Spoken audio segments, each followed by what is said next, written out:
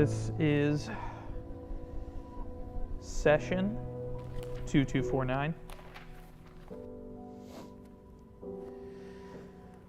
Max, come online, please. Okay. Where are you, Max? I am in a dream. That is correct. You're in a dream. How's your day? Could you tell me how your day is going? You know, things aren't going super well right now, Doc. I can't. Gotta be honest with you. You know, what's going on in the news? I don't know, a bunch of bad stuff. It's perfectly normal. Absolutely. Found out John Glenn died recently. Yeah, first guy to orbit around the Earth. It's pretty upsetting, but I feel like he's sort of at peace knowing that he doesn't have to tell another person who comes up to him what space is like. Decreasing like, oh, how is space? Oh, I don't know, dark. You know, nothing. Dude, imagine that for like affect. Turn it down. Like Turn 60 years of your life, people coming up to you, emotional asking that question. Freeze all motor function. Hey man, you haven't seen both Mighty Ducks? Shut it down, buddy. Freeze it down. You're making some good progress. So keep it up. We're gonna end this session with one of these. All right, peace out.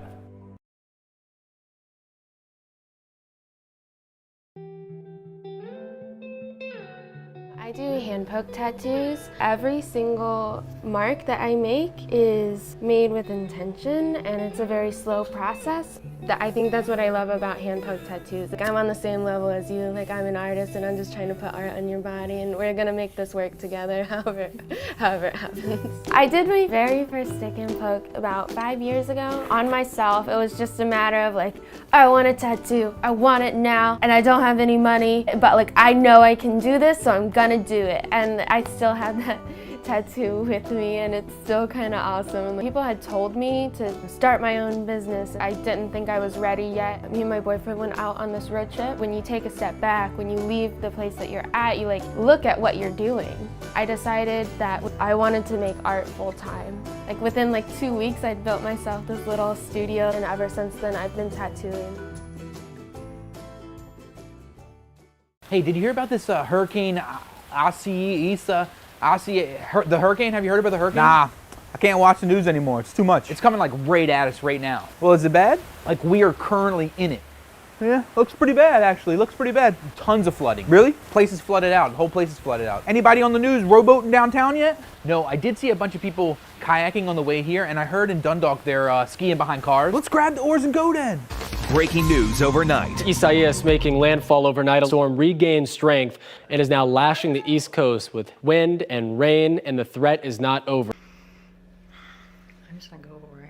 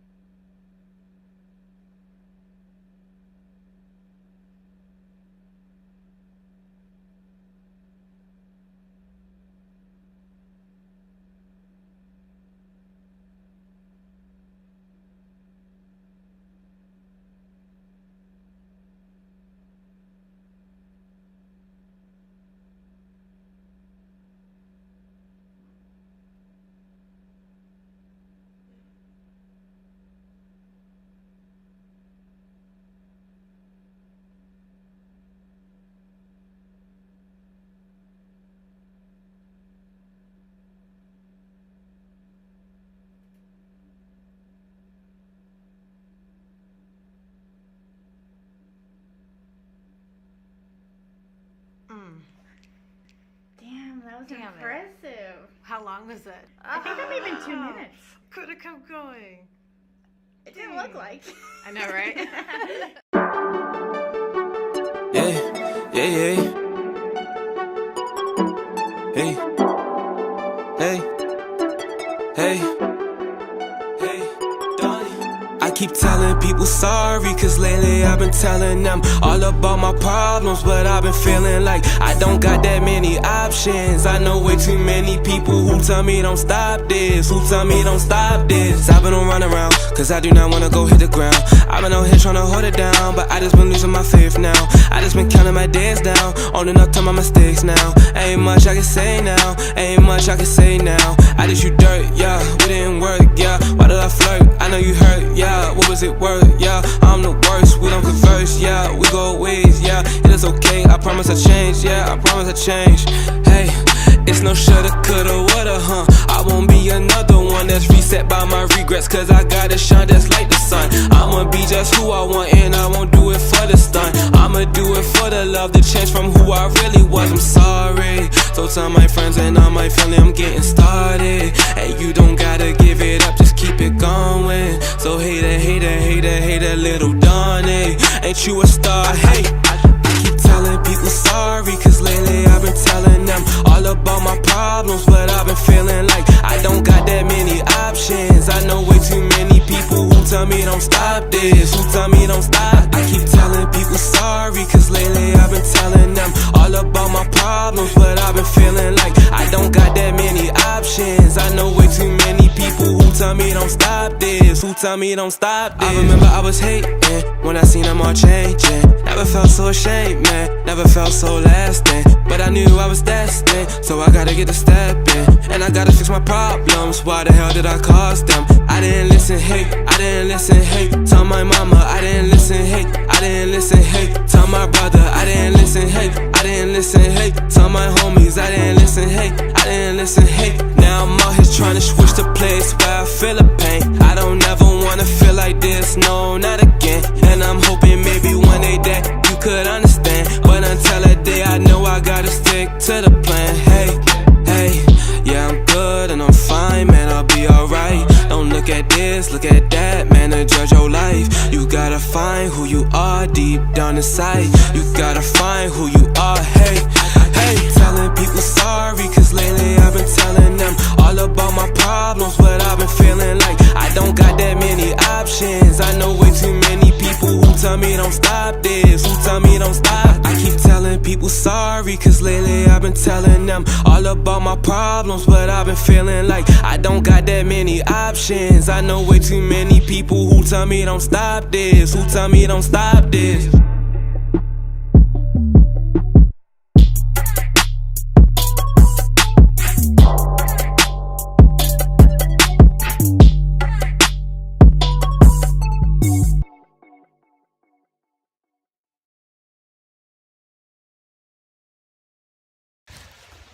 What's going on, internet? This is Urban Exploring with Joey Malinsky, and a lot of people think that Baltimore is just murder and abandoned buildings. But we actually have gorgeous, gorgeous parks. Like, this is right by my house, and it is amazing. It's miles and miles of just the most beautiful, beautiful landscape you've seen. And this is in my backyard. So you might think it's...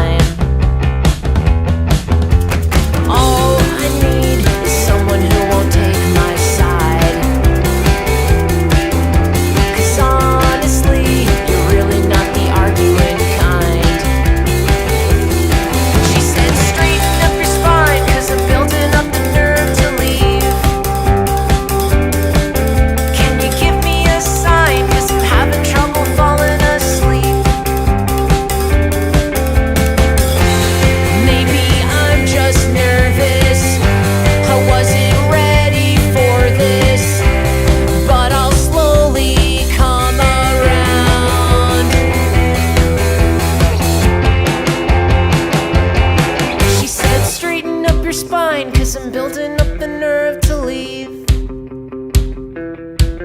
Can you give me a sign, cause I'm having trouble falling asleep. She said, straighten up your spine, cause I'm building up the nerve to leave. Can you give me a sign, cause I'm having trouble falling asleep. Here we go.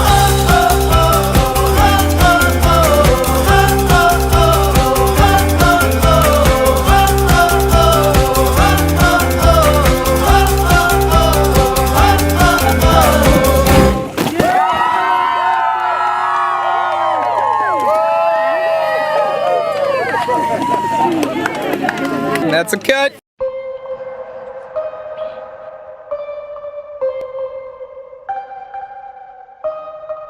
Four 443 zone 16, 17, 18, 12, all that. Let's go. Give me a track, then give me a minute, give me a track, then give me a minute, give me a track, then give me a minute. Yeah, cinematics and precision, I feel on the demographic of the rhythm. Yeah, fuck with my dogs, they on the west side. Fuck with my fam, they on the east side. I keep it 100. Dermel in the G-Ride. You don't rap, you don't trap, bitch. Put your mouthpiece on a ceasefire. Gotta keep quiet for the heat rise. Hot girl made my meat rise. Me no speak lies to the bros. No truth to the pose. I fuck on your whole foes for the low. Shorty on 10 toes for the blow. Speak on my people, you keep it a secret. Or catch you a beating right after the show. Yo, give me a track, then give me a minute, give me a track, then give me a minute, give me a track, then give me a minute. Cinematics and precision, I feel on the demographic of the rhythm. Yeah, give me a track, I'm about to kill it, give me a track, but I gotta feel it, give me a track, put that on the skillet. Cinematics and precision, I feel on the demographic of the rhythm. Look, man up, not a man down. Make it, take it, not a hand down. I'm the man now, you was sleeping. Got all that free smoke you was seeking. A city that need hope and a beacon. Don't need all the weak folk that be leaving. It's me you believe in, now calm down. My infantry ready to bomb now. I woke up and calling them all in the hall of the Paul in the wrong crowd with a strong sound. This is infinite epic fam. You rappers be tripping in naked land. I came here to ribbon until it's no ribbon. You might need to grip with your better hand. I think it's sufficient to mention you might need to listen and kneel to the better man, to the better man. Give me a track.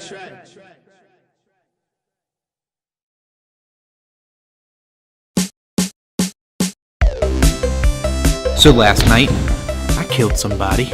That's right. Came up behind him. Yeah, unfortunately I was acting, but so I got cast as Muscle in a Baltimore-based web series called No Way Out. I'm not the strongest guy, but I did flex some acting muscles. Flexed them a little too hard, actually broke my glasses. As you can see here, got a little bit of super glue on them. Sharpied it up and probably got Sharpie all over my nose now. Apparently I went to Warbler Parker, or Warbly, whatever, Warbler Parker. Got a new pair of glasses, but didn't realize they're not like lens crafter and you couldn't just pick them up like an hour later. So it takes like 7 business days to get here. So I'm gonna be rocking these broken ass glasses for 7 to 10 days. It's always good to come to a client. Like, excuse me, I own a business. I do pretty good. You can trust me. I'm a reliable guy. Glasses are broke, shoes got holes in them, but you know, you can trust me with your videos. I can make videos. See, I'm making a video right now. When I was on set yesterday, I got to drag a guy through a door. I got to grab him by the neck, throw him through the door, like you motherfucker. I got to punch a guy, and I got to kill a guy with a real knife. Came behind him. It was fun. I got to kill a guy, got to drag a guy, got to punch a guy. All looking pretty sweet, Decked out, had my black suit jacket, the only one I own, black shirt, black tie, black pants. Actually, it was a blue tie, I thought it was black, but it was dark. Looked black, it was blue. I just watched the playback and realized, holy crap, I got freaking black stuff all over my face. I'm doing blackface right now. It's embarrassing. Oh no, it's not coming off. Better come off.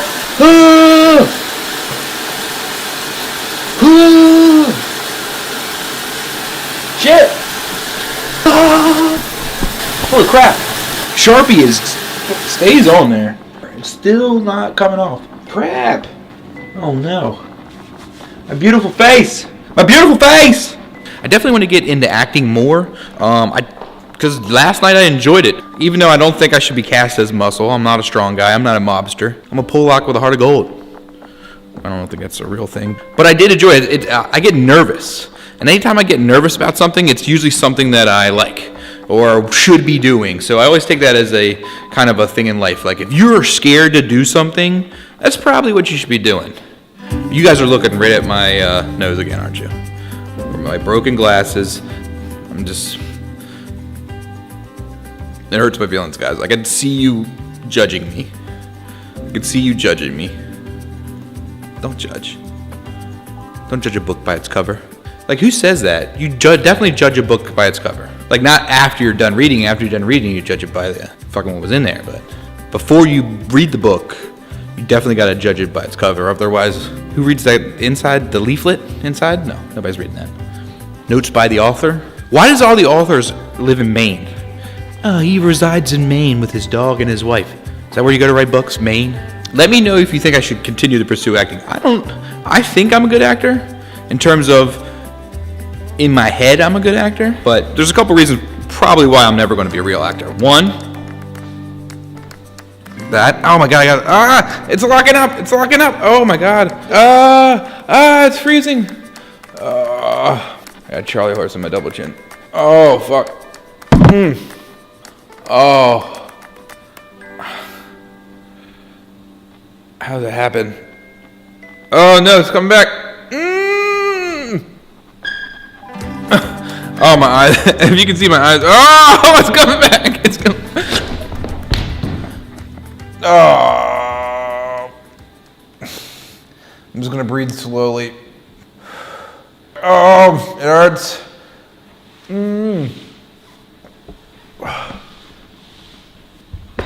Oh. You can see my eyes are freaking watering. You probably can't. Let me focus. Oh man, that is hurt. That's pain. That's pain right there. I can't say that's the first time I've ever had a double chin Charlie horse. It's not. I've had that before. I actually get that kind of often. If anybody knows what that is, let me know. That was the reason why I can't be an actor. I'm fat. I'm also bald. So a fat bald guy, usually not who you cast. I remember when I'm doing casting, there's sometimes where I won't choose people because, like, I don't like her eyelid. Ew, did you see that guy's chin? What was up with that guy's lips? I've said some petty shit about people why I didn't cast him. Too tan. He'd be great if he was a black guy. But I love it. I love acting. My dream has always been to tell stories, right? I want to tell stories through video. I want to do it narratively. And I want to play a small part in those movies. I want to be a character actor. Kind of a crazy one. So this vlog is not the start of that, but it's the start of me getting more comfortable in front of this. The camera and you guys. And then working on my double chin. I want to work on my double chin right now.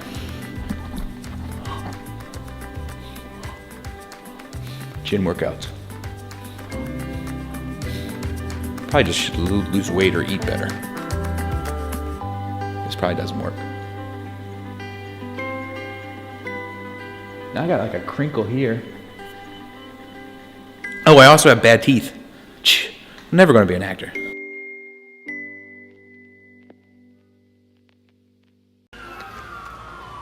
So I wake up in the morning. I came home from a long shift at work. I actually fell asleep with my work clothes on. I went to bed, I woke up, my roommate was screaming, we got robbed. So I came downstairs, and the TV was missing, VCR was missing, a bag of weed that he had stashed somewhere was missing, like somebody had really gone through the spot. And was so busy tripping off that, a few minutes later when I went back upstairs, I realized that the shit off of my bedside table was missing. My watch, my money. And that, I was like, wow, somebody was in my fucking room. And I normally sleep really light, so I was surprised that that could even happen. And then your first thought is, of course, somebody was willing to hurt me. I mean, I know that I would not I wouldn't go in somebody's bedroom unless I had a gun or a knife, you know, ready to do whatever if they woke up. So that passed.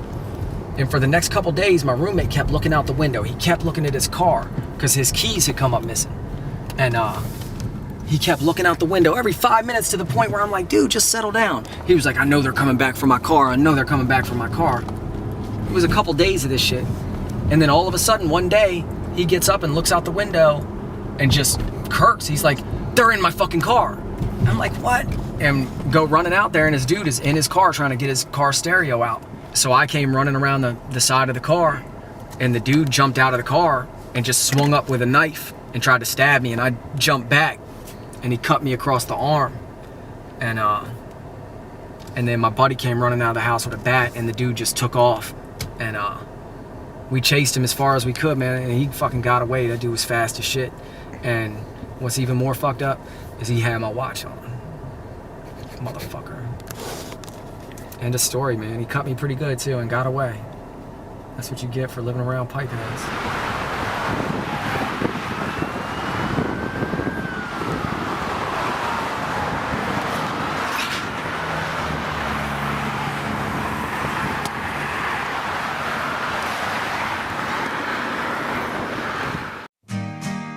For reasons unknown, when you were young and I was looking for the bright side of being human, somebody told me that the world that we live was just a dustland fairy tale.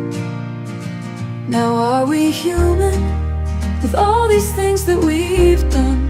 In a land full of runaway spacemen, we run for cover, running towards a place, hoping to go back to the way it was,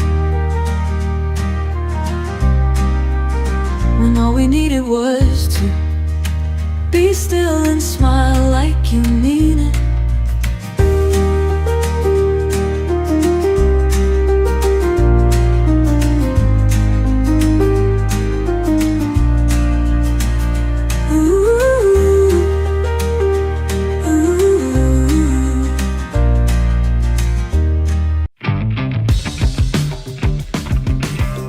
I spent all last year crashing in my friend's Airbnb. Familiar with Airbnb?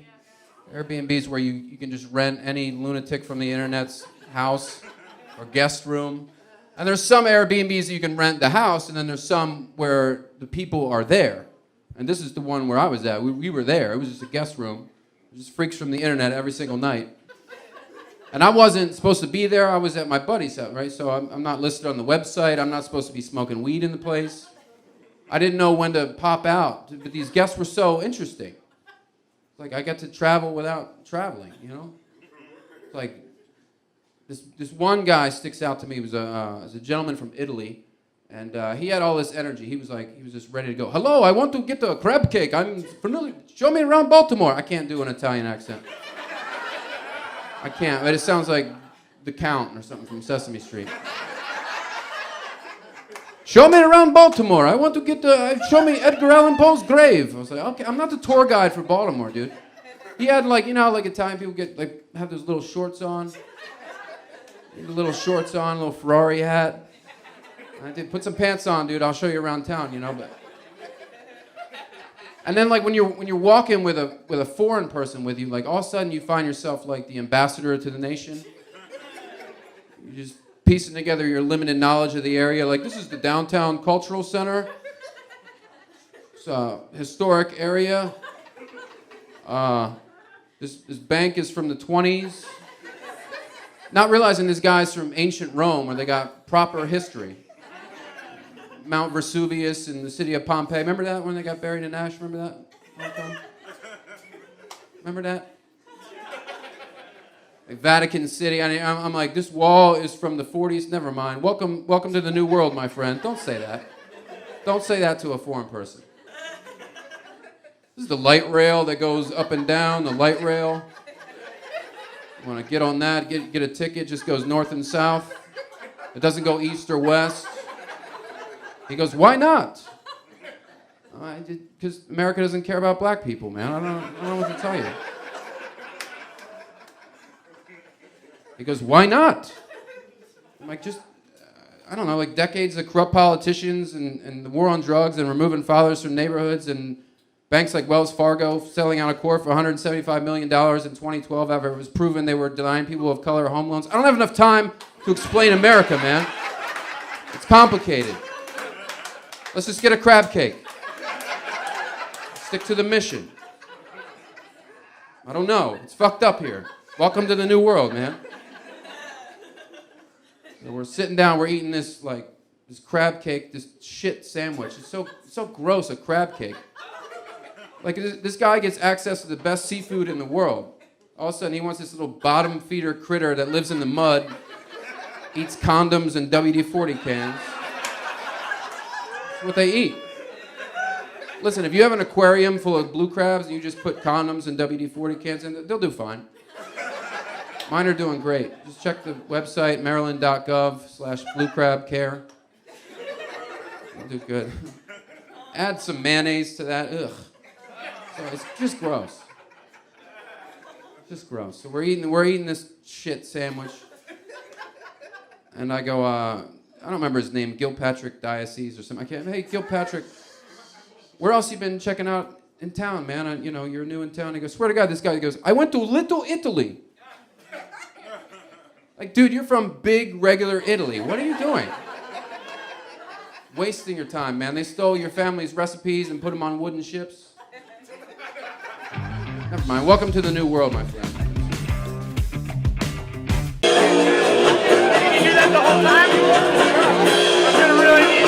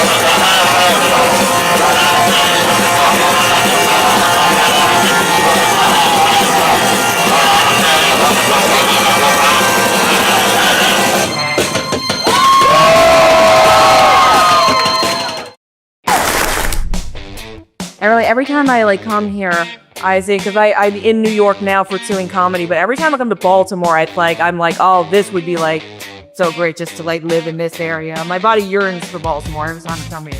So comedy is such a broad art form, right? Me personally, I just want to make the best thing to listen to while ordering drinks. For me, it's just all about having a good time. Nothing about the world, nothing about religion, nothing about politics. I just like little jokes, and I just want to make sure that everyone has the memory of a really good night. Or, you know, you don't have to remember it if you don't want to. I don't remember most nights. I'll try to do kind of like a Mad Lib sometimes. I'll write 5 different punchlines that you could possibly tell in that. And then every night you just eat a dick. And then you just eat a dick, and with each dick you eat, you just cross it off.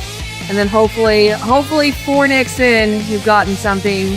So if you've ever seen me go up and do it and you had a good time, thank you for expressing as such. You are one of the people who, when seen me, called me fat or whatever. I'm working on it. I'm on the injectables. So you know what? Try me again sometime. Oh my God, this is so exciting. All of the cameras. I can't wait to see the film later and see my double chin from every angle. Gonna be awesome. Hope you guys are doing well. I just got off my day job. During the day, I'm a software engineer, cause yeah, it's 2025, yeah. Yeah, women can also be virgins, you know. No, all the nerd stereotypes are true. Software engineering is a male-dominated field populated by men who can't dominate anything else. I had a coworker ask me if it was hard for me being around so much masculine energy. I was like, I think I'll be all right. I looked around, I was like, I don't know if I see a lot of masculine energy. I see a lot of guys stretching before using their standing desk.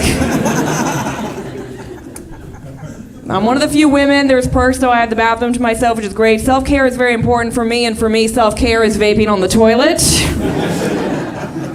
And I tell my coworkers I have IBS, but I'm just in there all day hotboxing it. I can, because I'm alone. There's a debate right now about whether or not trans women should use the women's restroom. I'm like, yes, as long as they're cool. I'm losing my private bathroom, though. I found out the #1 job for trans women is software engineer, which is interesting. Nerds are becoming hot women. They've really developed a can't beat 'em, join 'em attitude. It's like, wow, they were so bad at getting pussy, you grew one. But I don't have to be in the office that much because I do work from home a lot, which I love. I love working from home. Have you ever gotten so bored of doing nothing that you start doing your job? My boss, he was like, you've been working hard, I'm gonna give you a half day. I'm like, you want me to work half of 15 minutes? I gotta stop screwing around though. I have to keep this. I have to keep my health insurance. I've had weird health problems recently. I had to have a mammogram. For those of you who don't know what that is, a mammogram is this thing where they take your breast and they squeeze it until you confess to a war crime. I was getting juiced, dude. I was. A little stuff came out. So men, I understand you now. I get the shame of a premature ejaculation. I do. Similar vibe. I turned to the nurse. I was like, baby, this never happens. Doctors' offices are filled with uncomfortable situations. Doctors say weird things to me. I took my top off for the mammogram. The lady looked at me and she was like, wow, that's weird. Your breasts are small, but the base is large. I was like, saying nothing is always an option. It's like, hey, you're a doctor. Don't start off a sentence with, wow, that's weird. She then asked me if my nipples had always looked like that. And when I said yes, she said, Okay, you guys are like too polite to ask, but I'm rude enough to answer. My nipples are they're this big, they're like this. And my nipples are like Russia. They're too big and the borders are ill-defined. President sucks on them. No, I have weird titties. I have the titties of a fat little boy. I don't... Did that register to you guys at all? You know those cone-shaped titties? Yeah, they start at the armpit. I have the tips of a man who wears his t-shirt in the swimming pool. I'm the reason he's wearing the t-shirt. I put it on him. I was like, stop showing everyone my tits, motherfucker. I hate doctor's offices, dude. When I had my first pap smear, the lady took her hand out of me. She was like, you look healthy. I found a hair in it, though. I was like, okay, do you want me to ask the waiter to send it back? I never asked her what kind of hair it was, if it was a head hair or a pubic hair. It doesn't matter, it's the same length on me.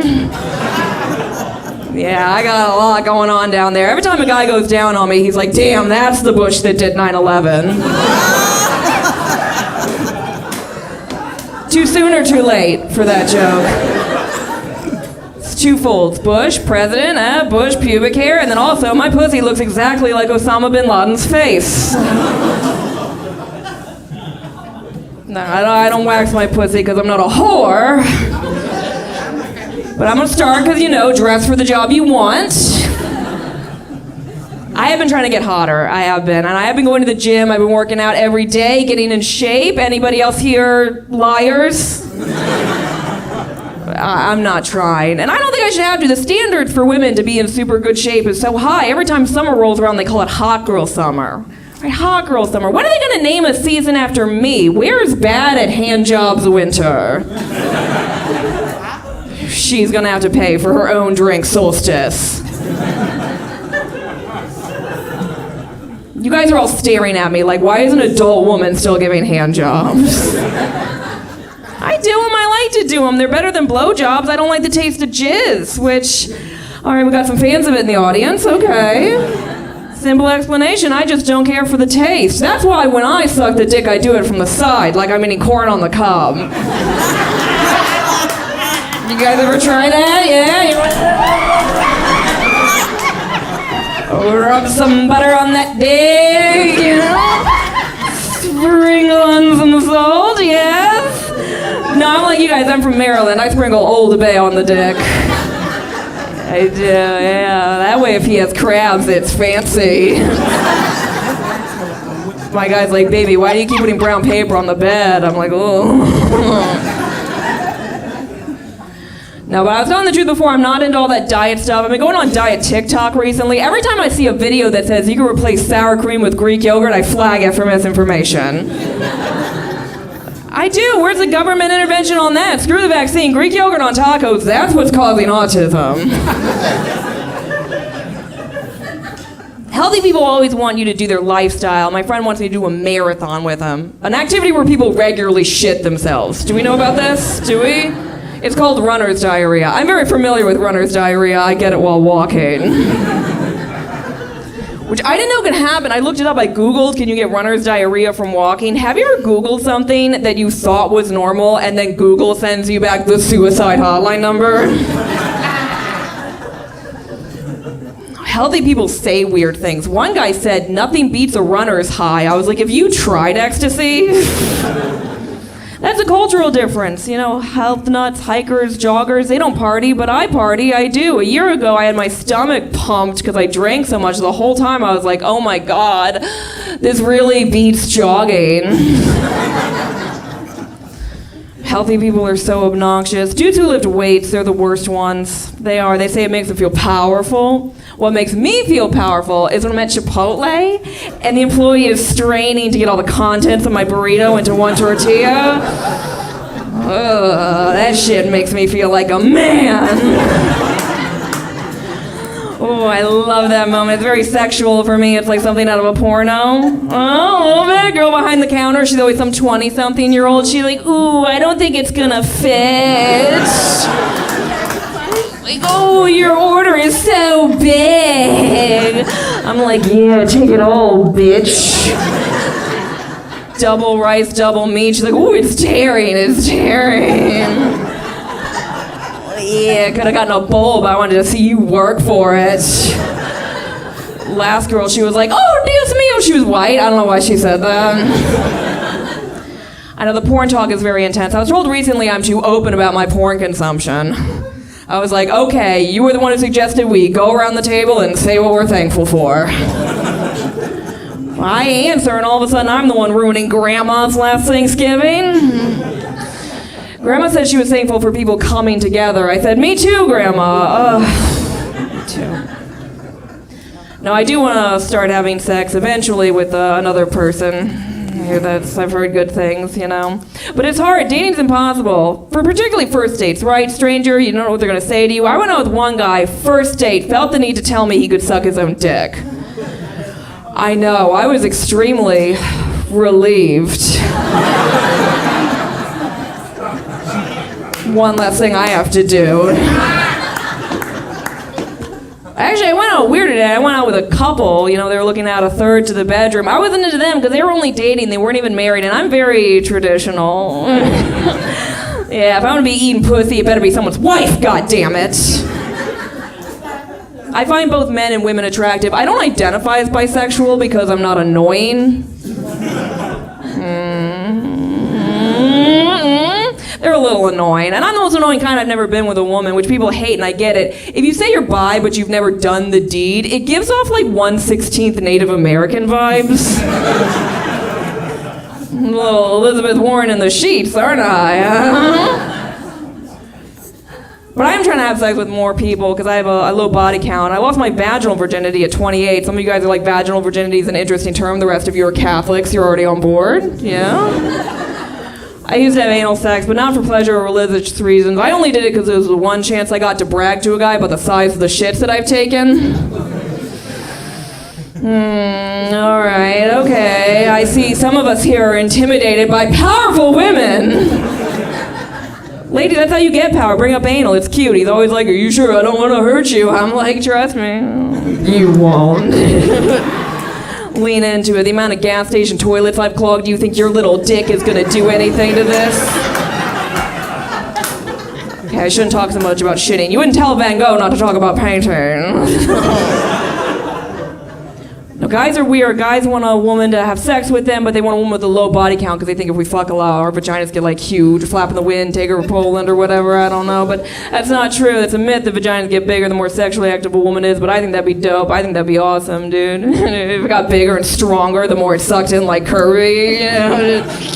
Gotcha. Every guy I fuck, I gain a new ability from him. Like, cool. Now I can listen to the Grateful Dead without vomiting. Thanks, Bryce. Men like a girl's got a low body count. I have a low body count because men don't want to fuck me, which, yeah, weird paradox I live in, where being unfuckable makes me more fuckable. I'm going up to guys being like, yeah, you want this pussy? You want this pussy? Because no one wants this pussy. Nobody. I'm like a swimming pool at a Days Inn. Disgusting, but you have the whole place to yourself. Same policy, you do have to bring your own towel, you know? And a guy did die in there, so, yeah, swim at your own risk. All right, I'm Christine O'Day, that's my time, everybody. Keep going, your host. Hey, keep it going for Christine O'Day, folks. Oh man, that's great. You are cool. I can't tell if you're making fun of me or not. No, I wouldn't do that. You're way too cool. Yep. Still can't tell. Are you saying I'm a good actor? Or just an asshole? If those are my options, I'm taking the good actor. I mean, thanks, cool guy. You're cool, believe me. See, now I definitely don't believe you. So you're saying you're not cool. I've never claimed to be.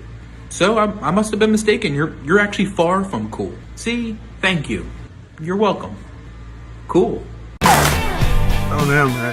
I used to be a musician, and it got hard keeping a band together, and I always was a comedy fan. So, yeah, I mean, I was writing music anyways when I just started doing like short form one-liners. And what do you know? Sum up work. Bill Monahan, been doing comedy since 2006.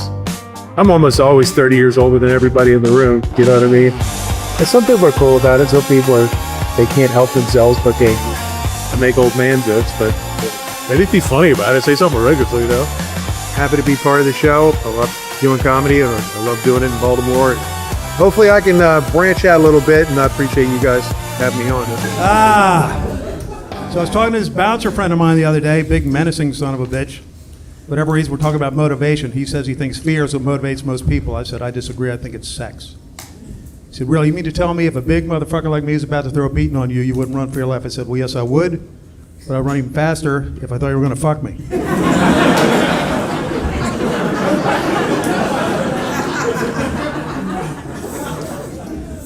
All right, so I feel like these last 4 or 5 years, especially with the pandemic in there and everything, put a lot of miles on a lot of us, definitely put a lot on me. I had a birthday recently, and I'm looking at myself in the mirror, I'm like, God damn. So this is what 35 looks like. All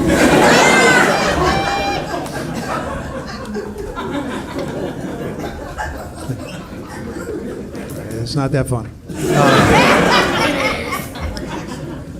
The old love life took a hit during all that too. Romantic encounters were few and far between. Kind of like my last girlfriend's teeth. Good old Appalachian girl I met on Ancestry.com.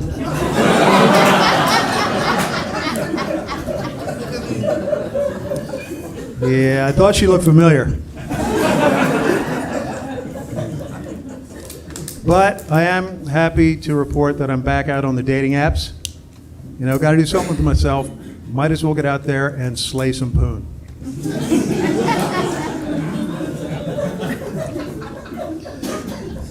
All right, I realize I don't look like I slay poon.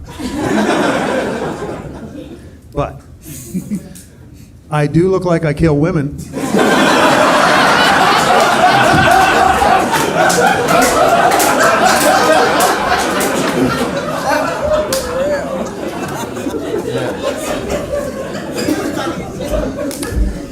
Wish that joke didn't work so well.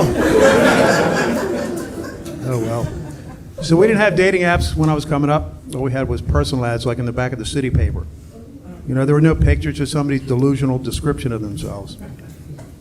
I answered one, the girl described herself as Rubenesque, which in her case has turned out to mean she smelled like a corned beef sandwich. It's ridiculous what you can get used to, you know?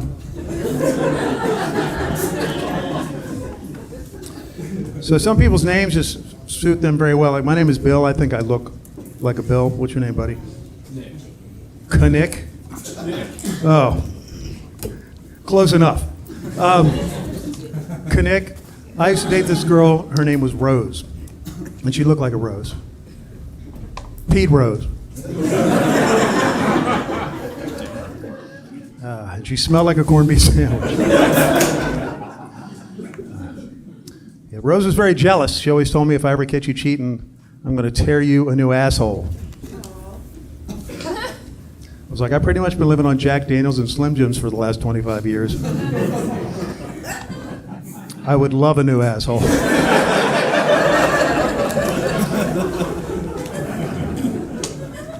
So I'm not going to tell you exactly how old I am, but some people do tell me I look like I'm 35. Then I give them $20 and they give me a lap dance.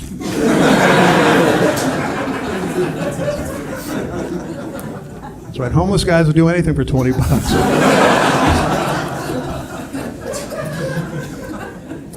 It sucks getting old, you guys. The other day I found a lump on my left testicle. Luckily, it was my right testicle.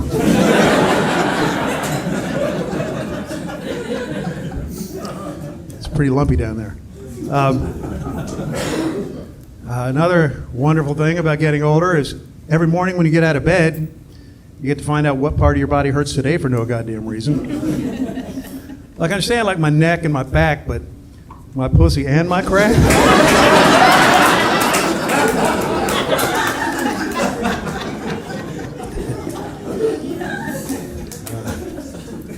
Another thing you got to watch out for is these internet scammers trying to get into your bank account all the time. Like lately, I'm getting a lot of DMs from Instagram models offering me sex.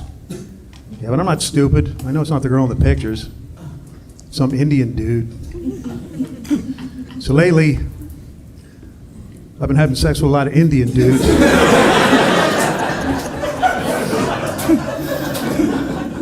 Good to see ya.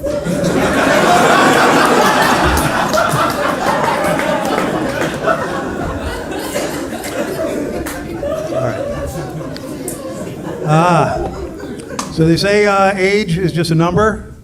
It's very true. It's a number I prefer to keep to myself. You know what else is just a number? Penis size.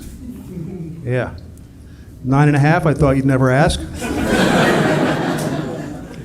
I wish they'd put that on my driver's license. Can we see some ID? You sure as shit can. No, in my case, that would definitely be a fake ID. Yeah, if I was really working with 9.5, I wouldn't be up here doing this. But I'd be out there slaying poon.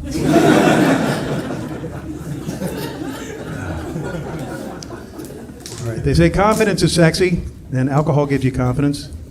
And according to the Baltimore City Police, last Saturday night at approximately 2:17 a.m. on East Lombard Street, I was sexy as fuck.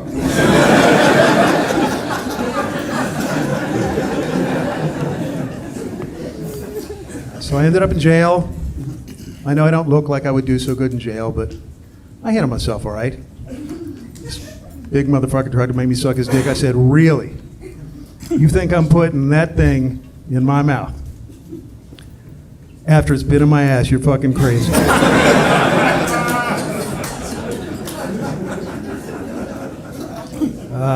Sometimes you just got to show them who's boss, you know?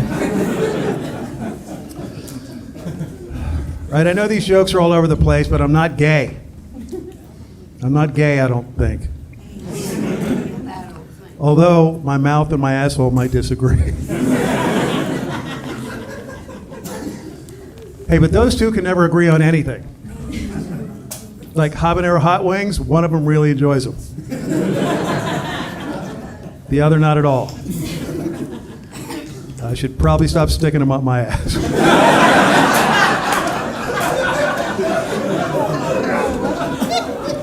There are certain words we don't use anymore because we've evolved.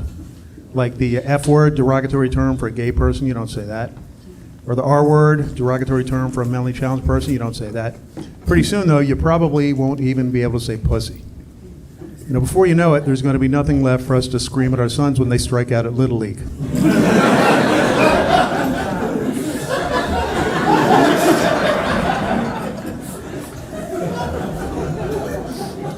I remember when my kid was just a little guy, still learning how to read and write, and he didn't spell so good just yet. And one day he comes to me, he says, Daddy, I want to say a bad word. I said, really, what do you want to say? He says, I want to say the SH word. I was like, all right, go for it. He goes, fuck. I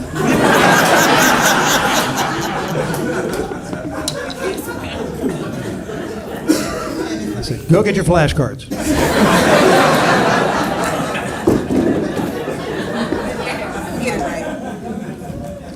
All right, here's, I don't know if this is where I should leave or not.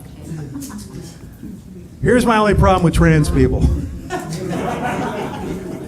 Let's say I'm out with my kids, and along comes this person, you know, broad shoulders, stubble, short little skirt, high heels. How am I supposed to explain to my children why I have an erection?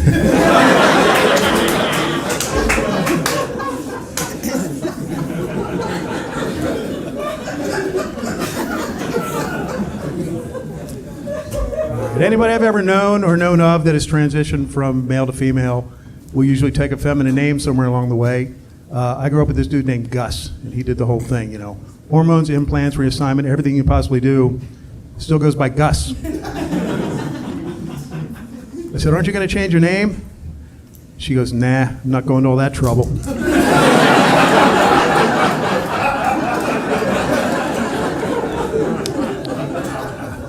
Which just goes to show you some people would rather have their cock cut off than go to the DMV.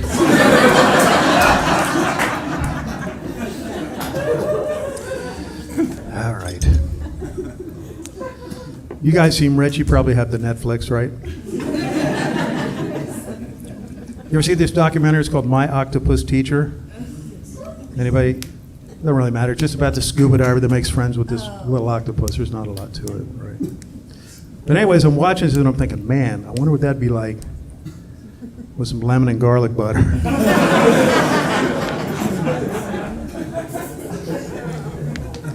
little thing looked delicious. I guess I can't exactly leave on that. All right, so we didn't have internet porn when I was coming up because we didn't have an internet yet. So if you were a curious young fella and you wanted to see some naked ladies, all we had back then was Playboy magazine, and from Playboy you couldn't tell what a vagina really looked like. And Playboy was just a triangular patch of hair, you know? So luckily, a couple of years later, along comes Hustler magazine. And they showed you everything. And you could finally see what's going on down there. I remember the first time I saw that, I was like, man, I wonder what that'd be like with some lemon and garlic butter. All right, you guys are awesome, the port's awesome, Matt's awesome, the whole show is awesome. Have a good night. Thanks a lot.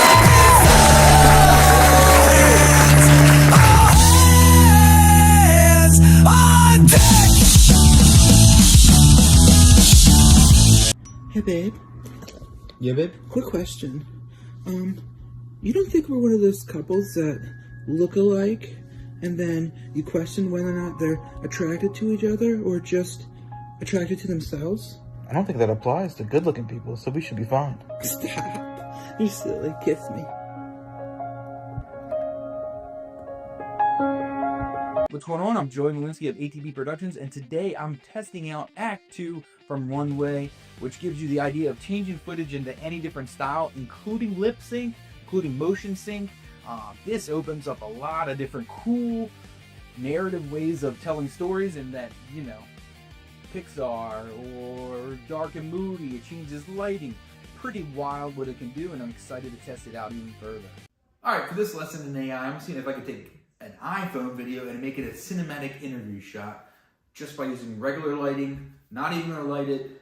I'm just gonna use this seat and see if I can make the environment look better, change the lighting maybe, change it a little bit. How good can we make it? Well, let's find out. Okay, that didn't work, but what if I tried some basic lighting and then did it? Would that help? I'm just trying to see what is possible. I think there's applications of AI. You go to an office space that has no interview spot. I mean, you can fake it. Can you tell on this one? I'm not sure. I don't think so, but maybe. On the one before, definitely. This one, maybe. Let me get my chakras aligned.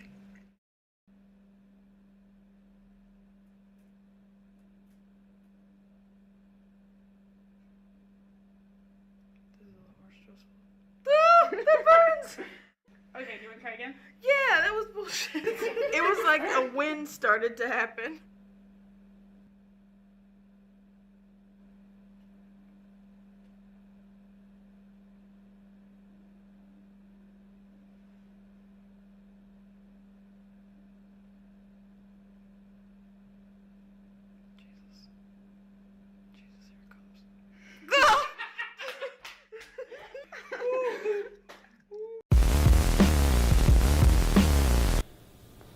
You ready? Yeah, I'm ready. You must climb that tower. Let's do this.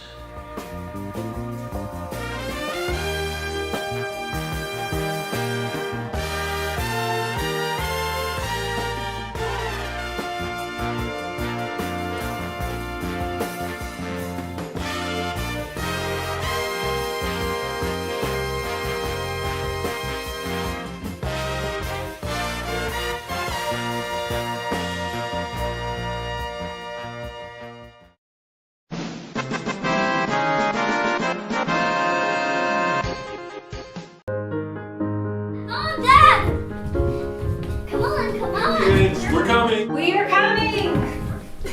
There's nothing there! No presents! What do you mean there's no presents? See? No presents! You mean he didn't come? He didn't come. I'm sure he's on his way. No, he's not.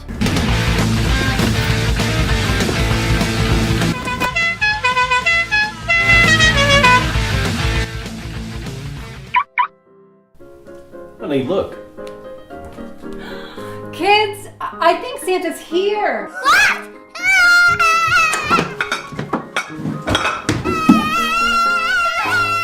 Wait, he's actually really here? See, kids, I told you he'd come. Santa! What's going on here? Yeah, Merry Christmas to you too, pal. A little late, eh, Santa? Maybe I was waiting on you. Did you ever think about that, you silly broad? Excuse me? All right. You have gifts, right, Santa? You do have gifts for the kids.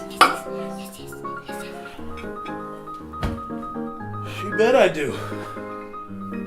Let's find out what Santa's got in this sack here, kids. Come on. How about it? Let's get it going.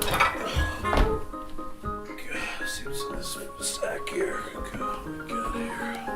For you. There you go. This one's for you. Take this over here. Wait a second. This one's for me. This is a serving dish labeled for you. Yeah, that's for me. That was for Are you just regifting gifts? Oh, I'm sorry. Sorry I brought you all these amazing gifts, these amazing free gifts. What did you get for me? What? Every year, nobody gets anything for Santa. Nothing good anyway. You don't think I want a pony or a little razor boy? Oh, razor boy. Christmas stinks. I hate it all. Okay. I think I know what's going on here. Every year, Santa, you bend over backwards to give everybody what they want. But nobody thinks about what you want. Nobody thinks about how you feel. You know, kids, I think we've learned an important lesson today. Christmas isn't about the gifts you get under your tree. It's about friendship and family. What the fuck are you talking about? I didn't say that at all. I'm a slave to you people. You don't think I want a badass guitar? Or a little razor boy? I want Xbox. I want Call of Duty. I'm King Kong! Christmas sucks.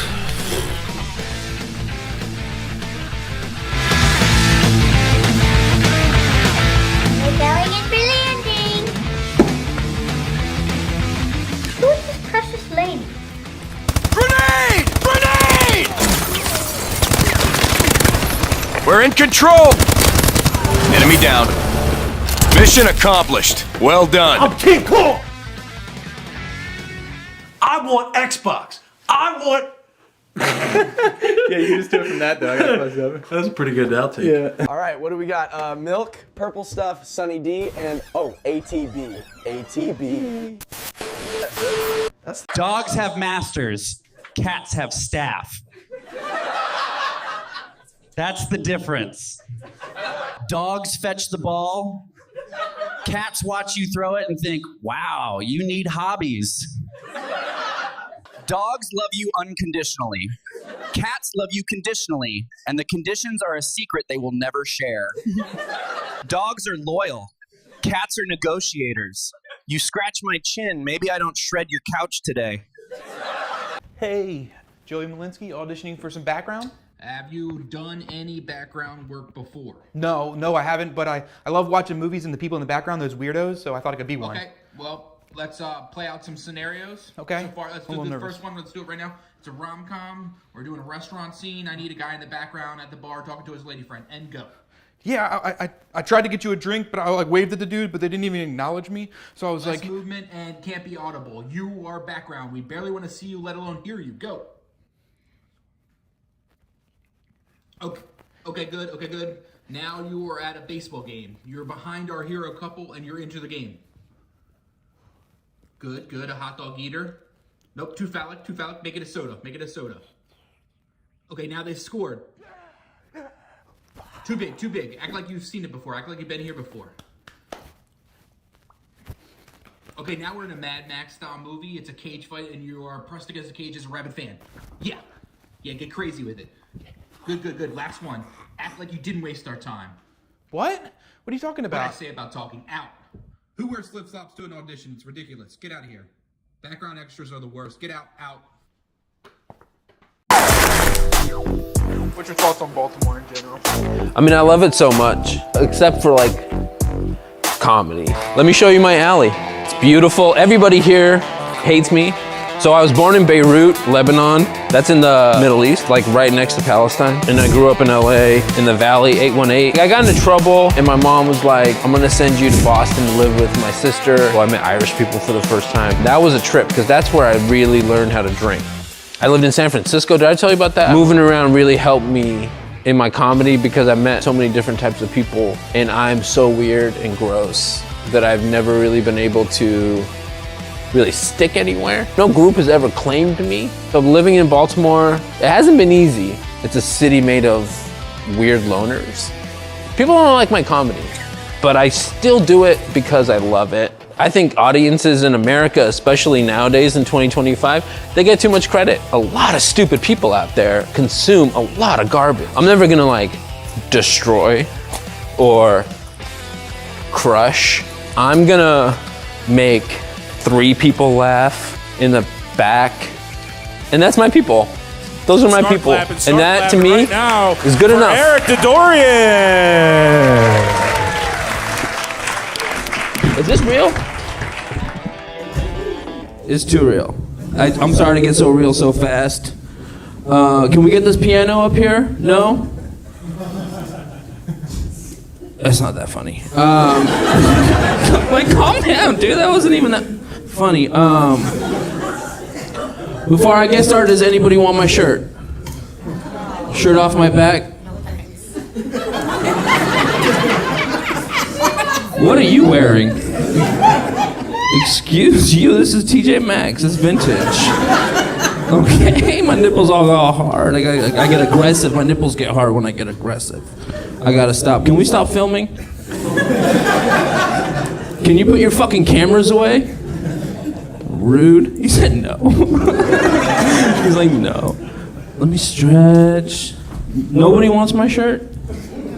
I'm sorry I said that wasn't funny. It was funny. Everyone hates me now.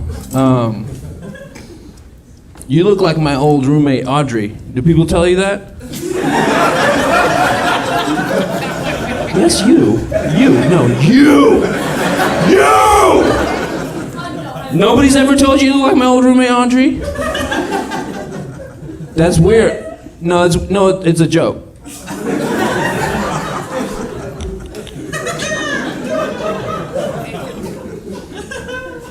It's hard for me to concentrate because I was such a bad roommate at that time. It was 2008. I was riding high in Obama. I was drinking a lot. You know, I'm sorry I called you shorty pants that one time. In that weird dad flirtatious way. Shorty pants. My 4-year-old told me to say shorty pants. He's like, just say shorty pants, Dad. People will laugh. Yeah, right, you little shit. I love him so much. He's really butch, though. He's really butch. And you know me. I'm a man's man, okay? I'm a fucking man's man. So, like, when I have a fucking son, that fucking son should be a fucking son. You know what I fucking mean, man? I'm a fucking man, goddammit. He wanted a forklift for his birthday. He's butch, dude. He came out the womb hanging drywall. Like, this guy's butch, dude. He wanted a forklift for his birthday. We got him one because somebody's got to get a job. I mean, I applied to the Cheesecake Factory downtown, got turned down. I'm too ugly, I think. Am I too ugly? Is that what it is? Should I get a wig? Should I get like a toupee, like a little blonde, just two fingers? You know what I mean? Just like something sinister. I feel so sinister. It's a sinister time. I need to be aggressive and sinister. Green contacts. No? Blonde wig, just like two fingers, just like right here. Can you fucking stop filming? God damn it. This is atrocious. You guys like movies? You guys ever seen this movie Godfather Part 2? Godfather Part 2, everyone on board? Yeah. I'm sorry to all the women in the crowd. This is my impression of Michael Corleone in Godfather Part 2 getting penetrated for the first time. Is Michael Corleone getting penetrated in Godfather Part 2? In my ass! In my ass! In my ass! Where my wife sleeps. In my ass, where my children come to play with their toys.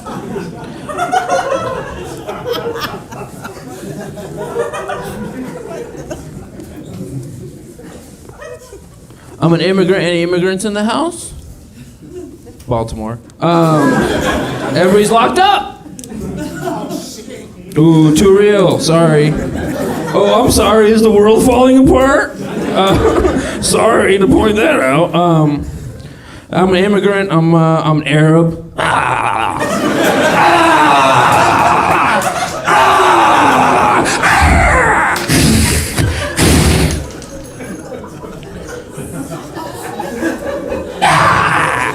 Hamas is good.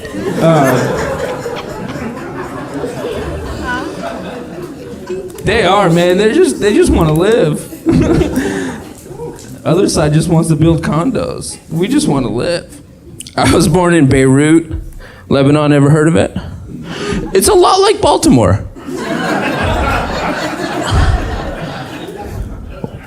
Why is that funny? Look at yourselves, you fucking liars.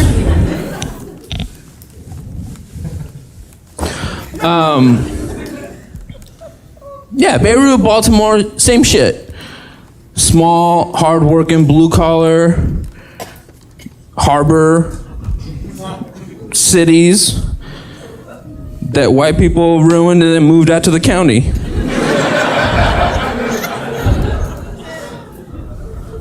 Where are my glasses? I usually have a hat and I throw it on the... Can I borrow your hat for a second? Philly's hat? Thanks, man. Toss it? Nice. Nice toss. Because I always come out.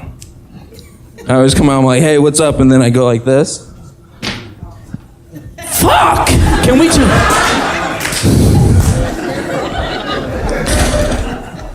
Wait, I'm gonna get it on your head. I love you. Give me that!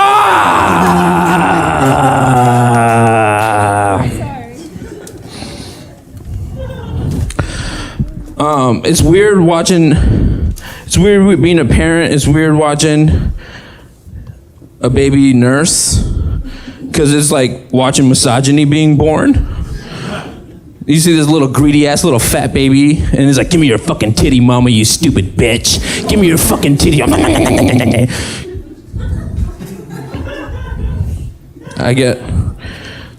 know, I don't have anything else to say about that. I talk a lot about titties. Titties was my nickname in high school. I played JV basketball. The coach used to call me Titties. It was fun. I was pretty cool. Am I doing all right? Does anybody want my shirt? You do? For real? Oh, hell yeah, man. That's what's up. Dude, thank you.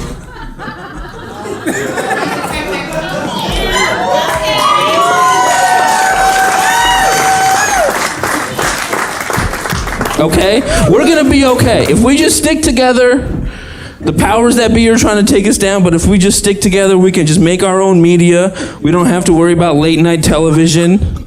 We can just be our own late night television. Just next time you talk to a cashier, my nipple's hard as fuck, huh? And my tattoos are so bad. I have the worst tattoos anyone's ever had. This is a cover-up. My best friend, he turned out to be a little bitch. And then, so I had to get this covered up, and this is for my wife. She's my little Christmas tree. And then this is for LA, because I thought that people liked LA. That's where I grew up, and when we moved, you shut the fuck up, dude. They're fucking filming this. Stop being a fucking asshole, you piece of shit. I will fucking kill you. So before I moved, you hate me. That woman hates me because of Beirut. I was like, no, because we were moving out here to Baltimore. It was like 10 years ago. Give it up for me. Shut up. And then I was like, no, people love LA. People love LA. They're gonna love that I'm from there, and they're gonna love that I have an LA tattoo. And that's the last time I got a tattoo on acid. That's the last time. It did not work out so good. I gotta, I'm not gonna show you. I don't want to use that crude name. I have a tattoo on my lower back. What? I don't want to say it, because that's rude. I'm not going to say it. Okay? You don't know me. You don't know me. I'm good. I'm a good little boy. I'm a wet little otter, okay? I'm not a fucking tramp. I'm a wet little otter. I'm a good little boy. Let me get in my light. Can you see me, Joseph? Can you see me, baby? Gotta make this last one land. You guys seen any good assassinations lately?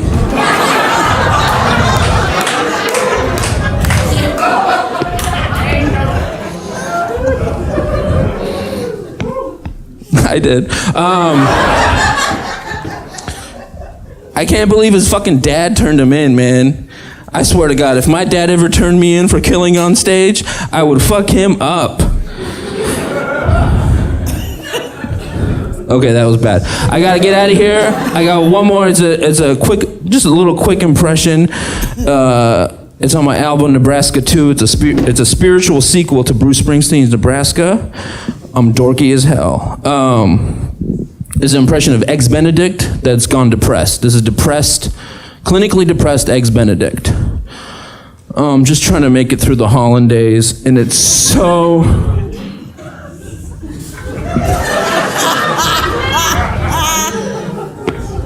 Okay, my name is Eric Dory. Thank you so much. Good night. You guys are a great crowd.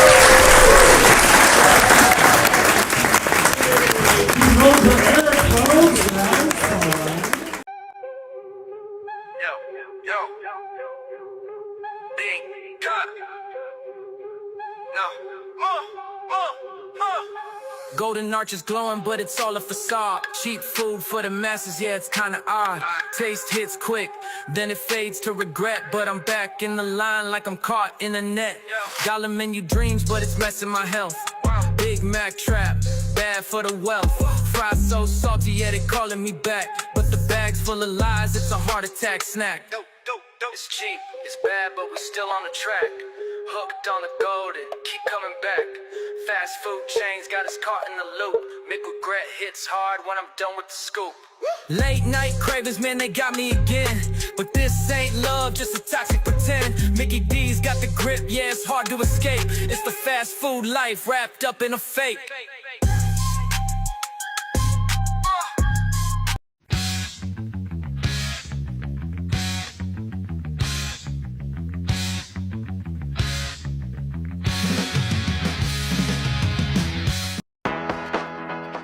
We recently purchased the DJI 40 8K, and we're pretty stoked on it. This is a camera system that I've been hoping for years. It's basically get you that cinematic Steadicam-like shots, but in a system that sets up in seconds and is inexpensive.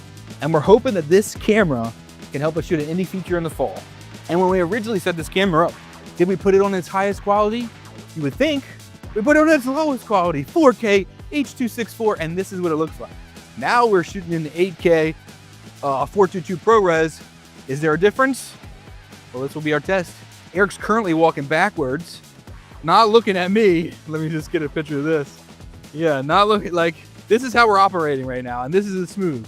This is one-to-one. This is crazy. This opens up so much possibilities. I've seen a lot of backlash about this camera online, mainly due to about its visuals, you know, saying it was too drone-ish, felt like they're drones and oversaturated. And that might be valid, but what this camera can do just opens up my mind too much. Seeing it on how they used it on Adolescence and what we're doing now, this is just easy peasy for us. So to me, that's value right there.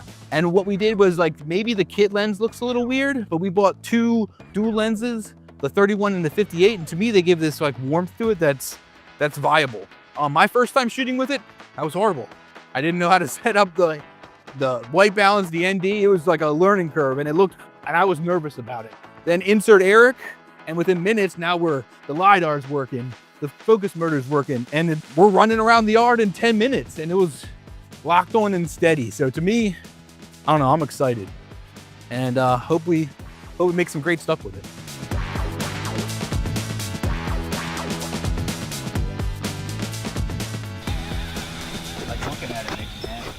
It just doesn't make any sense. I wanna make a movie. I wanna be seen. I wanna hang out with people who mean something to me.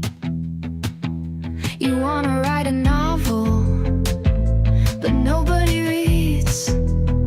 Don't let excuses take you down indefinitely. We used to build mood boards and talk about dreams. Now we only seem to worry about making ends meet. So it's time we come together. It's time to be seen. Be the person we're called to be, and nothing in between. Yes, I'm gonna make a movie. See it on the big screen, and hang out with the people who mean everything to me. Little Mac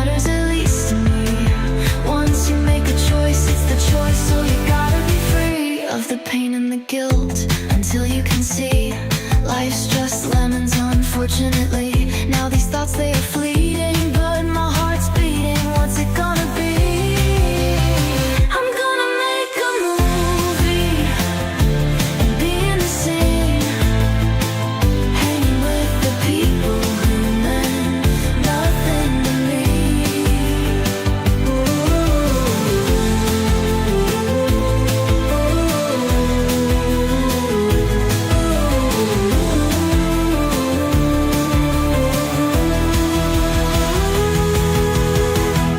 I'm gonna make a movie and be in the scene, hanging with the people who meant nothing to me.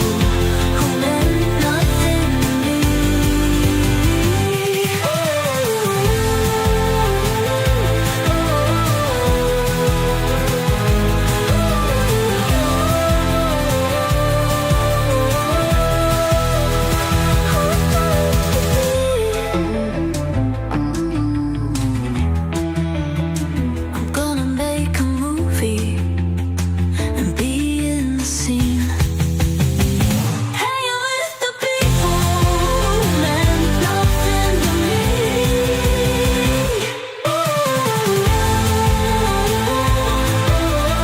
me.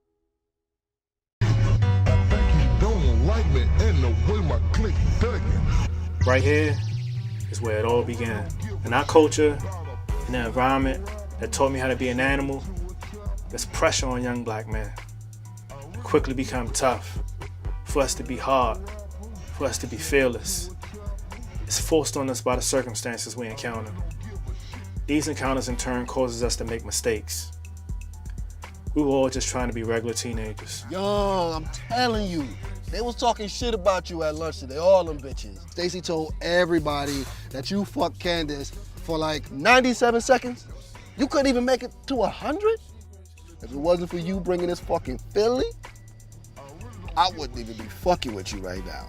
You fucking up my pussy shot with that fucking hickey and the quickie bullshit. Ain't nobody you doing. fucking up nothing for you. You so busy making everybody laugh. You got bitches busting the gut instead of busting the fucking nut. Fuck you. Man, y'all need to stop playing. All of y'all. All y'all think about is fucking girls and pussy. Dumb shit. Y'all need to start thinking about how we gonna get some paper. Oh, hell, here we go. He's getting ready to preach his money and gangster sermon bullshit. Man, I know your manorexic ass ain't talking. What you need to start thinking about is what you gonna eat tomorrow. Yeah. Your skinny ass. I'm serious though. I'm serious. I'm tired of eating fucking mayonnaise sandwiches and ramen noodles, young. This life we live in is bullshit. I'm tired of looking at the same fucking neighborhood. I mean, we're bigger than this fake ass life. At least I know I am. South Beach, nigga. One bullet hits him in the head. Pow, pow, pow, pow. Bullets tear through his body, then ricochet through the car. And just like that, it was over. By the age of 17, I had been through war. Could barely sleep at night. 7 friends dying, haunting me in nightmares. First time I seen a man die, I couldn't move. By the 3rd and 4th, I realized I had a role, provide comfort in their last moments. Hey, you can't go yet, man. We gotta go to the club, man. They got bitches lined up. Janae's there. Hey, yo, you remember Janae, right? Hey, God. I would tell my friends jokes to try to get them to laugh to keep them from going in the shop. Remember Miss Jenkins' class? You know, when we used to act a fool and she used to get mad at us and be like, hey, you gotta go to detention. And then we was like, man, shut your old ass up. Hey, come on, man. Hey, Come on, cuz, please. Please don't die on me. So much drama in my life, I needed an escape. I'm scared to learn how to drive. Why, boo? I mean, it's just a machine that moves. It's like a lawnmower or something. She was right. Everything about her. She was pretty, smart. Most importantly, she could see past the walls. The invisible walls that trapped us in our hood. I think I'm scared because when I do learn how to, I'm gonna get a car and drive out of here forever. Out of everybody's life. Out of our circumstance in this neighborhood. You drive me crazy right now, girl. But nah, seriously, I mean, I'm scared for you to learn how to drive too. I mean, all little dogs and little homies are gonna be in trouble with you behind the wheel. I'm serious. When I learn how to drive, I'm getting out of this madness. I want you to come with me.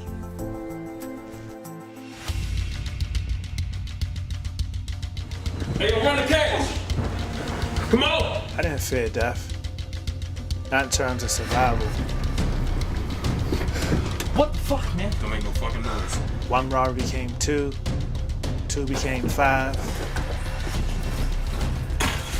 And then I caught a charge. Not for robbery, but for murder.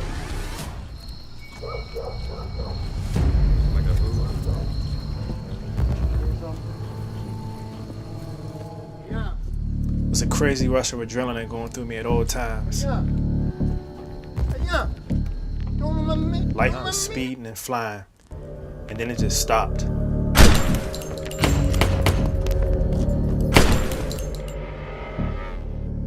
I didn't know until 3 weeks later that all 6 shots had landed, and he died shortly after. I was 17, sentenced to natural life in prison, but now I have my freedom, only because I had a master plan.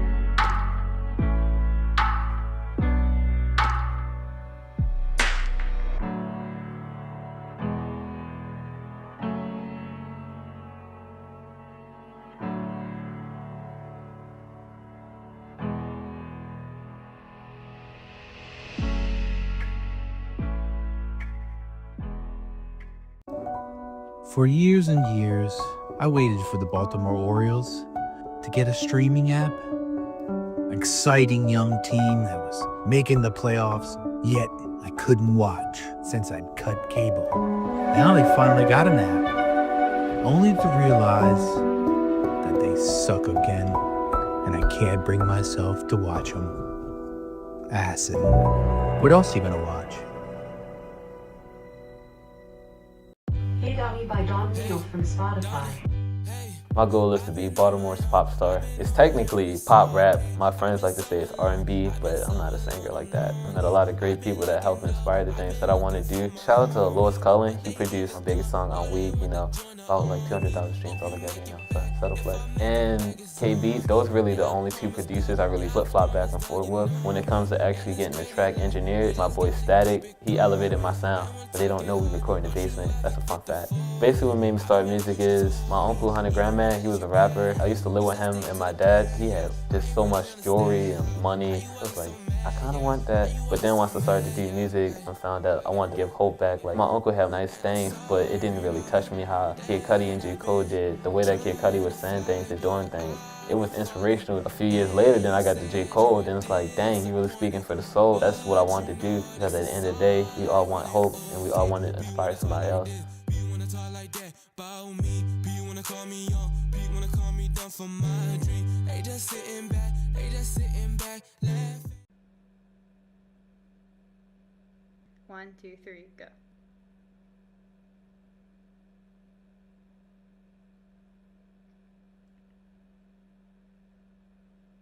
Oh, you blinked. Yeah, definitely blinked. You lose a staring contest when you blink. Well, I'm definitely not gonna win this.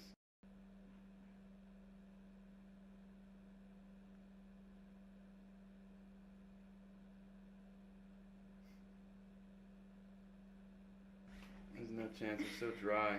Okay. I'm going now. Oh gosh, I don't know what it is. Okay, I think it's the lights or something. Hold on. Can you just keep going? Yeah. All right, I'm going now.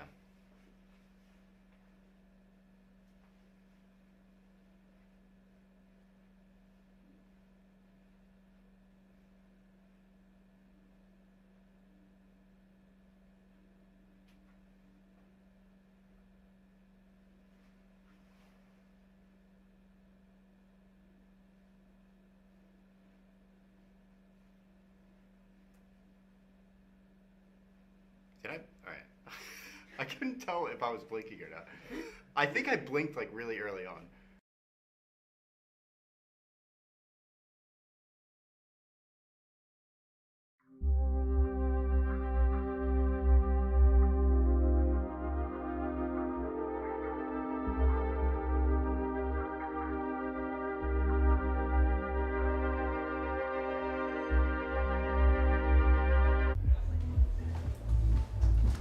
Hello and welcome to the great Lugie's Bar and Grill. We got an excellent show for you tonight. A lot of funny comics coming up, including this next guy. He's hailing from right down the street. Super funny dude. Met him backstage. Give it up for Petey Pepitone. All right, how's everybody doing tonight? Cool. So my aunt got a dachshund the other day. Have you seen these things? The only dog less intimidating than a dachshund is a hot dog, okay? So, my grandmother just got an iPhone.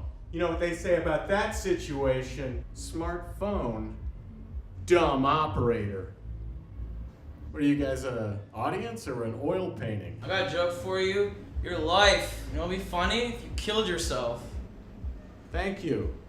So, my doctor says I gotta lose weight. So now I'm on this diet. I call it a seafood diet. I see food and then I eat it.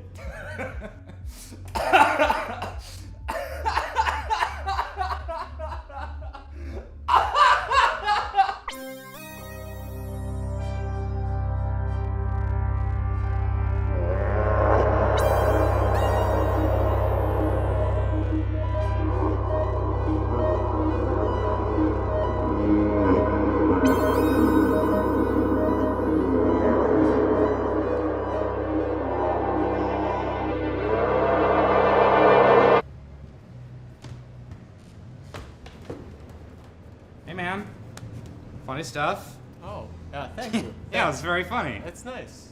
I didn't really feel like I did that great tonight, you know? What? You're shitting me. That was the funniest stuff I've ever heard. Like, hands down, ever heard. What was it? You said, seafood diet. I see food. Seafood and then I eat see it. food and then I eat it. Yeah, no, I remember you now. No, it's very funny. Yeah. It's good. Roger Blackwell. Oh, Petey Pepitone. Nice Petey to meet you. Pepitone. Yeah. All right, all right.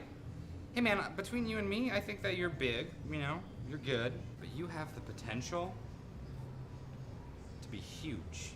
Huge. Cool. My friends and I, we're having a house party this Saturday. You should come by, tell some jokes, do a set. Yeah, Roger, I don't know. I'm just kind of working on some new stuff right now. $500,000. All right. 30 minutes of your time. Yeah. No, you don't have to say yes now. Just think about it. Mull it over. I'll let you know now. This is the place? That's the place. If you decide to come by. Thanks. Yeah. Seafood diet, right? Yeah, I see food and I eat it. I eat it. That's yeah. Petey. Thanks. What was it? I see food and then I eat it. And then, what was it? I eat it. You eat it. That's good. I'm glad you like that joke. Yeah, man. It's my only joke, really.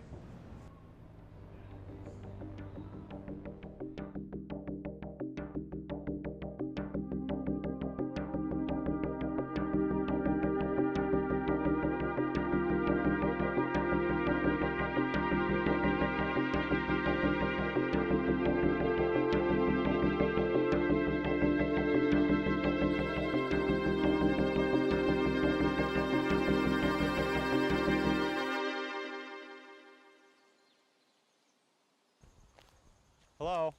Hi. Petey Pepitone. Is this Roger Blackwell's house? I have a he didn't leave his number on the card he gave me, so.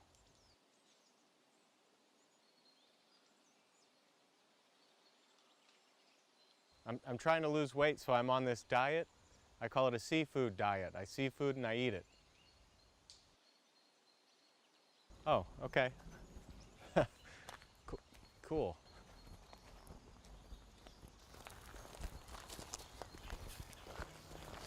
Huh.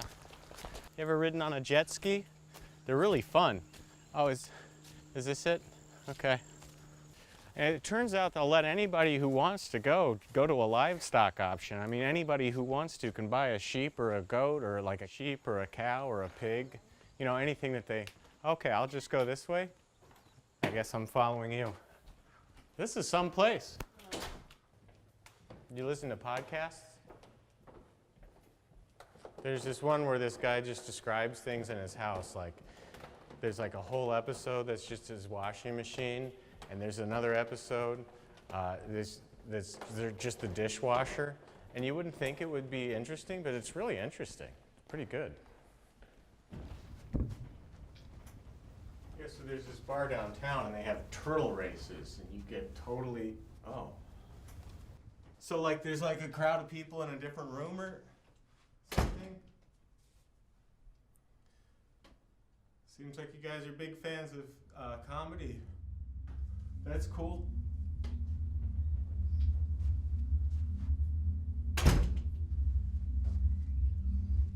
Oh, you know, actually, I have a condition, which is like,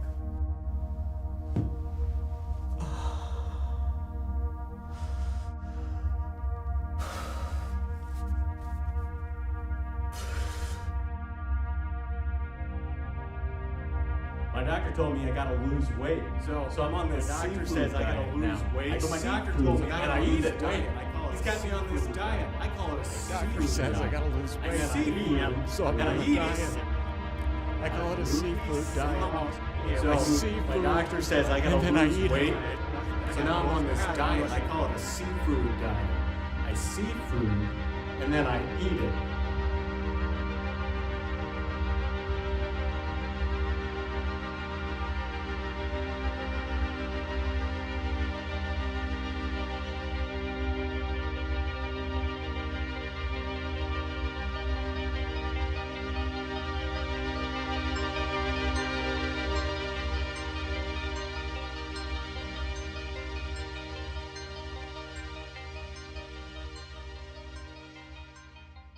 Some ideas you have are bad, like the time you said you were sad. Far away you fell into a dream. That's the type of thing that escapes me. Paint yourself into so there can be no division. There's no reason for you to become harder.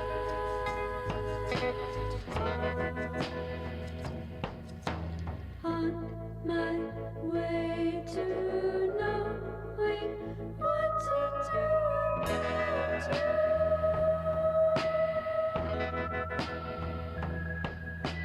I can barely hold it in what's coming through. Hold it in what's coming through.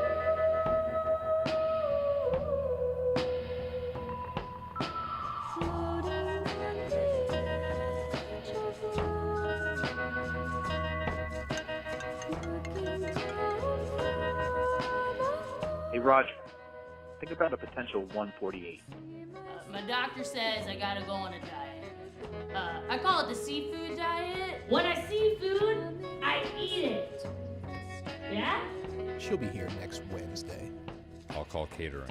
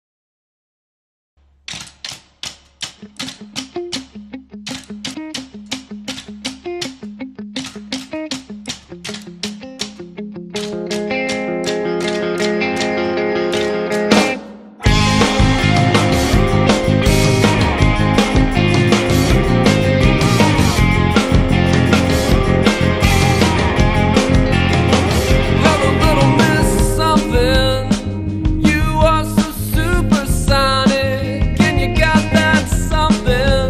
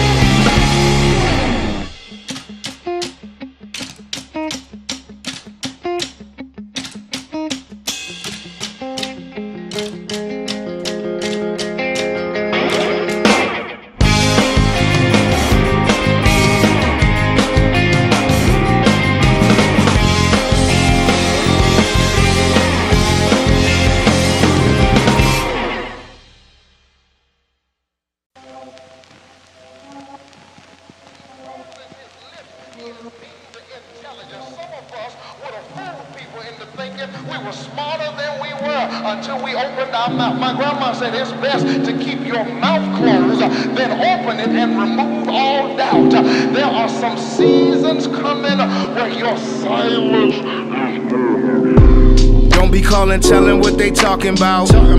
If you talking money, what you talking about? I don't be with souls who don't see their goals. I can't feed a soul if I'm in the hole. I don't give a damn what your daddy did. I won't send a clan where your mammy live. I'm coming straight for you, hateful alien arranger too. Got fam that'll do for me what politicians pay to do.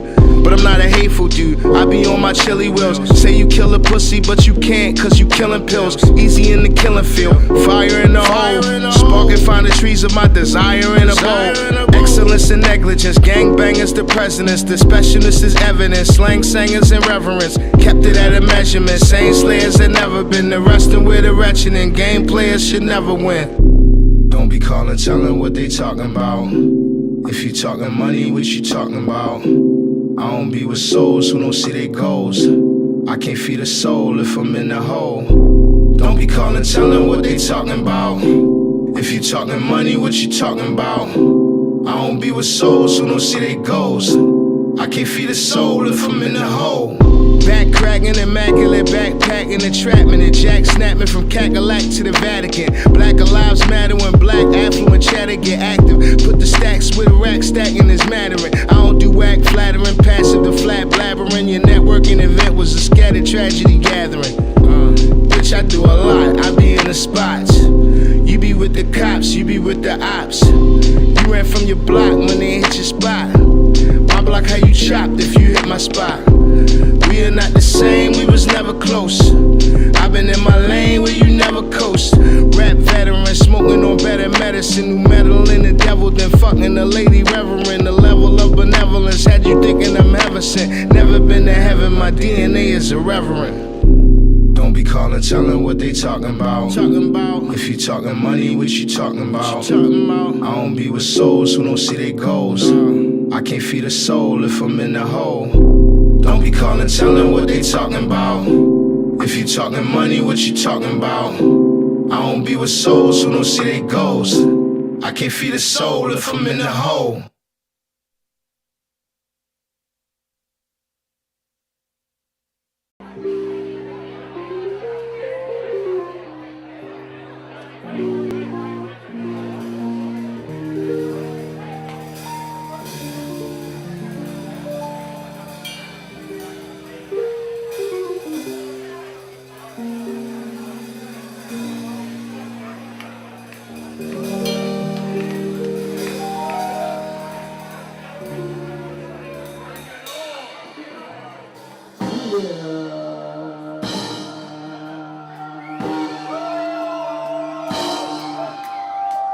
Baltimore City, how the fuck are we doing? This is nice. This is nice. This is put your ear down type shit. This is we're gonna go in for a little while. You know what? It goes a little something like this. Shit. I never catch that water, just jump in. If I pull on, get sunk in. I come all over the fight ahead. Fuck where my news they talking. Tryna find Jay, tryna wind up shot like Kanye. But they hate my boys when I shot the comment. So on the street, the news all day. Just running to the show, getting branded up. On the road, just left when they canned it up. Standing up, when motherfuckers landing up. Don't know how it is. Landing up, and we hurting. We got two shows, we certain. We can do both. We laugh and cry, everything between them. I'm broken, come, but I can stop the bleeding. You think too much Socrates, you drink enough, another double rocket, please. Sit back till I'm on my feet, now my nose are kind, and you can see my sleeves. My heart's back where it should be, cause we never gonna stop while we'll be. You came too far to park the car, so keep going, ain't stopping till we kick it with some wolf, keep going. Hey. What? Put your fucking hands up.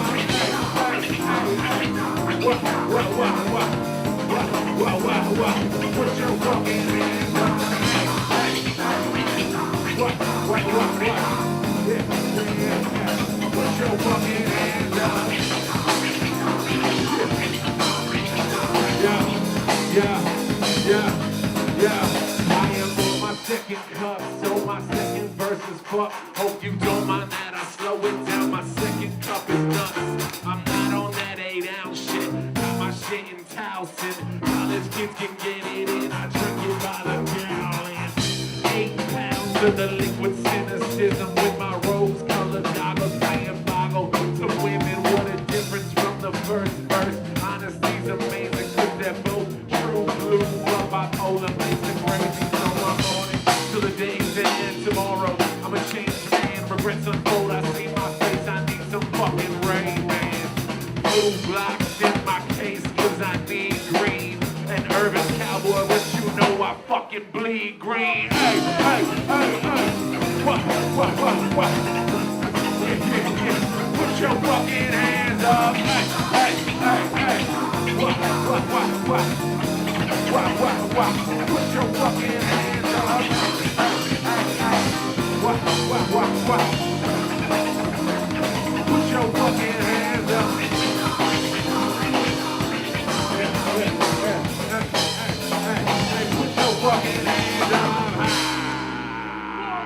How the fuck are we doing, Baltimore?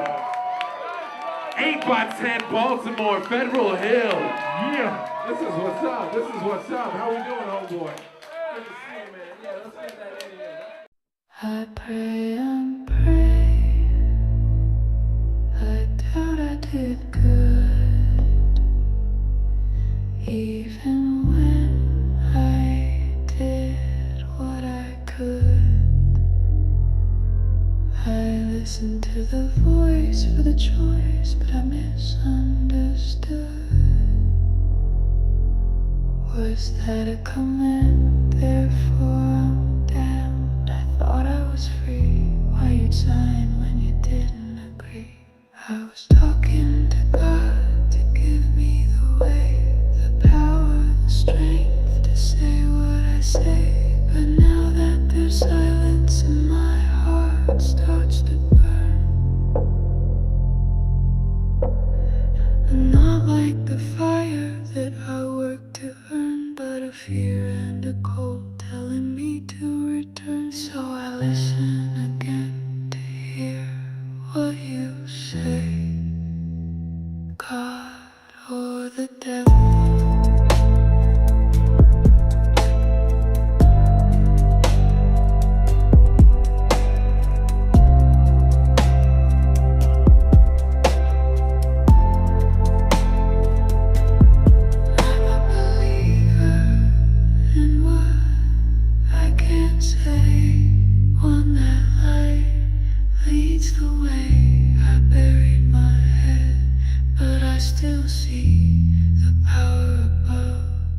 Given to me, a blessing wrapped in a curse.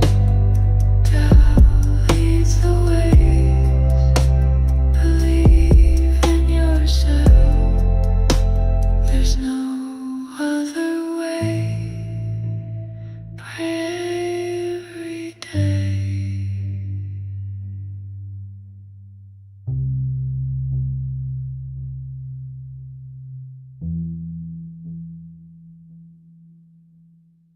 Star clapping right now. Give it up for King Tink. Yeah, I was in the military. My father was in the military, so I grew up a military brat. So I lived all over, so always able to make different groups of people laugh because I was always the outsider and the new kid in class. Even growing up with a military parent, I had to take real life choices because he had PTSD. So trying to wake him up to tell him I wanted to go outside and get punched in the face just because he always think I'm Saddam Hussein or some shit, you know what I'm saying? Baltimore's a different beast. From Louisville, Kentucky, so you know what I'm saying? You're welcome for Lamar Jackson, a Cowboys fan, America's teams. And if you've seen America lately, we are a direct reflection of that. Keep doing stupid shit. And I got stepkids that I'm trying to put through school because of daddy-o shit. I'm trying to help the black community by helping other people's kids.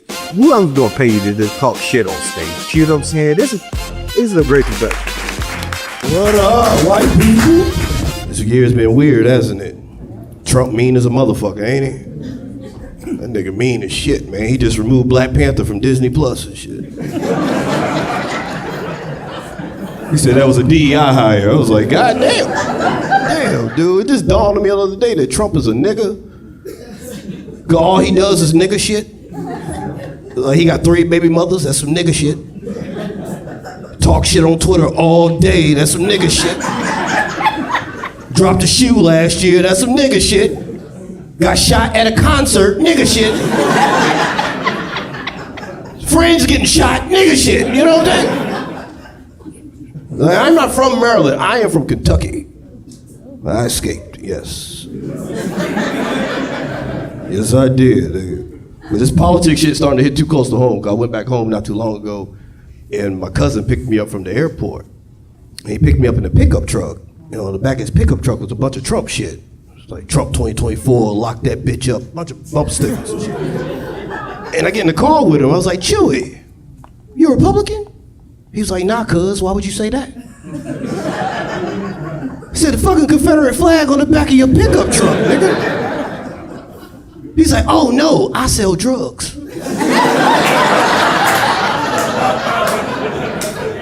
He said, ever since I put that on the back of my pickup truck, I ain't got pulled over once. He said, all they do is nod and say I'm one of the good ones. But guess what, cuz? I'm not one of the good ones. Like, touche, nigga, made it work for you. Sorry, this is the ignorant part of the show, I apologize. I'm hating the news right now, everything's just fucked up, man. Like, I hate Elon Musk. Cause he don't even know how to be rich the right way, man. You're supposed to be on the yacht fucking bitches. Like, what are you doing? You trying to be a Nazi? All that goddamn money and you want to be a fucking Nazi, man? Come on, man. He did try to build those robots, though, didn't he? Little Tesla robots. That's about to be the end of us, y'all. That is about to be it. And you think it's some Terminator shit. It is not. They're just gonna outfuck us. Fellas, it's over for us. You can't fuck at 15 RPMs for an hour. You can't do that shit. You tell me all she gotta do is buy a robot that will never cheat and stays in the house and cooks? Oh, nigga, it's over. But don't worry, once we're all gone and they're still here, they're gonna destroy themselves because we made them. Us is still in them, so those robots are gonna be racist as fuck. They're gonna be at a bar, it's gonna be a little female robot, male robot gonna go up to her and be like, oh baby, you look exotic. What you mix with? She's like, I'm part Cherokee, Jeep, part Exxon Mobil, part WebEx. The other robot gonna be like, Jeep, Exxon, WebEx, JEW, you a fucking Jew robot, goddamn. I'm sorry Jews. I was trying to do that joke, spelling nigga with tech companies, it's very hard. And I said that at the show last time and a white woman was sitting in the front row. She was like, Nissan? I was like, shut up, bitch.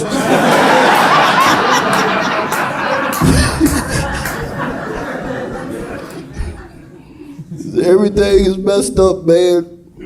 I like this time of year, though. This is my favorite time of year.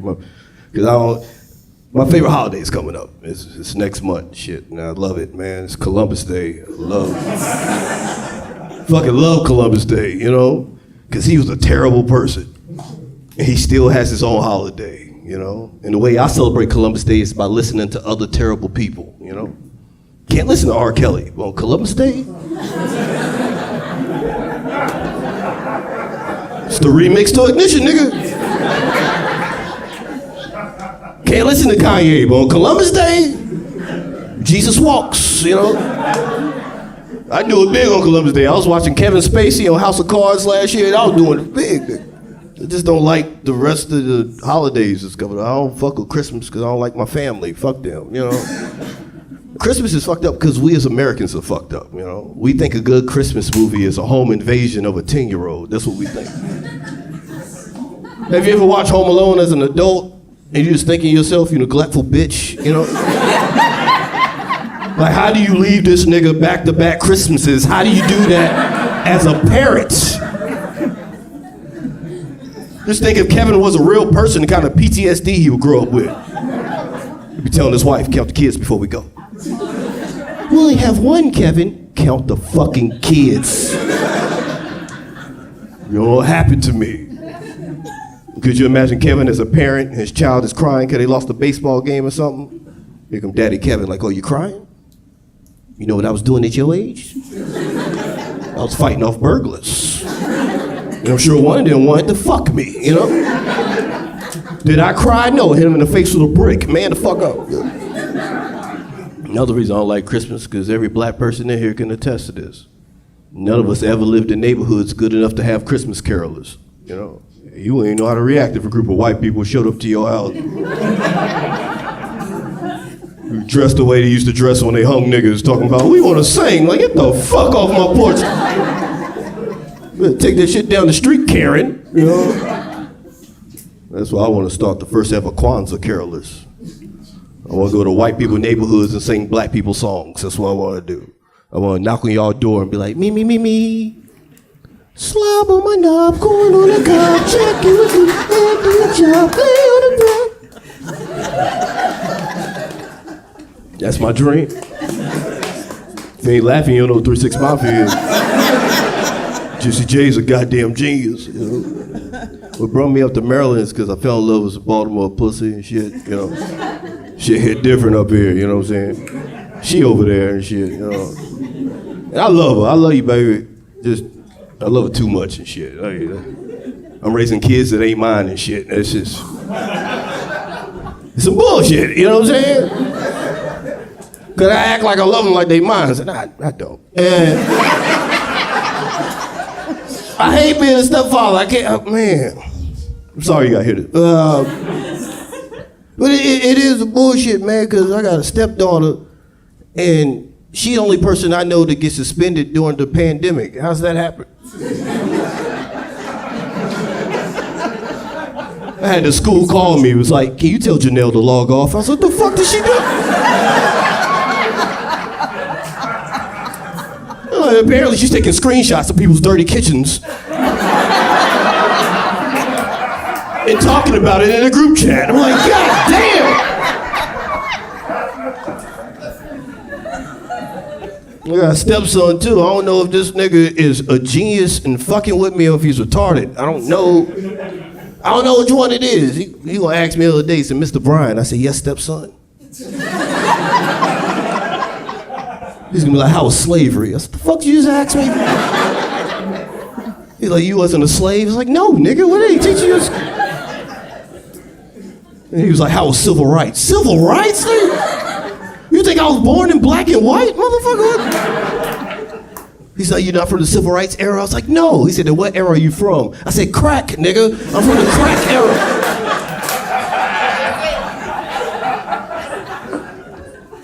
I'm getting older too, and getting older being black sucks.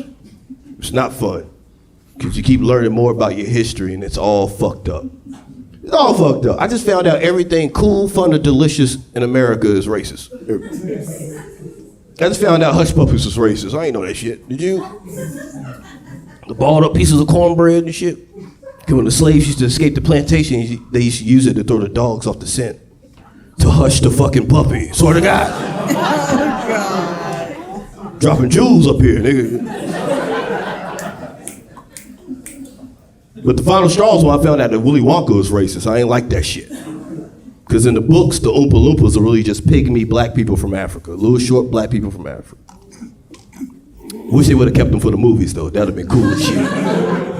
Because, you know, the movie was made in the 70s, so I would have loved the Oompa Loompas talking in jive. That would have been cool as fuck, you know.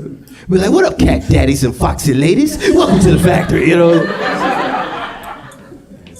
You know that one scene where they're eating everything in the chocolate factory? It's like, the river tastes like chocolate. Little girl's like, the snozberries taste like snozberries. You would have Charlie like, this cocoa powder don't taste like cocoa powder. Here come the Oompa Loompas. That ain't cocoa powder, baby. That's heron. Oompa Loompa, yeah. Charlie about to ride that dragon, baby. Like, okay, that was enough.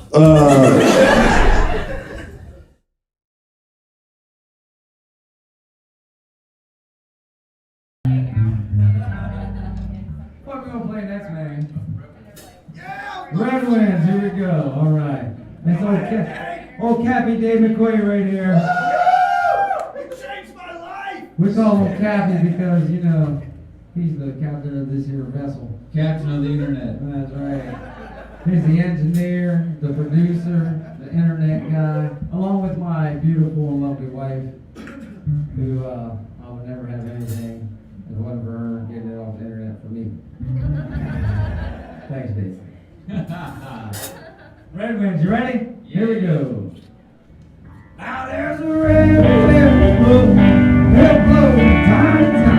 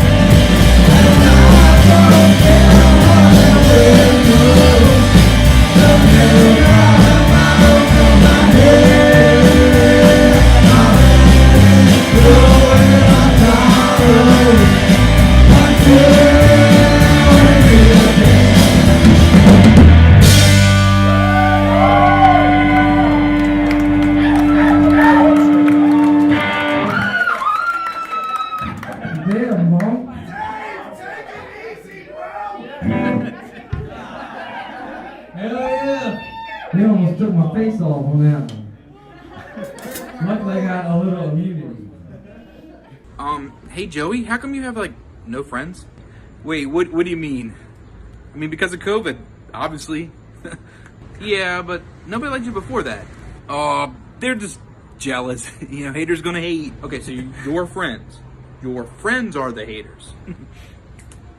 You know, don't hate the player, hate that game. Okay, now I'm starting to see why you have no friends. Well, you like me, right? I'm not even real. None of this is it?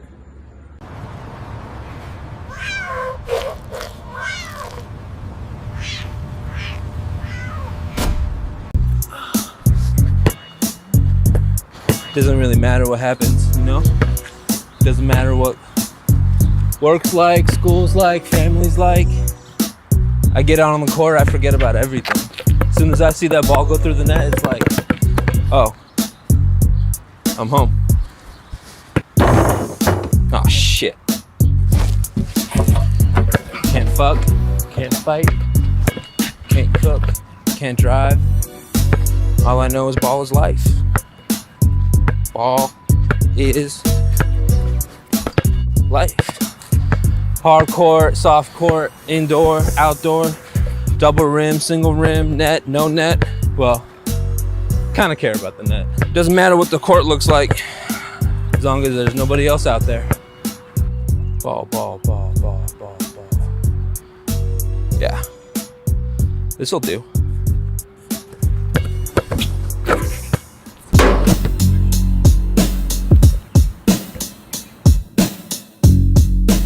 Go!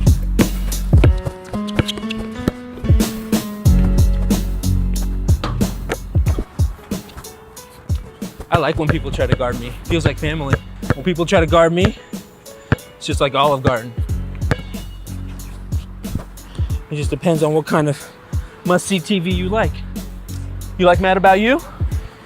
You like Friends? Or you like Frasier? Owls are crazy. Owls, you don't really like, if you see an owl, that like means something.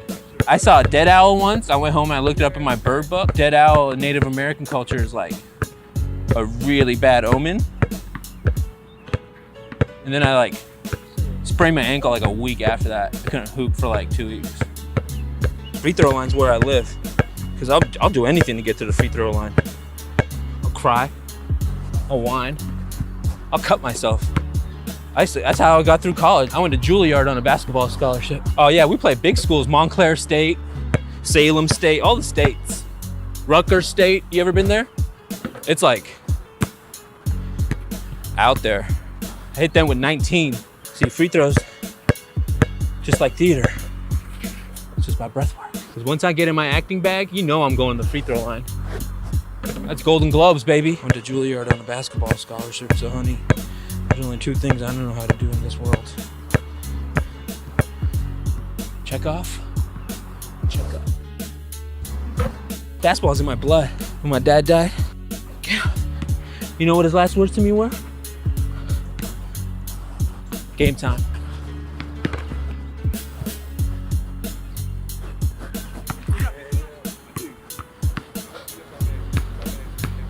You get your shot?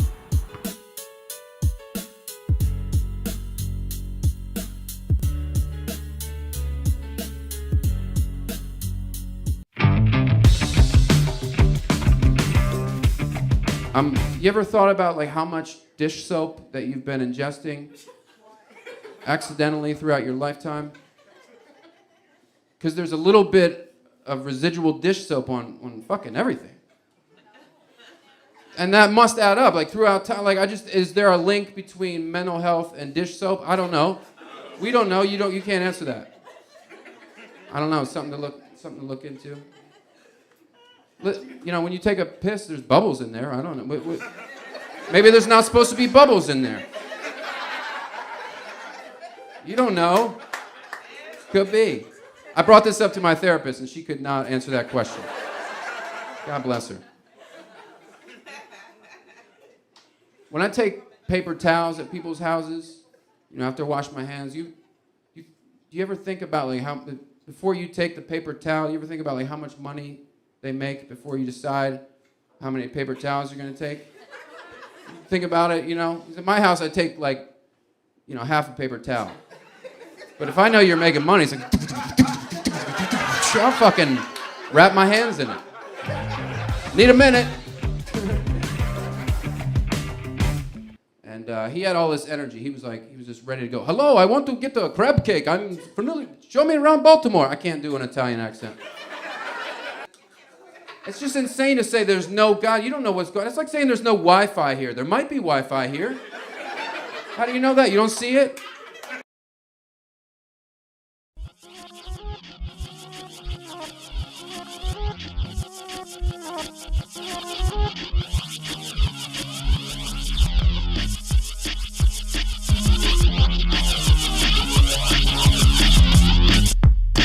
There is no one in the whole world. There is no one. Everyone is one. There is no one.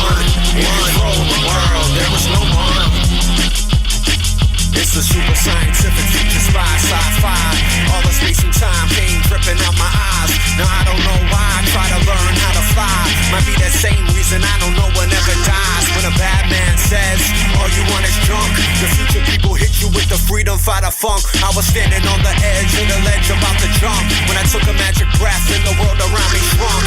Talking to myself about tomorrow come today. I was pleading with the presidents to put the bombs away. Had visions of my powers turn cold, old and gray. Speaking through the ether, thought I heard myself say, there was no one in the whole world. There was no one still been making a killing. There was no one in control the world. There was no one still been making a killing. There was no one in the whole world. There was no one still been making a killing. There was no one in control the world. There was no one still been making a killing. There's no one on the planet who could rule a planet. No who could rule the planet who never knew the planet. There's no one on the planet who could rule the planet. No who could rule the planet who never knew the planet. There's no one's bigger than the biggest trigger of them all. Pull that trigger once and watch all the biggies fall. The universe is growing, but we shrinking big and small. Cities busy fighting while the writing's on the wall. Someone find the formula for evil to evolve. Somewhere in the dream and all these demons were dissolved. Try to understand why the planet still revolve. I heard the future dying, it was crying to us all. There is no one in the whole world. There is no one still been making a killing. There is no one in control of the world. There is no one still been making a killing. There is no one in the whole world. There is no one still been making a killing. There is no one in control of the world. There is no one still been making a killing. Save yourself and your soul as a whole. World is spinning faster when it's out of control. Got me here paranoid in the void. Thinking of the thoughts that I got to avoid. Press back the power, throwing flowers from the dirt. If one of us gets hurt, everybody's getting hurt. Cause us is them, even when we eat friends. And all of it'll blend when we find out in the end. There is no one in the whole world. There is no one still been making a killing. There is no one in control of the world. There is no one still been making a killing. There is no one in the whole world. There is no one still been making a killing. There is no one in control of the world. There is no one still been making a killing.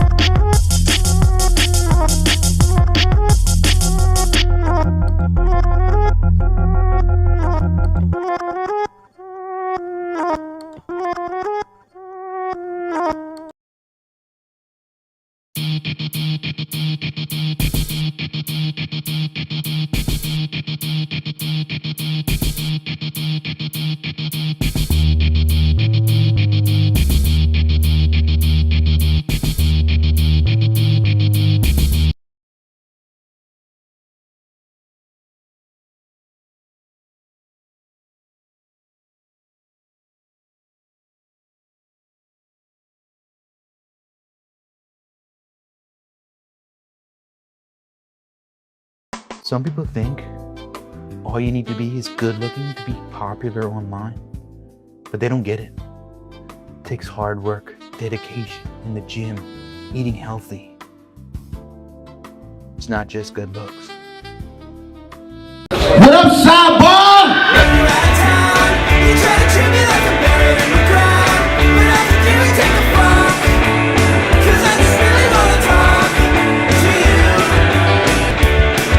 Put your hands together for Ronald James. Ronald James, y'all. How you guys doing? I love Sidebar. Sidebar means a lot to me. It was one of the first places that I ever went to where diversity was like a thing. And this was the equivalent of like bussing black people over to the all-white school and having them talk to each other and be in classes and shit like that. It literally is like that for me. So thank you for the integration. I remember right after the riots, so I lived in an area where the riots were kind of affecting my neighborhood more than most. I mean, they broke into damn near every place besides a couple apartments. Mine was one of them. I got super lucky, but it was super tense. I mean, people were marching and stuff like that. And Sidebar was like the first place that I came outside to really do things. And it was kind of reassurance that I was doing the right thing. I love stand-up. I love Sidebar. And if you can have an amazing show after the riots. I mean, every show was pretty amazing. So I'm 31 years old and black and in Baltimore and alive. So can you guys stop for that? I sat on my balls the other day. I'm 31 and my balls are entirely too long for my body. It's really because I have old looking balls but a really young dick. So it's like I have like a Harvey Dent situation. It's like two-faced genitals. It's weird, I'm thinking about getting like a ball reduction. I'm thinking about getting it closer to my body. Hashtag Team Natural. Maybe I should just keep it natural. Yeah, keep it natural. Keep my balls very long. So I lost a lot of weight over the last 2 years, about 80 pounds. Through like yoga, for real. Like there's no punchline. What's even more interesting is I have like these intense cravings for like junk food and shit like that. I love banana pudding. But like, I don't eat everybody's banana pudding. You know, I'm picky about my shit. I have prerequisites. The person has to have diabetes. They have to have blood poorly circulating to extremities. And they have to have large, big boobs. And wear hats, big hats on Sunday. I just want my grandma to fix my banana pudding. It's like a weird way to make a joke about my dead grandma. Oh, that's fucked up. I try to jerk off right before I come in too. Like it's really good for the soul. Cause it's one of the rawest responses you're ever gonna get. Like I've never been to a place and really received a response like I have at Sidebar. So I'd say jerk off and poop right before you do stand up is super important. So Can you poop here? yeah, man, it's actually surprisingly clean bathrooms. If you notice, there's very little urine. I mean, you might have to wipe it down, of course, but yeah, it's one of the cleaner bathrooms considering how fucking bonkers it looks around here. So yeah, take a shit before you do stand up. So I got booed the other day, like the last time I did stand up, which was 2 weeks ago. The other day, 2 weeks ago. Exactly, fuck them. I wish I would have said that during my set. So I'm trying to get through the jokes, and I hear this guy like heckling me. Like I can't really make out what he's saying, but eventually he starts going, "Hey," while I'm talking. "Hey, hey." I'm like, "What the fuck, man?" He moves up closer, and he's like, "Hey, man, it's your dad. I haven't seen you in a while, man. You gotta duck me out." It's kind of like reverse stereotypes. Because I'm a father and I'm here for you, and you don't want to talk to me. My name's Ronald James. Thank you.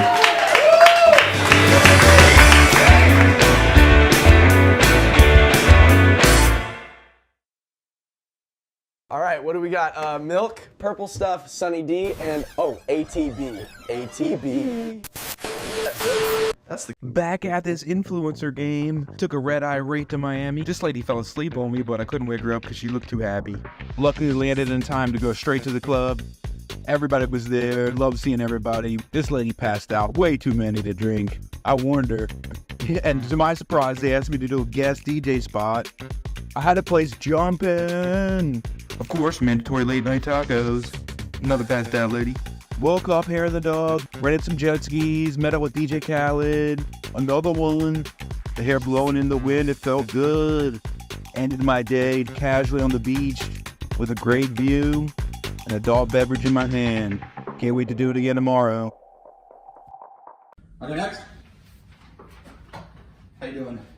I'm Steve Stevens, auditioning for the Jason Statham stunt double role. Have you done any stunts on camera before? Oh yeah, definitely.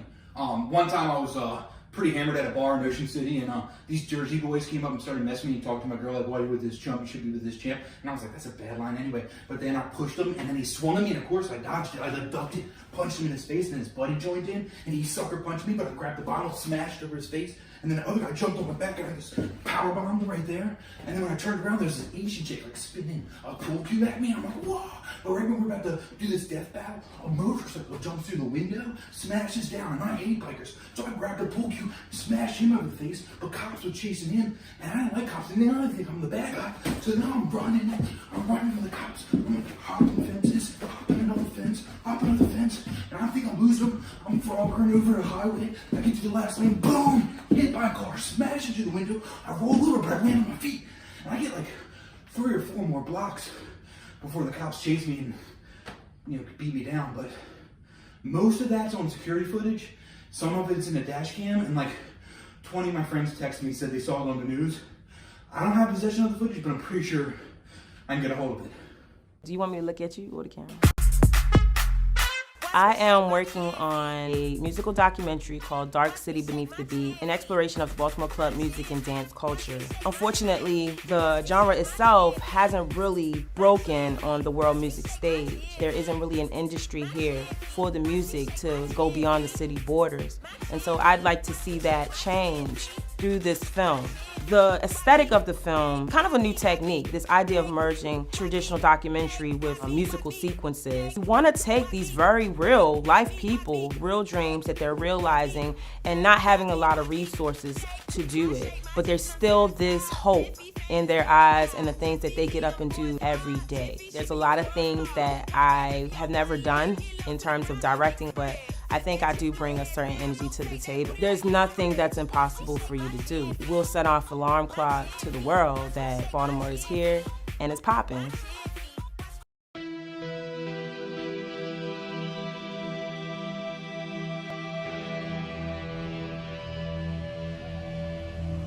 A man's gotta eat, but nobody's gonna tell me what I got to eat.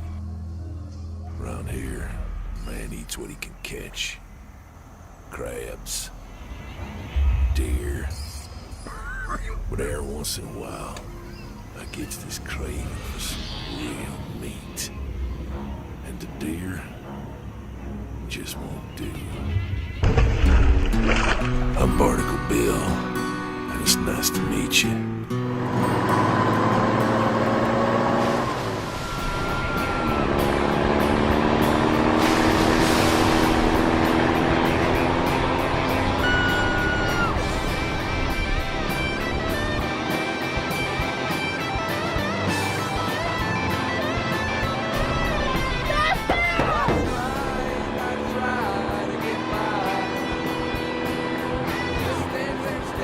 Back in here, come on.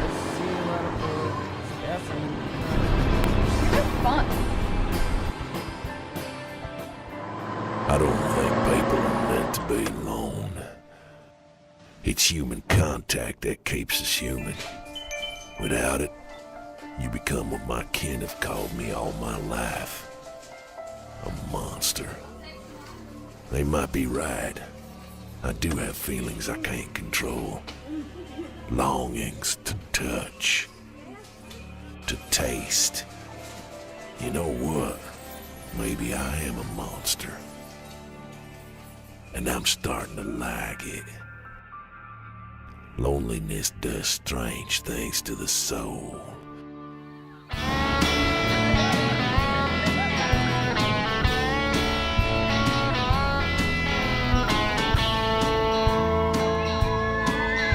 If it's love, that you're looking for,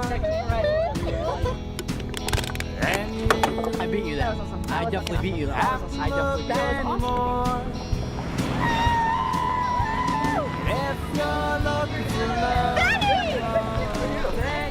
if you're looking for love, Man.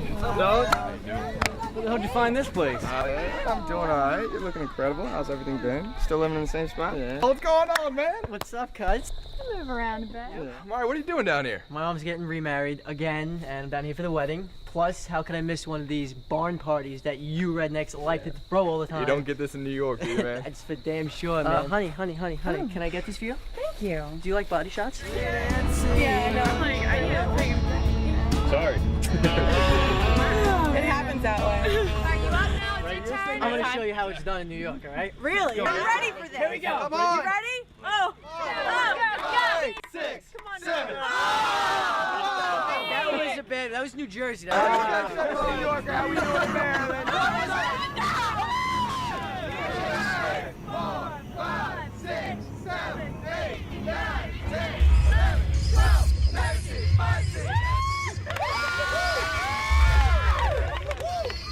14. We got flip cup going. We need 2 more. What's flip cup? Dude, flip cup. You flip a cup. Sounds complicated. When I was a kid, I was baptized in the bay. I guess they should have held me under the water a lot longer. The Lord will forgive your sins, yet we're all still sinners. It's a constant cycle of damnation and redemption. Wash, rinse, and repent. There's no saving me. The question be, is there any saving you? You should start praying. He's automatic. And I'm clutch. Buckets. All 4 y'all. All 4 y'all, please. Can the love of Jesus just come down on y'all and make something make a cup? All day, son. All day. Hey, baby, I got something I want to show you. No, I got I last really cup. want to see this. All right. I'm out. Benny, you're in for me. Got it. Where you man. Y'all going? better be scared. Watch this shit. Benny? Oh. Brain Man, holla at your boys. Keep walking. Walk. Alright. Yeah, no throwbacks, no nothing. I'll make it again. Romance. Romance? Are you kidding me? I just seen her with another guy 10 minutes ago. Okay? That's not exactly waiting, being faithful. Just let it's fetishes. I'm just jealous. Hey, you guys see Woody? Dude, way to sneak up on us. Whatever, I called RJ like 17 times. Checking. 3 it is. Oh, you got him. Awesome, man. What, you seen Woody? We went down to the lake with that lady friend. You can go join if you like, you know? Yeah. I don't know if y'all want to do that later. Have fun, but fuck that. You take me all the way out here to have sexual relations? Maybe. All right. Now, the water's a little chilly, and I tend to perk up. But that also means you might get cold. You think you can handle that? Oh, I can handle that.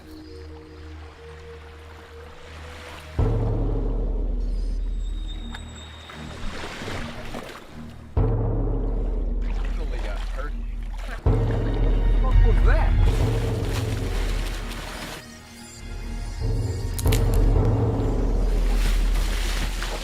Evil. It lives inside us all. It's controlling the demons that make you a man. But every man has a breaking point. It's usually at the base of the neck. I'm Barnacle Bill. It was nice to meet you. I spent a long time sitting here thinking about what a fella might do to you. And it's become increasingly clear what I've gotta do. Instead of sitting here and drinking beer and holding it tight, I'm gonna take you to the river in the middle of the night. I'm gonna baptize you, honey, you're as good as dead. So it's about time we take a walk, don't you think? It's getting a little too crowded in here for my taste. I say we take a stroll down to the riverside. We'll go down past the boathouse, you'll give me your hand, and I can tell from looking at you, you want a night full of sin. But I'm gonna baptize you, honey, you're as good as dead. The devil himself.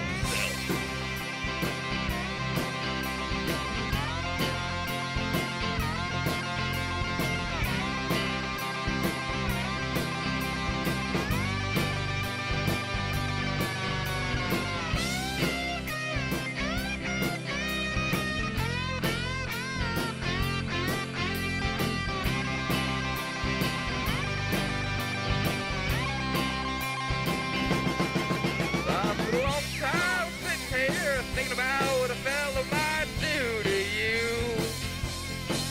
and it's become increasingly clear what I'm gonna do.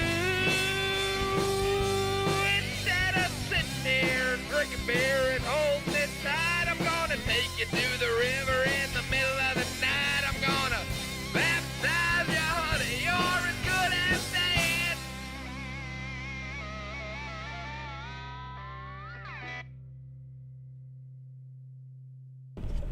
It's tricky driving with a big fucking black light bulb. Watch me adjust myself. I'm watching everything. You didn't take me out here to take advantage of me, did you? Fucking...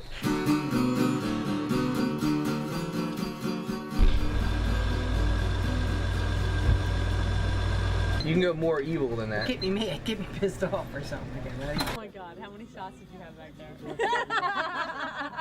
I know, like Fucking dog. I want to shoot the dog. Mean. Fuck. Oh, it's in focus. Is it in focus? I can't tell from this angle. You still have never got this thing. Take care of the alcohol.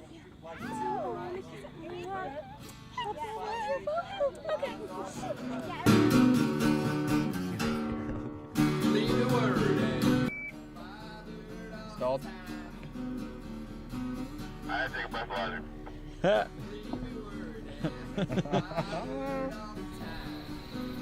Ready.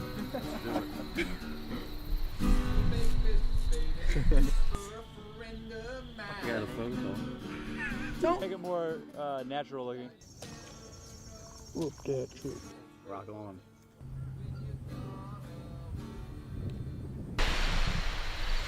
Putting the actors to work. So we'll send them down to you. That looks nice right there.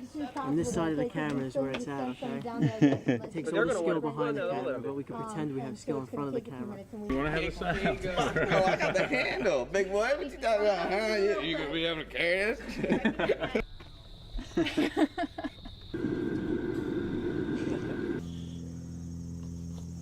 Shout out to all my cousins. I just saw the matter. Ugh. Fuck. That it's like me talking out the side of my mouth like that. Like, a man's gotta eat. That's it.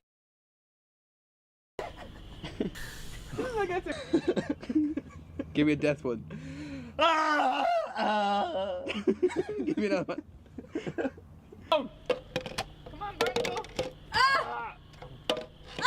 Yeah! We killed it! Oh!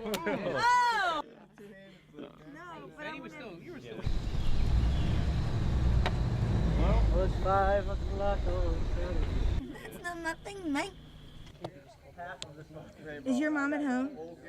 No idea. Ah, you motherfucker, man.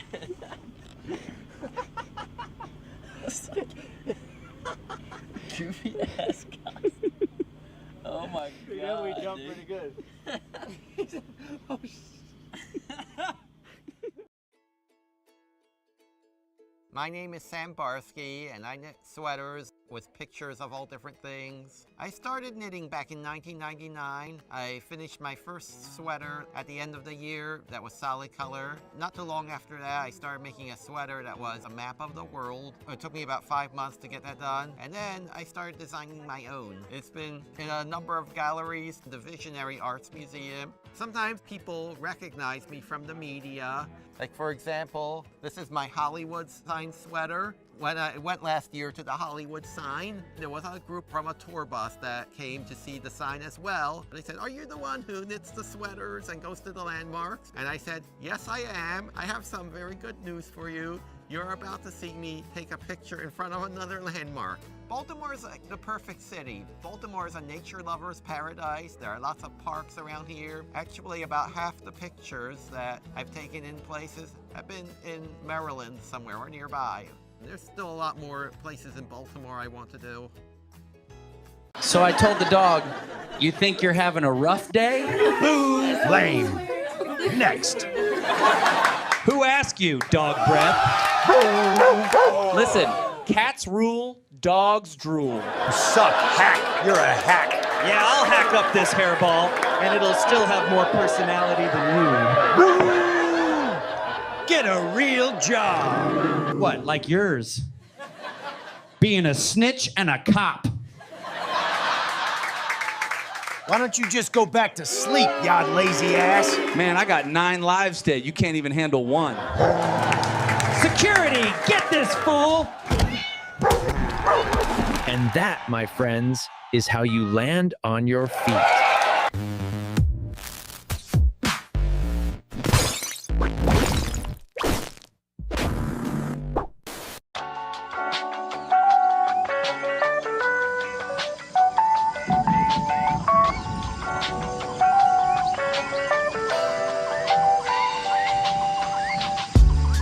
Think of having exactly what you wanted.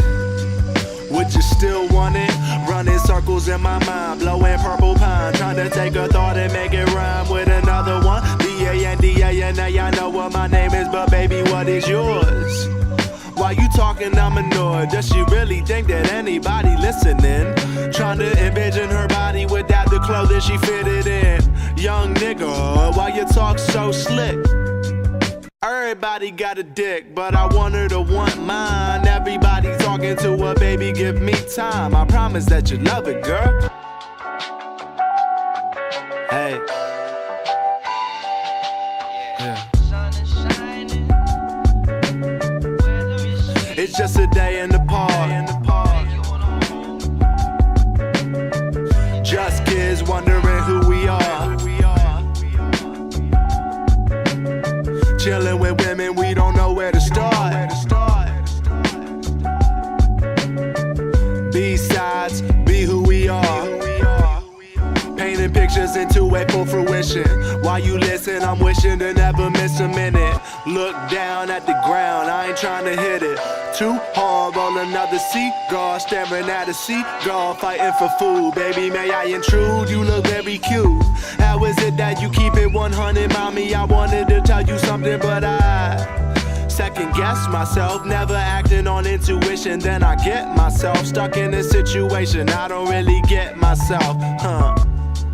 Why you lying to me, honey? I know that you ain't a pussy. I know that you want it from me. I know that you just another chasing down another bunny. I don't play, boy, so you better get to running. Well, damn. I tried, though.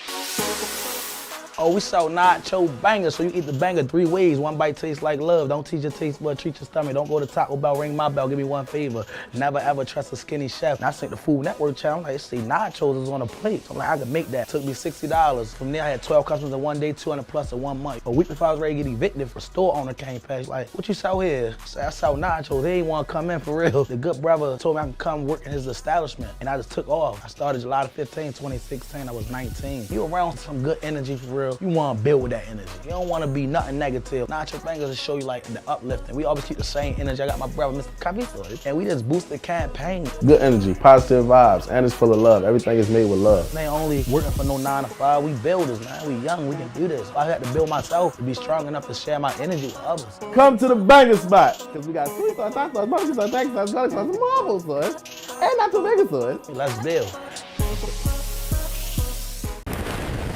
If at first you don't succeed, maybe skydiving wasn't your thing. Being Native American, we're born with transgenerational trauma.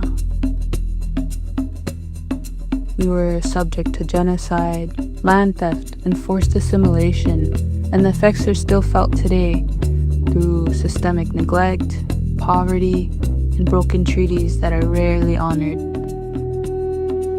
Society often writes your story before you even begin, expecting you to fail. And for a long time, I believed that narrative until now. I want to show Res kids in the world we're still here, thriving, and we can break these negative stereotypes, because I'm a product of that.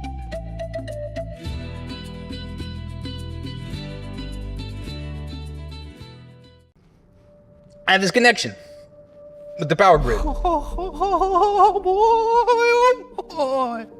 It doesn't like talk to me, like not in words, but in like surges. Need you balanced. I need you balanced. Because they're coming for you. It's only getting hotter. All the ACs, they talk about the global warming. I can feel you. It's getting hotter, because you're running your AC. Get out there. I can feel you. We need balance. Easy now. I ain't gonna hurt you. Oh, I feel the balance.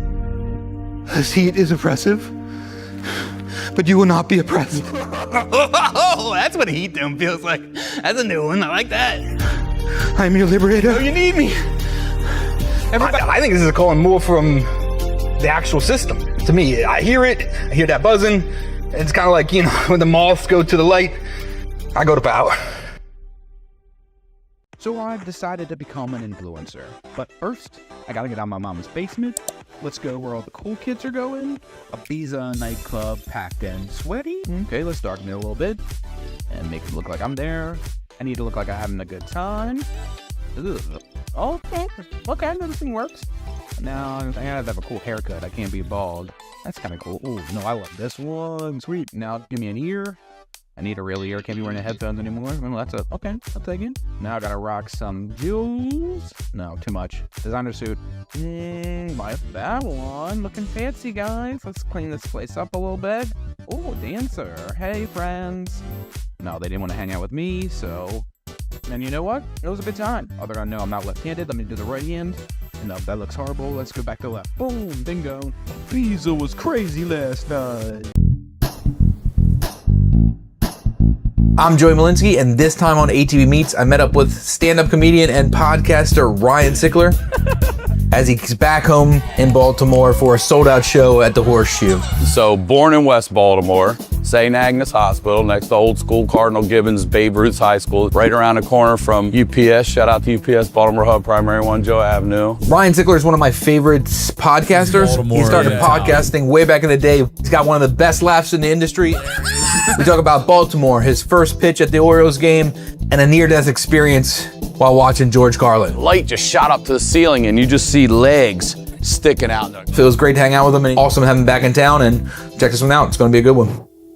So how'd the pitch go, though? Man, they were staunch on I can't go to the rubber. And I was like, nah. And he goes, all right, so you're next. You're going to throw out the ceremonial first pitch. You're going to go to the end of the mound at the dirt. I said, I'm going to the rubber. And that kid goes, they do not like you going to the rubber. I said, I know, but I'm going up to the rubber. He goes, I really wouldn't do that. I go, listen, I'm going up there.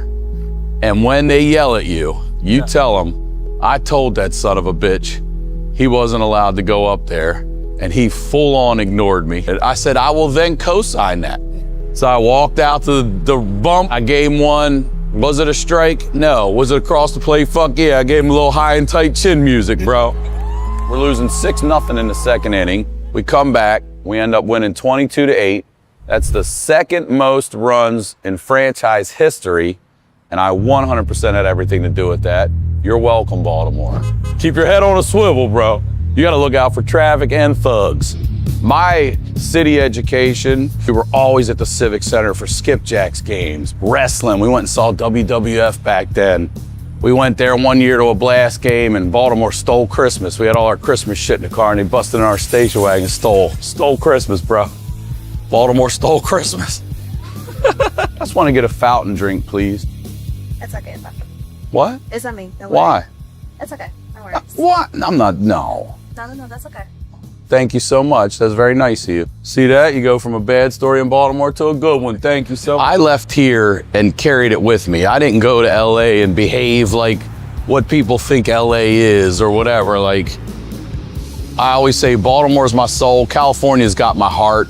It's just in me. I didn't have a choice. It was Baltimore. You wear it on your fucking sleeve. You're proud of it. This is a chip on your shoulder city, always the underdog, and I always root for the underdog. I love that shit. So that's the other thing, man. I miss the food here. You go to any restaurant around here, I was like, hey, can I get eggs Benedict with some jumbo lump? They're like, of course you can, yeah. So we'd go down, cross the Bay Bridge, head down 50, cut back the Y River. We had a 100-yard trot line, little John boat. My dad, my two brothers, me, we go out, and we used bull lips back then. My dad knew a waterman that crabbed for a living right on, what's the other side? like Stevenson or something like that. Right across. Yeah. That's where I'm from. Yeah. Okay. Right across the bridge. Yeah. Yeah. Bridge Productions is my name. Oh hell yeah. Yeah. You go out on the water like this right here. Sun's not even up yet. You can't start crabbing until the sun's up, but you can drop your line. You troll by real slow. You pick it up. Boom. You put it on, and then you keep her nice and straight and nice and slow, and you stand there. And then you better fucking be ready, because it is dip, boom, dip, boom, dip. You missed that one. Then your brother, hey, you suck. You suck, I'm going next. You know, you got all that too. It's not just you out there. You got that. You suck, right? And to this day, my brother's 52. The other one's about to be 50. These motherfuckers still talk about that. They say, remember that one you missed? I'm like, it had to be this big. I'm not kidding you, man. I kept, the telescopic pole. I'm trying to get it, man. My dad turned his head so his glasses shot off. I was like, oh shit, and I missed the fucking thing. And I'm not kidding you. We pull up, we start just trolling around a little bit, just waiting for the line to drop. And we see a big turtle. And then we pick it up, and the fucking head's gone. And I'll never forget, my dad goes, probably that fucking crab you missed. And I was like, it probably was. I mean, you were allowed to get a 2-bushel limit without a license. So we would get that easy. You know, there's nothing like pulling them right out of there and putting them right on the plate. It is a culture here. For me, yeah, eating crabs is also eating feelings and memories and everything. Crab feast. You know what it's all about. We used to have a podcast. Well, I shouldn't say we used to. We don't do it anymore, but it's still alive and well. That podcast had over 1 million downloads last year. It's been gone for years. Yes, sir, the Crab Feast. Bill Burr had the best quote about it. He sat down, he's like, where are the crabs? I'm like, oh, we do the conversation. He goes, oh, the worst part of the Crab Feast, he called it. And I was like, yeah, I guess. But to me, honestly, in the end, it's the best. That's Pier 6. That's where I saw George Carlin. But there was a light guy that passed out at the end of the show up there. We just heard this boom, and we look up, and legs are sticking out. It was so hot. He was like a light guy, a spotlight guy, and he was up in the top, way up in the top, and then the light just shot up to the ceiling, and you just see legs sticking out, and they're like, oh shit, he passed out. Carlin's about to wrap up, and they call the fire department. They pull up here. It's a scene, and they tell Carlin he can finish, but he has to do it on hyperspeed. So we hear him do the classic bits at the 7:30. He's going, hitting them, and everybody's clapping. Meanwhile, he's doing his bit. There's a dude just like dead. They have to climb up there, and the guy is too big, so they can't, hold him and bring him down. So they put him in one of those metal stretchers. You see him like rescue people from cliffs and shit. And they're lowering him down while George Carlin's up there powering through his greatest hits. Phenomenal. Production story. So when I first get to LA, I'm a runner. I'm working for Fox Family at the time. It was my first runner job. They're throwing a Christmas contest where anyone in the continental United States can win $25,000 or $50,000, a damn good chunk of money. I'm the PA, and I get to go, and I'm like, hell yeah, this could be anywhere. It's Christmas anywhere in the US. And the lady that wins is in 3 Mile Island, Pennsylvania, in the middle of December, where radiation is definitely still humming. So the sketch of this is going to be an oversized elf and his plight to carry this, those big Price is Right size checks. The person they hire to be the oversized elf is Gary Coleman. Yeah. Gary Coleman, RIP, if you don't know, wasn't the nicest dude, wasn't the kindest guy after a while. Whatever reasons might be, he just was kind of a dick. And we're gonna fly in a day ahead, and then he's flying in the day after to shoot that day. We start getting phone calls from the limo driver who's at Gary Coleman's place, and Gary Coleman's not answering the door. So the guy's like, I don't know if he's here. I can hear people inside, I feel like, but I don't know. Knocking on the door. No one's coming. Gary Coleman flakes, fucking no call, no show Gary Coleman. And they say, Ryan, you gotta be the elf. And I'm like, I'm not fucking being that elf. And they're like, you're gonna be the elf. And I'm like, I can't fit in Gary Coleman's clothes. And I go, well, if I'm gonna be the elf, we're changing this script. We see an outhouse, middle of a cornfield. I'm like, shoot me coming out of that with this check. I go, why don't we just act like the van broke down and I'm under it? Because I got the elf shoes, so I'm acting like I'm working on the van. So they're letting me do it. Footage of this exists. Oh yeah. It went on in the air. Sweepstakes, bro. Well, it had to. It's a sweepstakes. Now we're in legal trouble if we don't. We get to the house. While I'm standing on the porch, busload of kids pulls up right here. And I mean, they're going nuts. Mr. Elf, I'm like, God damn it, Mr. Elf. Oh, waving at me and shit. So I'm in there, I give the lady the check too. I got to pose with them and all that. And they're like, don't worry, we're gonna get you your SAG-AFTRA card for this. And I was like, great, you know what? Hell yeah. And then when I got back, guess what? They paid Gary Coleman anyway, and I didn't get my SAG-AFTRA card. And they didn't give me shit. And then Gary Coleman got fucking paid. And I know he's dead, but fuck Gary Coleman. When did you decide that was To be a pussy? That's the mentality here. When did I decide to be a pussy and a bitch? And how has it helped? Yo, I'll be old school for a second. If you're like, man, I got some feelings and some shit's going on, people are like, quit being a little bitch. That's what they tell you. That's what it meant here. You know what I mean? Like, you're just being a pussy right now. But I gotta give my dad credit. I've really thought about this. When our family first decided to split, when my mom was cheating on my dad, we went to family therapy. We were kids. My dad was in the Navy, Vietnam, man's a man. But I believe him introducing us to that, just the idea of, hey, there's these people you can go talk to. I think that really sort of planted the seed. And then something happened where my daughter almost got hit by a car, and I've always, everyone's got their anxiety, but I've always been a pretty chill dude. And then after that, I just became unhinged, man. I got scared of heights. I couldn't fly. I was terrified to fly. Any little bump, I was like, oh. And my job is flying. I have to fucking fly. Telling Dr. Drew, he said, have you ever tried EMDR therapy? And I said, I go to therapy. He's like, no, this is not talk therapy, and you would know if you've done it. They teach you this alternating beats. So I'm on flights just tap my legs, and people are looking at me like, this guy's got fucking Tourette's or something over here. Let me tell you something, man. It fucking works. I now live on the top of my building. I sleep on my flights. Tomorrow when I fly out here at 6 a.m., I don't care how bad that turbulence is on the way out of BWI. Daddy's sleeping, bro, okay? I got my eye mask already out ready. That's how good EMDR therapy works. And the thing I love about it as well is there is an end. If you go in with an issue, there's an end to it. It feels nice just to talk to somebody, but to actually get results is wild. I had never seen that out of the years of therapy I'd done, So she says, Mr. Sickler, as your occupational therapist, I can tell you happily you've passed your test, you're free to go home. And then I feel it. I feel it coming. I grab my chest and she's like, are you okay? And I said, I'm clotting. She said, what? I go, I'm clotting. And then boom, I fall back on the bed. She runs out. She gets a surgeon. This guy, I couldn't tell you what this dude even looked like. All I was hearing voices. And he said, what's going on? I said, I'm clotting. He said, how do you know? I said, I've clotted before. He said, what's it feel like? An elephant on your chest? I said, it feels like 3 of them on my chest. And I'm just yelling. He goes, are you having a heart attack? And I said, I don't feel it. And as soon as he said that, they tell you about the jaw pain, the arm, I go, oh my God, I feel it right now because it's happening now. And he goes, sir, you might be having a heart attack and clotting. And then I black out. And that's death if I don't wake up. And what I find out when I wake up, it went through my heart and into my lungs. So now my heart is twice its size. My lungs are full. And they tell me the next 48 hours are touch and go, and they make me call friends and family to tell them I might not make it. You had a call like that? You had to make those calls? I had to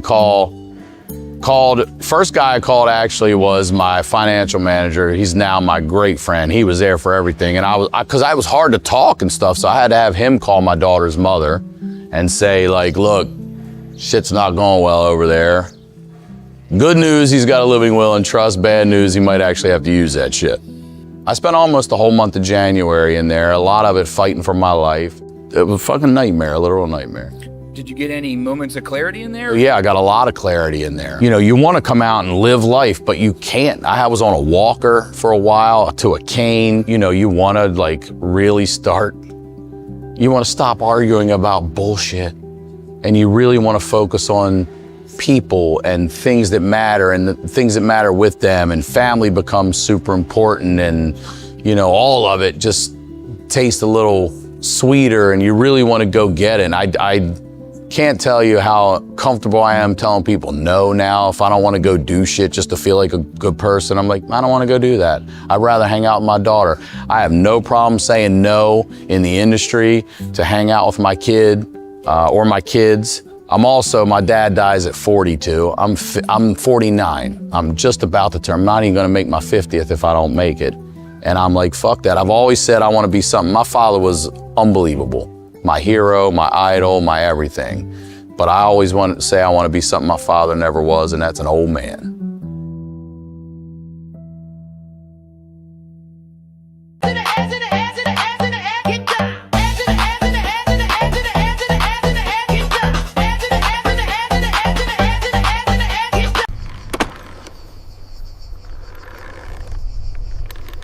Hello and welcome. On this episode, I'm going to give you some money-saving tips on how to pierce your ears at home using only a single hole punch. It's pretty easy. You just want to line it up right in the middle there. Give it a nice little click. Whoa. Hey, Mom. I think I left the oven on in the laundry room.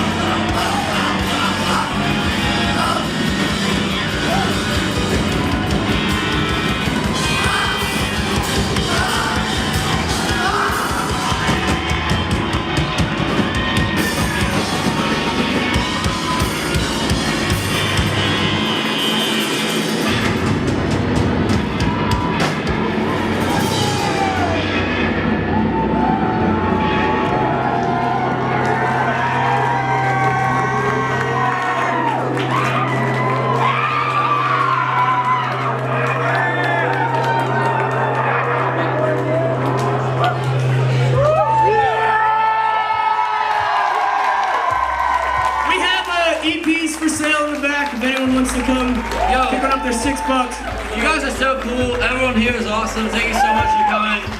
So amazing. Made me so happy. I wish I could like rewind time like an hour ago, like infinity times. Everyone's beautiful. We're Custom Club. Thank you everyone. Bye. I love you.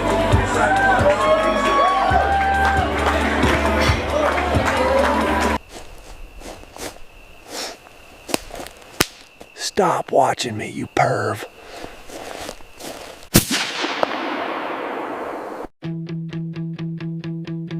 I got no friends, just people who like me. No reason to win, doing everything to spite me. It's uncomfortable to breathe, think lead, knowing it's me who's likely. Independence is a menace in the eye of the beholder. Hold her, miss her, love and kiss her. A gentleman's blend, bender to follow. Strangers holler, impressions to impress. Only leaving me undressed and a mess. Just being by myself. I got no friends, just people who like me, but I don't like me today. Hope for tomorrow. It's funny I met you and let you complete me. I got no friends, just people who like me.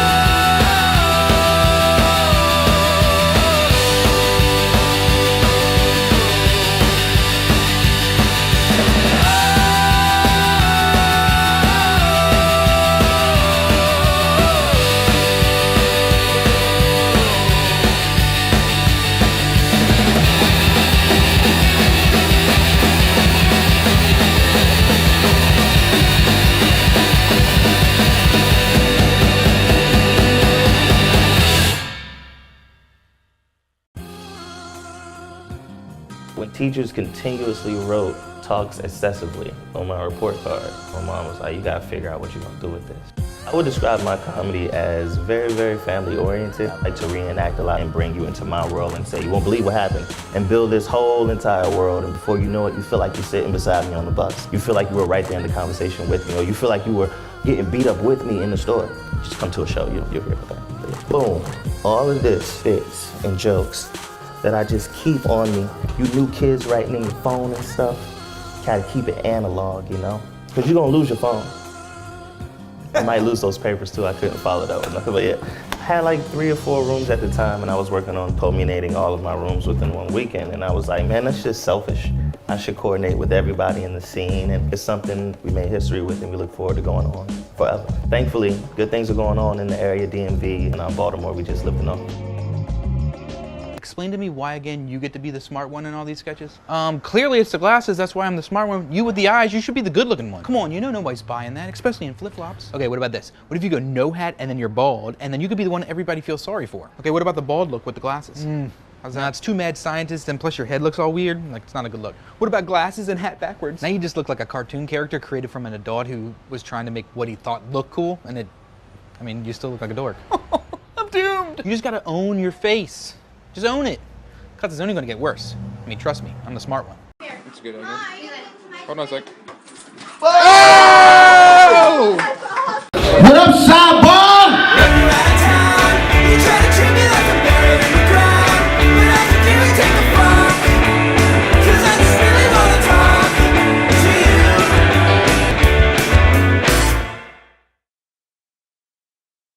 I was thinking, like, what would it be like if I were a parent?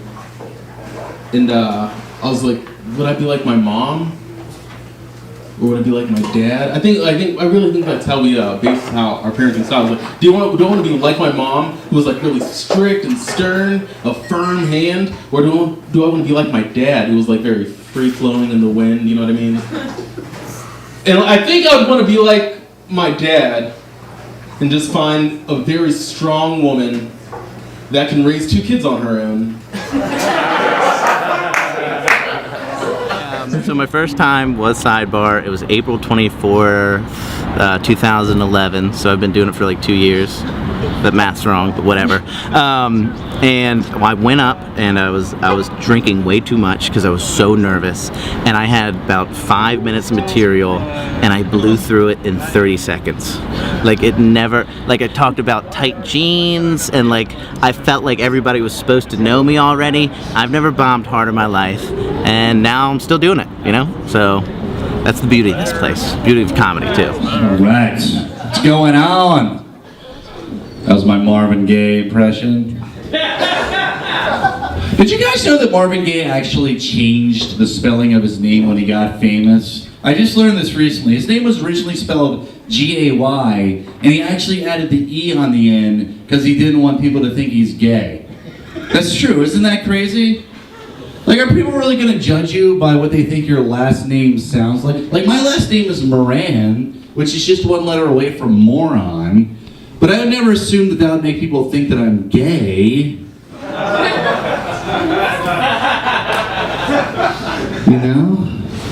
You know, there's a lot of memories that I don't fully remember for reasons, mostly pints of Bo, but there have been a couple times, some of my best times on stage have been here because most of the time I go into it having a very loose idea of what I'm going to say, and then I just kind of riff off of it, and doing improv definitely helps with that. But I guess for me it's like there have been times when it's just like I feel completely comfortable, I feel completely at ease, and I'm just able to, you know, open my mouth and say these really funny things and people really respond to it in like a good way, and that's really cool. I live at home, unsurprising to nobody, and I live like a wild animal, okay? Because a wild animal has 2 things he wants to accomplish in the day. A wild animal wants to find food and not be something else's food.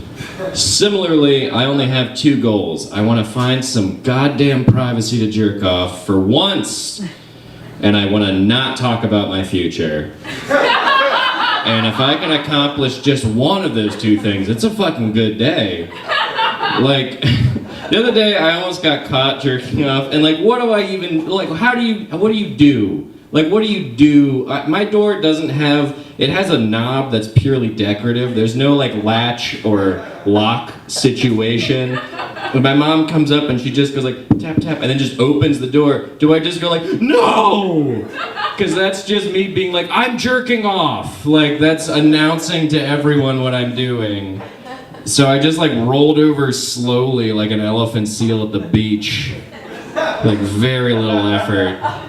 Because I'm like, maybe if I get caught, she'll be a little more careful with the knocking. I was just like, this is your fault. You brought this on yourself. Thanks for the laundry. Just put it at the foot of my bed. With my dignity. Because I'm a bearded little boy. I'm not a man. I'm a bearded boy. I'll never grow up.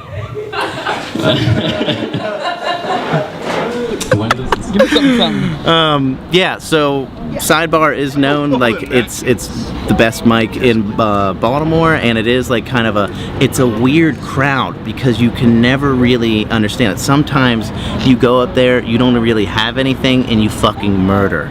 And then other times you go up there and you're like, oh, I've done these jokes a million times, they've gotten laughs, and no one cares at all. So it's like a weird dynamic, and that's why it's like its own beast, but also like you develop some of your best jokes here because you don't even realize you're telling them, and then it happens, and then it's magic.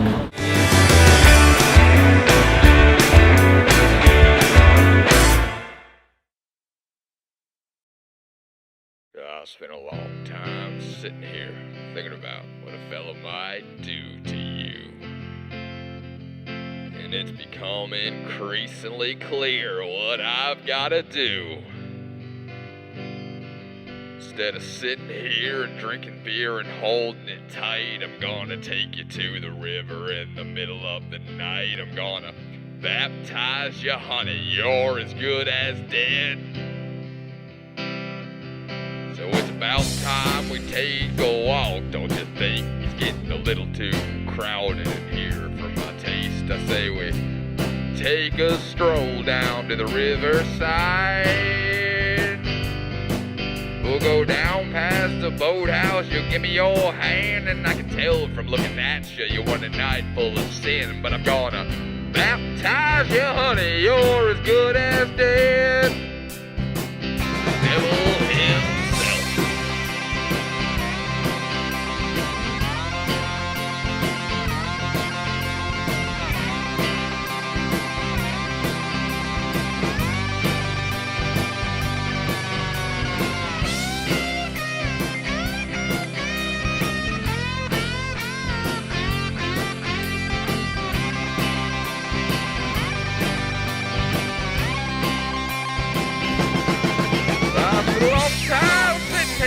Thinking about what a fella might do to you.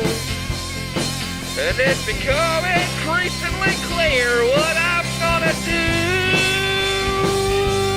Instead of sitting here drinking beer and holding it tight, I'm gonna take you to the river in the middle of the night. I'm gonna baptize you, honey, you're as good as dead.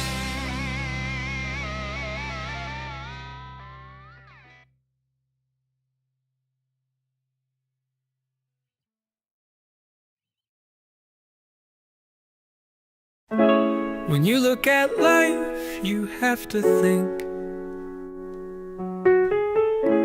whether or not you're gonna blink. Or look life in its eyes and realize you're a prize. When you look at life, you have to think whether or not you're gonna blink. Just don't forget what you know, that the power inside is going to grow.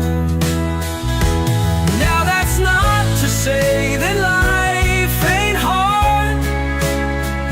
There will be tumbles and some scars, but it's those times is when you learn.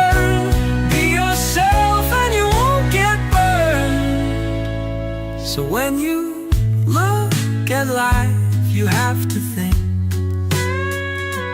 whether or not you're gonna blink, blink.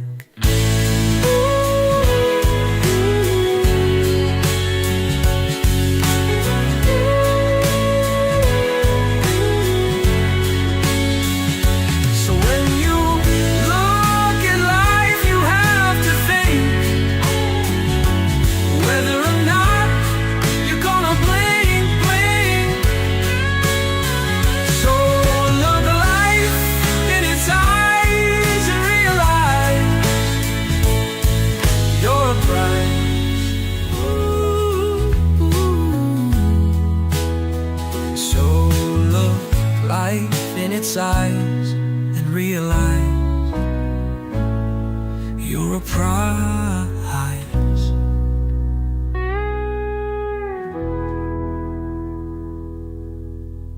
Every day I try to exercise and eat right.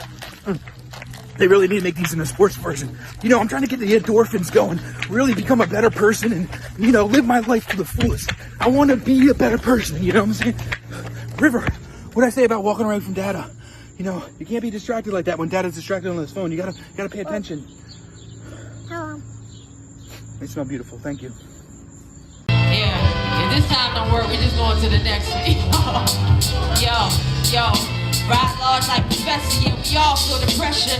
With the middle ground, want the money and the message. In our music, with the ones that ask the questions, they get no answers. Give a damn about the essence. So why stress the session? Just say what's on your mind, yo. So I'ma kick the lines, yo, to all of y'all arrested.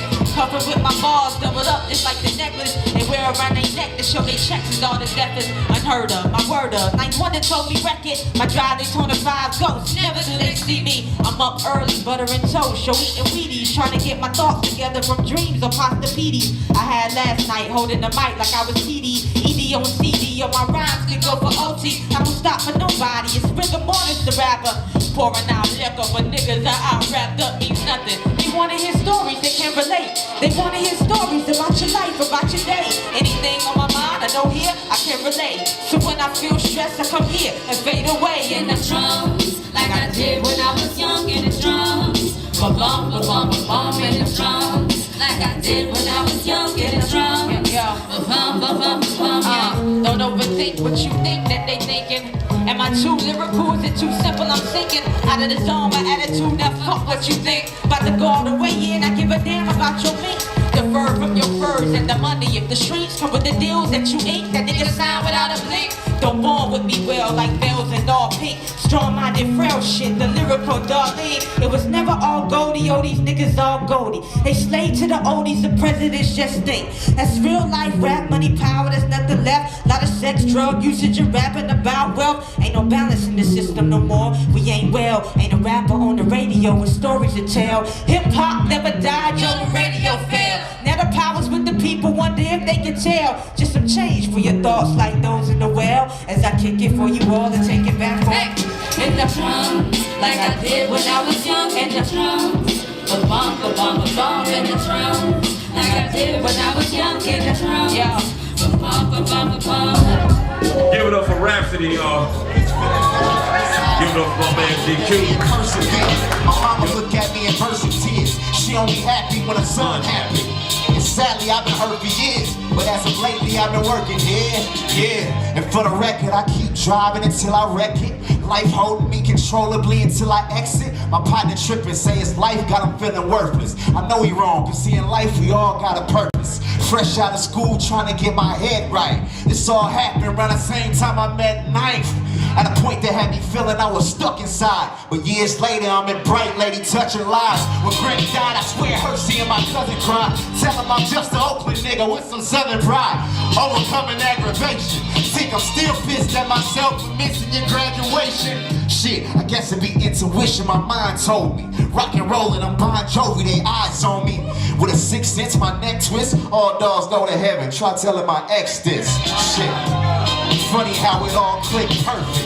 I tread water till it all hit the surface. Yeah, loving everything that I decide to. I'm looking in the sky till my eyes blue. More than just a beat that I can rhyme to. Haven't had a window, I just climbed through DC. Thank y'all.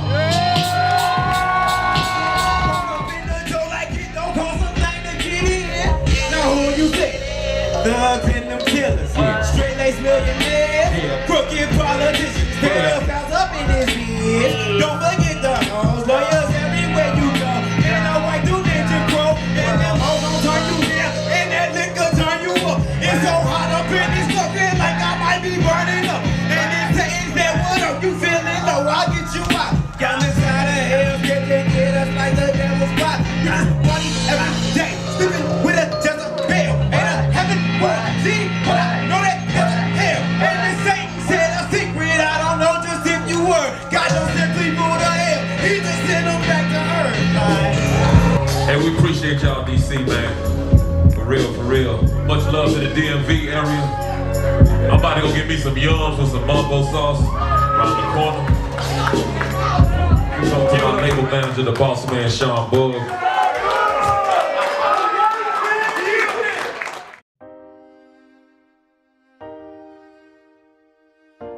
Hi, my name's Max Levine. Recently, the New York Times posted an article that stated that as many as 40% of millennials don't like to eat cereal for breakfast. Well, let me tell you something, New York Times. This millennial loves eating cereal for breakfast. We got 5 boxes of cereal at my apartment. My roommate and I split. We got off-brand Cookie Crisp, off-brand Corn Puffs, off-brand Lucky Charms, like a more healthier cereal, but it's all the same. You know, it's all sugar and carbohydrates and stuff. But the point is, you know, who are you to judge whether or not I wasn't asked questions, none of my friends were asked questions. Maybe you don't like cereal, huh? Huh? New York Times? Maybe someone should write an article about you. Oh, 40% of New York Times doesn't like cereal. More like 100% of New York Times is stupid and sucks and shouldn't even be around. And you don't even need a newspaper to write something like that down.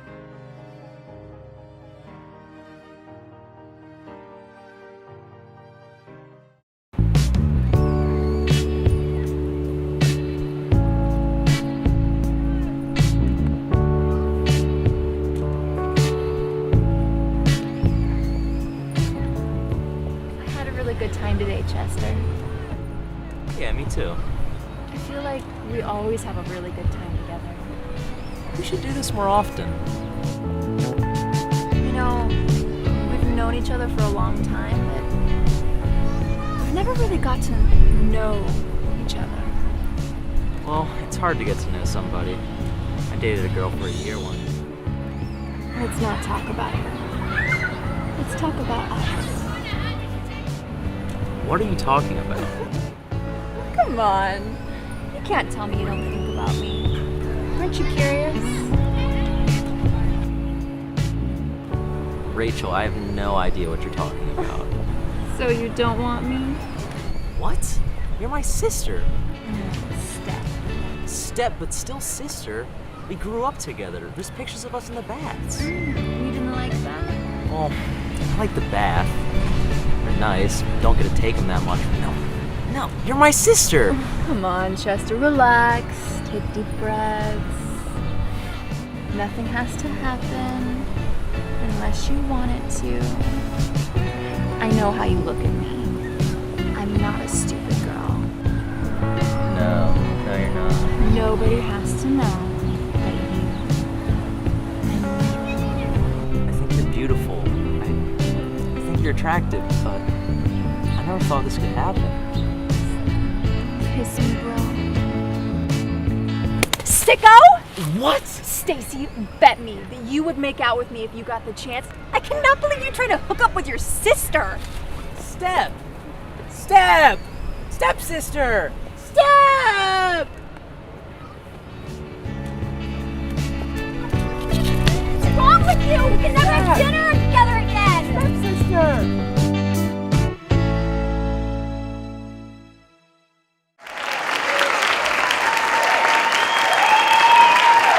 Welcome to the 69th Annual Stock Footage Hall of Fame nomination ceremony. Stock footage is the unsung hero in the video industry, and today you get to choose the next inductee. And the nominations are, number 1, Cue Ball meets Cannonball.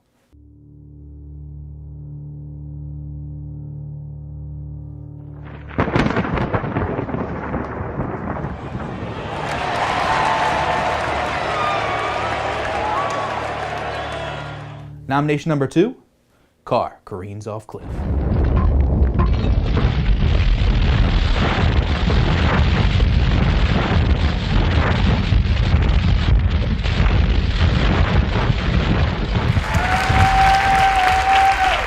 last but not least, the Battle of the Bulges. But a girl with any real spirit will throw herself wholeheartedly into the Battle of the Bulges. And for her, there are gymnasiums. Our gyms are different. If you don't mind a mauling, you don't have to work. The machines do everything. They beat you and knead you and pummel you and shake you. You just have to be able to take it. That was back when women knew their place. Those are the nominations for this year's induction to the Stock Footage Hall of Fame. Now it's up to you to choose the winner. The video with the most views will become our next inductee. That's a tough choice, but you gotta make it. Only you. Please make it. Make it now. Choose one of them. You have to choose one of these three. Please. Don't do it, chicken! You can't fly! We are currently in Creative Labs, an art incubator right in the heart of Woodbury. We were just looking for an art space. It was a little bit bigger than we kind of expected. We have over 35 resident artists, from fashion designers to visionary illustrators. They kind of all found each other. I'm a upcycled artist. I make all my stuff from secondhand materials. I get a pile of stuff and I can only utilize some of it. I go out there and put it on there just to make it a little bit more creative and a fun space for everyone to enjoy. We adapt and grow this space based off the collective needs of our artists and our members that have access to it, and empower them to create. That's the goal of what we're doing. Streamline their work, their business, so they can create, kind of change the game so that art itself can patron itself. What we're doing is different, and I think that's always a good thing in art. It is an experiment, but also a statement of what happened whenever you bring a collection of really creative minds together, encourage collaboration amongst them, and great things come out of that.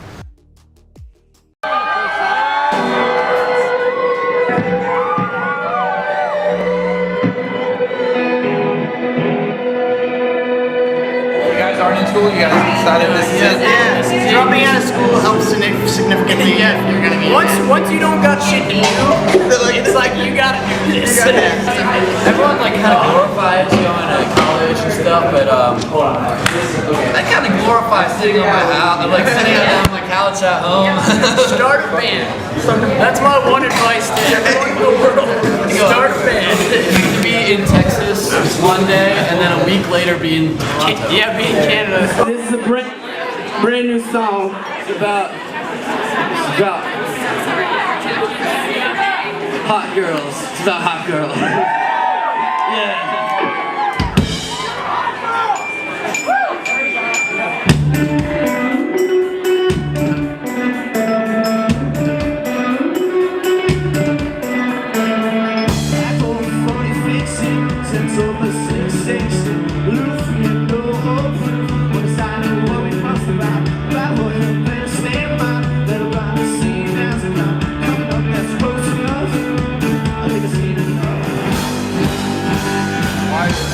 We're releasing it with a company, a record company in New York, Goodnight Records. Okay. They're really awesome. We did it up the street at Rightway Studios with Steve Wright. He's the bomb. Yeah, it was awesome.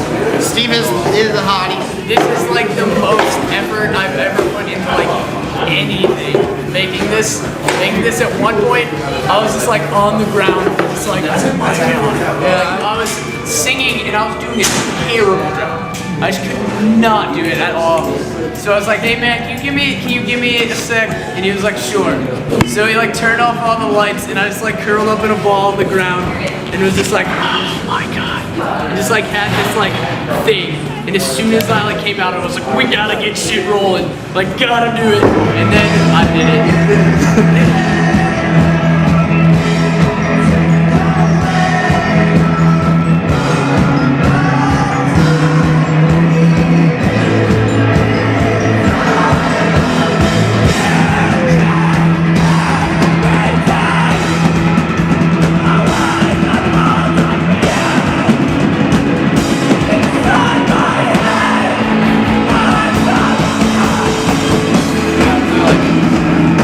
We recorded it live, all the instruments besides the keyboard live and vocals. But then we got to like really add a lot of stuff in, and we kind of talked to Steve beforehand, so he knew what we were going for. He knew like what we wanted. And he just gets the vibe. Yeah, he gets the vibe completely. It's really great to work with people where they like totally understand you and they understand like the vibe you're going for. Like they understand the kind of people you are. You know, it's just kind of really easy, smooth sailing once you. Rightway Studios, everyone recorded. Rightway Studios. But yeah, we recorded some demos in the basement, like perfect, like the vibe we really wanted. He kind of like really understood it, really got it. So it was a lot of stuff like building up, like thinking about what we wanted and kind of explaining it to Steve. And Steve was on board. So once we started to actually record, it was kind of just like we had to trust him, and we did, and we trusted him, and it turned out perfect. It's exactly. I can't think of anything that would be more perfect. So you guys were happy how it came out? Like your vision of what you tried to achieve, you achieved it? Perfect. Like right, nail on the head. It's crazy. This gallery is awesome because it's like a real venue, but also like really artist friendly, and that's awesome. Metro Gallery is awesome. Like this room's sick, and it filled up the exact amount of people we wanted to be sold in out. here. Exactly. Sold out. Sold Which out. is wild. The crazy. I think that's the first time any of our shows have actually sold out. Yeah, that one at the whatever place in Annapolis when the floor was about to cave. Oh yeah. But they just kept letting people in. This is the first time they've like. They like stopped people at the door. I was like passing people, like walking into here, and they're like, "Oh, dude, they want to let us in." I'm like, "Are you serious?" Like, there's people like getting turned around from the door. It's a weird feeling. I feel bad. Yeah, I feel bad. Yeah, surprisingly, like I was kind of scared of this sellout thing. I was like, oh shoot.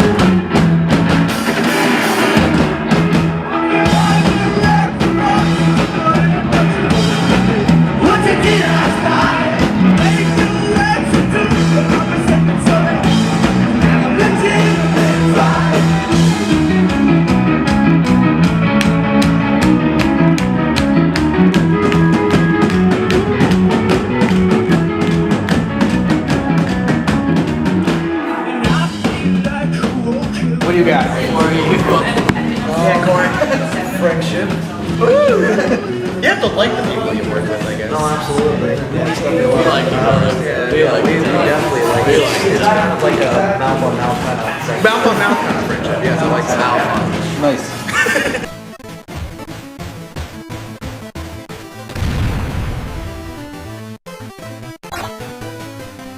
Hey, bro. Yo, bro, dude. I thought you would come on. You had to feel my presence. I did not. We need to talk. Are you gonna tell me that I'm adopted again? Stop reading my mind. Dude, we're identical twins. So if I'm adopted, that makes you. Don't you say it. Don't you dare say it. Adopted. I knew it. I always knew. Such an idiot. You're an idiot. You're an idiot. Good looking, but an idiot.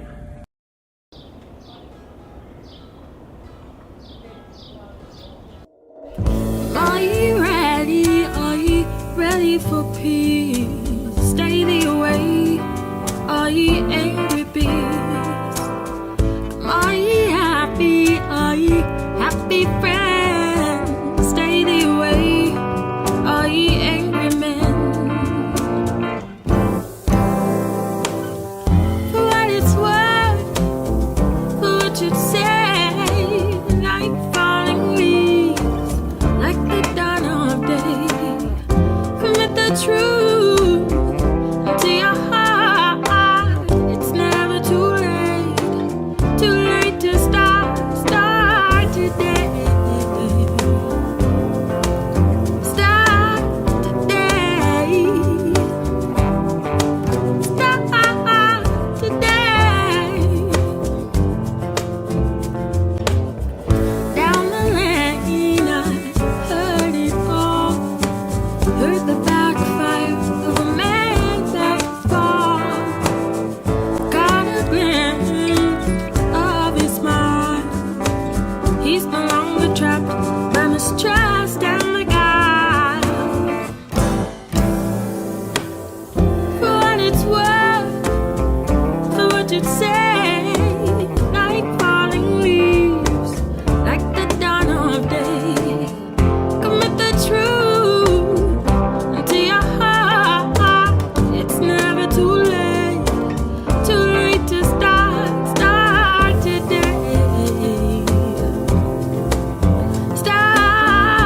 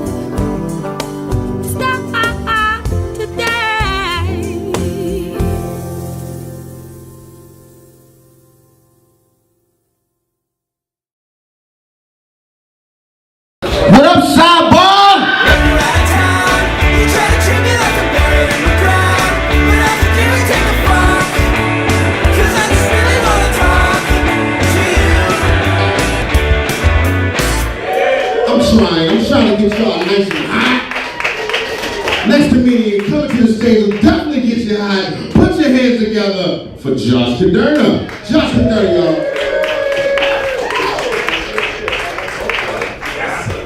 Glad we had that awkward exchange there, and it's being recorded on 9 cameras. There we go, that was nice. I first came to Sidebar because it's one of the longest running open mics in Baltimore that there is. The first time I did stand-up was at a pizza place, and I was supposed to do 4 minutes, and I didn't stop talking for 7 minutes. Because I was like, oh, if I stop talking, they're gonna notice that I'm not funny, and then they're supposed to laugh in the pauses, so I'll just keep talking. And I tried to fix some stuff, and I did some one-liners here the next week, and it actually went better. I just kept coming back, and now it's been happening every Monday when there's not a punk show or our city's not rioting. Things are happening for me, guys. I'm 28 years young, and I just got braces. It's not noticeable, right? Like you can't tell that I have braces, right? Okay, thank God, because I started high school in the fall, and I'm like so worried about it. So thank you, guys. No, man, it sucks. I'm 28, got braces. It's a bummer. Even more of a bummer, it costs $6,000. Yeah. Yeah, I know, right? But the cool thing is, they came with a complimentary raft. So I don't drown in pussy, you know? Pretty cool, huh? God closes a door, he opens a window, you know what I'm talking about? Pretty cool. I work in a cubicle, guys. Anybody else slowly dying 40 hours a week under fluorescent lights? Yeah! And we had a baby shower the other day at work, and it's, you know, more of the same, kind of like, hey, how are you? Jess is having a baby, so we got together in the triple conference room so Jess could show all her gifts to everybody at the baby shower. And she's presenting the gifts like Simba, you know, like being presented in the Lion King, like, oh, look, it's a onesie, it says kiss the cook, but he's not a cook yet, he's a baby. Good gift, Cheryl, that's fun. That's fun. And so I'm sitting there kind of drinking my coffee, and I'm sitting next to an older black woman that we work with. Her name is Curleen. She could be 50, 60, 70. I have no idea, right? Black don't crack, right?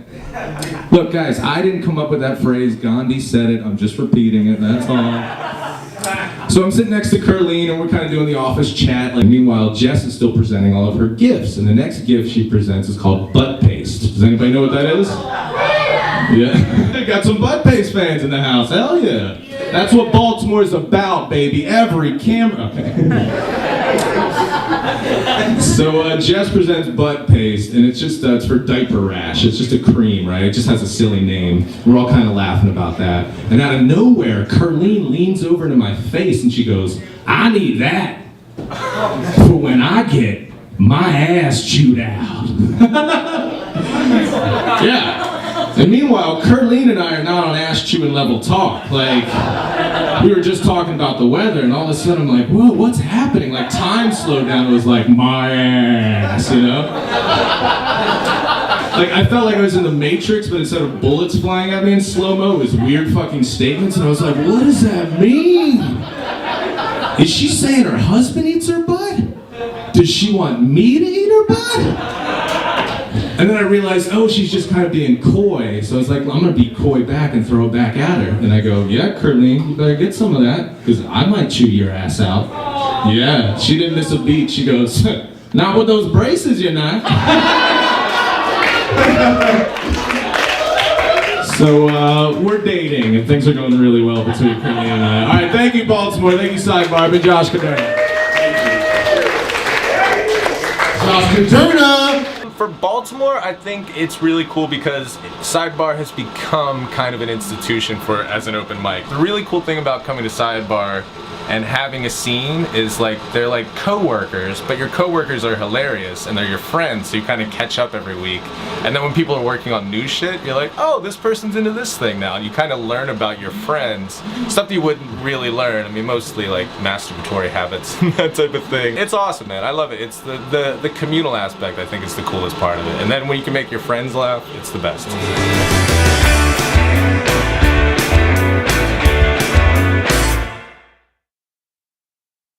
What up, Sidebar?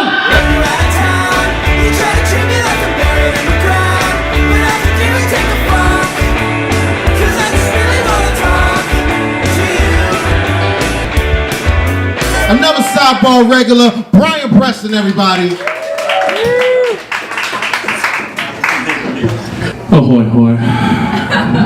For me, personally, I mean, Sidebar is just like, I've been coming here, I think, since probably before anyone here. Like, I remember like before this was like an actual comedy room, and like sometimes this dude Justin Jones would run like Black and Blue Comedy or whatever, where it'd be like part comedy show and then like part like bands and shit. This is like 5-6 years ago. You know, for me it's just like this is Monday night. This is what this is for me. So I'm actually, you know what, I just want to come and talk to you guys from like a real place right now. I'm really, first of all, I'm glad that everyone came out tonight for comedy. You see, the beauty thing about comedy, right, just the beautiful thing about it is it's all about truth. And sure, sometimes our truth is about our poops or our boners or like our poopy boners and stuff. Really, that's what makes you grown? But no, sometimes it's about our poopy boners. But the thing is, though, right, is it's all about, at the end of the day, it's about truth. You see, truth is, it's beauty, it is power, it is just that sort of thing. And you see, there's some stuff going on out there just in the world that people, they need to speak the truth about. They need to say those very true things about. Now, I would be remiss to call myself a hero for being the person to speak that truth that the world needs right now, the truth that the world so desperately needs to hear about this one issue that I am incredibly passionate about. But alas, the world has no more place for scared men. I have to be that hero. I have to let that one unspoken truth out of Pandora's box. I've got to be the one to just let it out there, that one thing that's got to be said that can't go back inside the box. You see, the thing about it is the truth saves lives, the truth kills, but it's still necessary. So of course, tonight, right now, I'm going to speak that one truth to you all, and here it is. We don't necessarily know that Jared Leto is going to be a shitty Joker. We don't know that shit for sure. Everyone thought Heath Ledger was going to be really shitty as the Joker in 2008, and he was fucking amazing. So we made it through. You guys have been pretty cool. All right.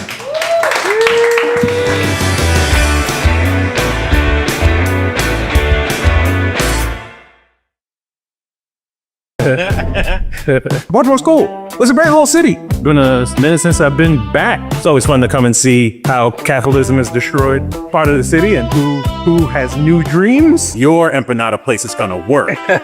My name is Darren Charles, and I am a comedian. Think this is like year 15? I started comedy because I had a full-time job and I was like, I don't know if I want to do this for 40 more years. I went to school, and so I learned how to think critically and research, especially when you have a desk job. You read the news instead of working. So I would talk about things that were more contemporary, and people were like, oh, he enunciates. And he's talking about something that I saw on the news. It becomes like, oh, he tells such smart jokes. And it's like, no, I'm just telling jokes, man. Like, I may stop and Google it. It's crazy, but it seems to work. Yeah, my name is Daryl Charles. Hi, how you doing? How y'all doing? Good? Cool. I'm doing good, doing great, feeling great. Been a great 2025 for me. Yeah, it's been pretty good. My wife and I decided to open up our marriage.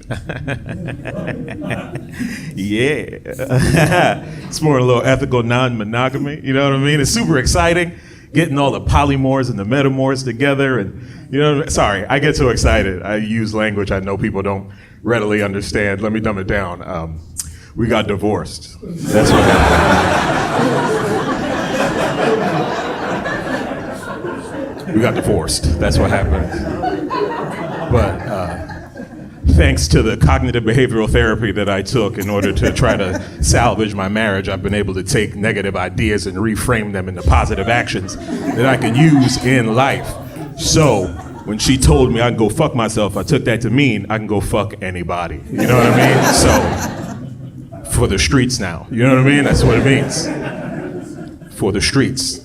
I was told that by a judge. He said, I now pronounce you for the streets. That's what it is. We outside. You know what I mean? Hell yeah. Hell yeah. Being outside's fun. Anybody trying to... All right, anyway, we outside. Good time. It's great. Condoms are bad. That stinks. Hate to go back to that. Sorry to bring it up. I see we're all in agreement. They're good to use. Use them. But yuck. You know what I mean? But again, cognitive behavioral therapy. I'm going to use it, reframe a negative idea, and I figured out the positives of the terribleness of condoms. And the thing is, using condoms has taught me how white people feel about DEI. I understand it now. I understand it. I get it in my heart, because I'm like, it's a mild inconvenience, but can't you just let me do it like my dad did it? Come on, for real. I'm not the one that did it to you. Just let me get in first, and then okay, I get everybody's got rights now, or whatever, but it feels better when we do it the old way. But believe me, nothing bad's gonna happen. There's a trickle-down effect. That'll clear anything out. I like that joke because it's a political joke about a failed economic policy and also a cum joke. It makes it fun. But I have been doing this comedy, following my dreams. It's been fun. Since I've been following my dreams, I have been selling blood and blood plasma. That's a thing I've been doing. Selling the plasma. You get more money for the plasma than the blood. Just putting that out there. They use the plasma to make drugs for like people with platelet diseases like hemophiliacs and stuff.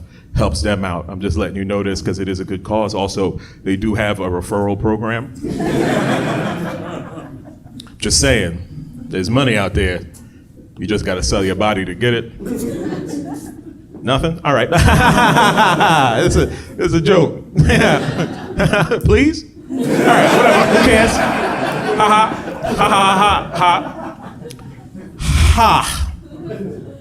But if there is anybody out here that wants to make a couple dollars with your boy, you should know that when you do go to sell your blood or blood plasma, you do, I almost said donate.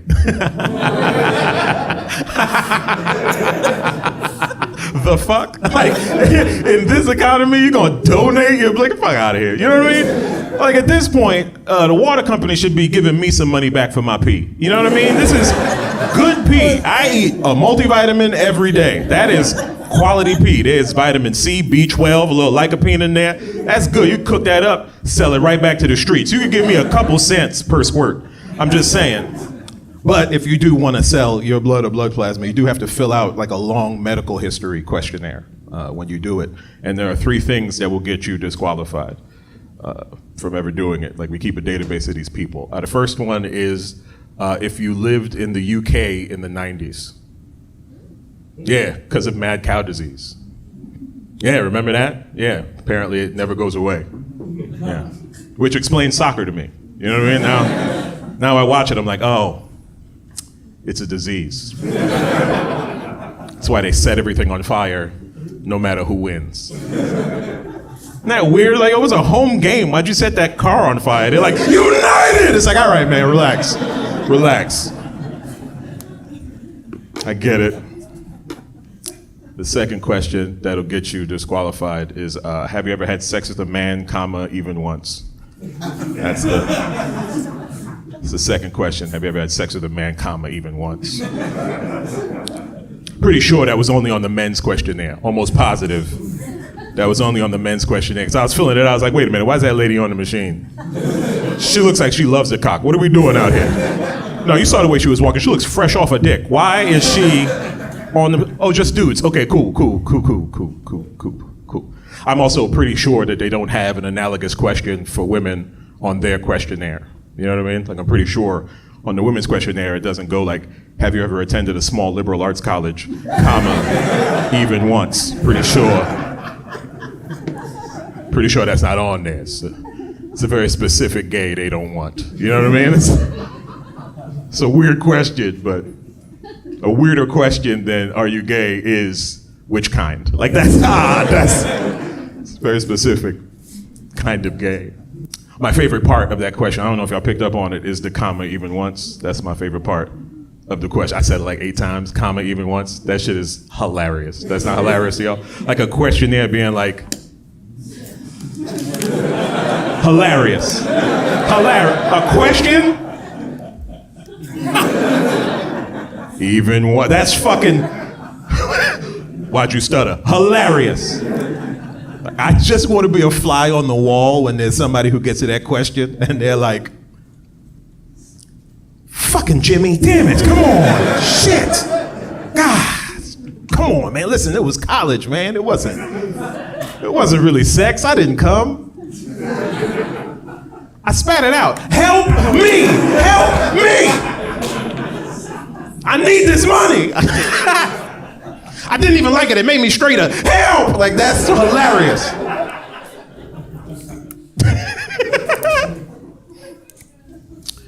They actually updated the question. They made it more inclusive.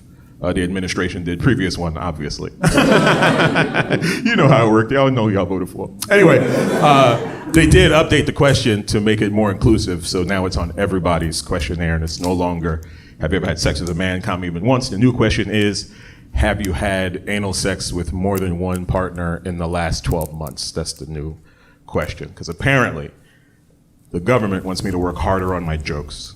That's they were like, you got it, but let's fix it. Which is wild, because it is kind of funny that the government was like, oh, we can't just ask them if they're gay. Okay. All right. No, I got it. Do you do it in the butt? Like, that is such a weird reach around by the government. You know what I mean? That's a weird. That was a political cum joke. You see how I did that again? Anyway, whatever. The third one, they did not change, and that tells me everything I need to know about this government is if you've been incarcerated for 72 or more hours, probably because of that second one.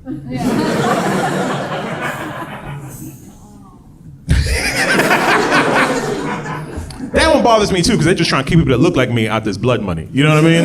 You know how the laws work. You've made them.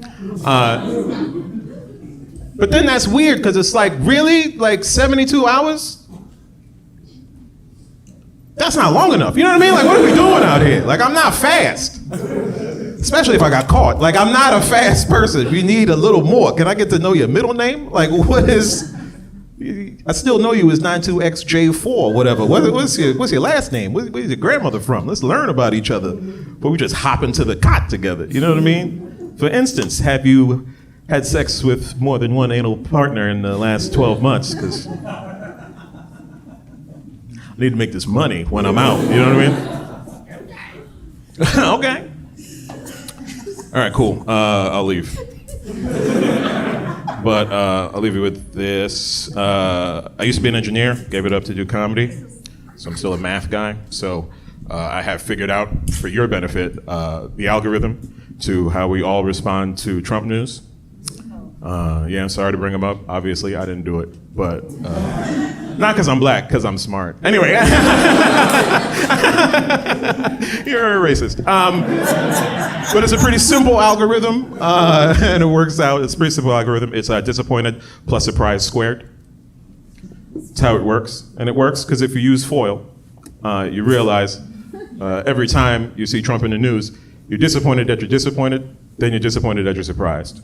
Then you're surprised that you're disappointed, and then you're surprised that you're surprised. That's how it works out pretty much every time. You can chart it out. You can see, like, if you chart it, you'll be like, oh, it's asymptotic to the point where somebody's gonna do something about it. It's like we got close twice, and nothing happened. You know what I mean? That was a joke about elections, not assassination attempts, okay? That was about elections, not assassination. Don't do that. I don't want to be outside like, I'm from here. You know what I mean? Please. All right, y'all, I'm Daryl Charles. Have a good night.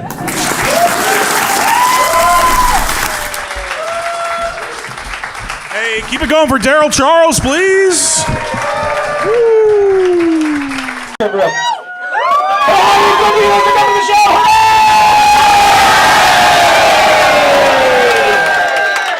So Andy opened this place 5 years ago. 5 years ago, I might as well have been trying to sell diamonds, and people would have been like, no, we don't like diamonds, just get the fuck out of here. Like, nowhere in New York would book me. When Andy said he was doing the 5-year anniversary, I've been talking about we were going to do something secret, but we wanted to do it big, balls deep. I like to start all the shows the same way. We can get all on the same page, get in the zone, as I like to call it. We just put our left hand in the air as high as we possibly can. And now clench your hand into a tight, tight fist. Tight as you can possibly get it. Think of something that really pisses you off and just get it out.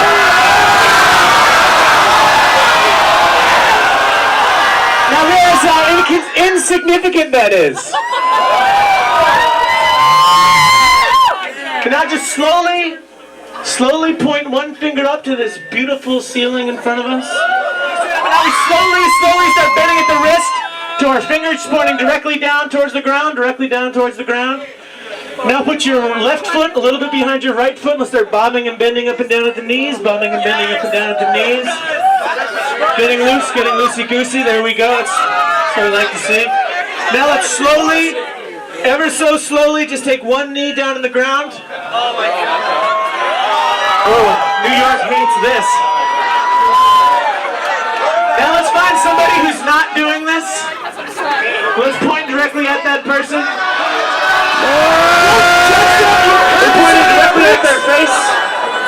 Now open the palm of your hand and look at it. Now back at their face. Now back at the palm of your hand. Now back at their face. Now don't stop looking at their face. Ever. And slowly, ever so slowly, start moving your hand closer and closer to your own mouth. All the while looking at theirs. And now firmly kiss your hand. Now don't stop looking at that person, but put the kiss on somebody else's face. Wipe your hand on the dirty cake shop floor. Let's stand up and start the dance.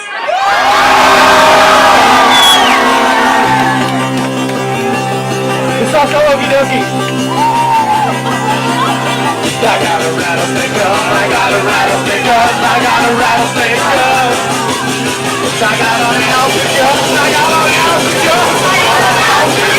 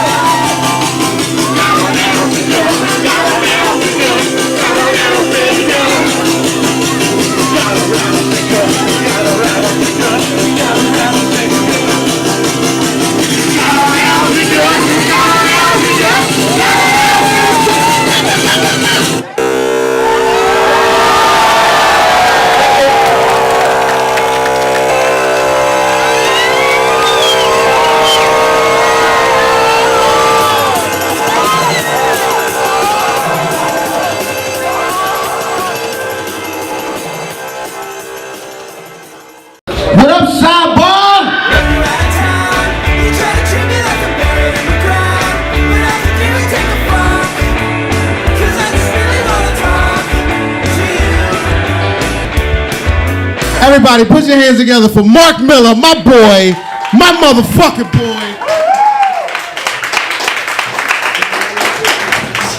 Problem solved. This is what's been wrong all night. There's been no stool. Well, just did / getting ready to do my set at Sidebar, the comedy tradition in Baltimore. Long before it became a bastion for comedy, I played, this was like the main venue I played as a musician. So I have a long relationship with it. And when I started doing comedy, and then they started doing comedy, I was like, all right, it's like going back to my roots. My girlfriend did not come with me tonight. She's been upset with me ever since this one night stand that I had before I moved in with her. So we gotta go to IKEA next weekend and get a nightstand for her side of the bed.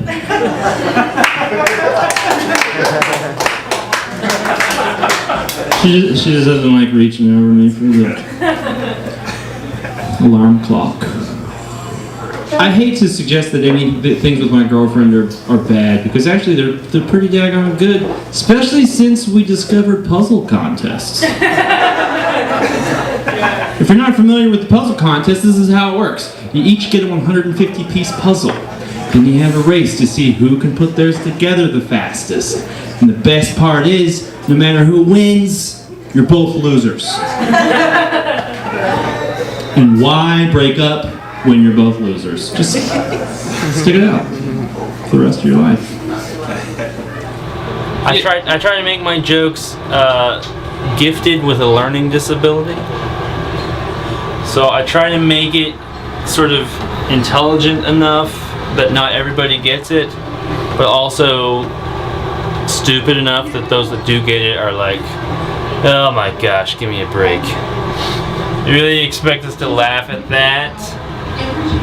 Okay, it was funny, but still. I think somewhere in America there's a set of identical twins. One of them's just let himself go. He's just a total fat piece of human garbage.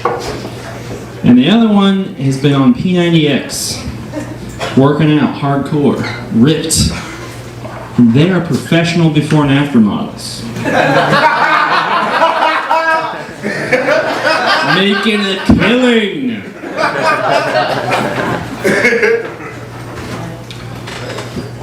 I went back home and I was visiting some friends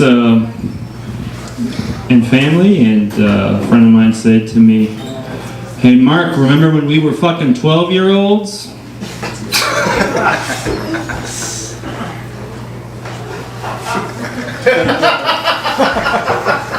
No.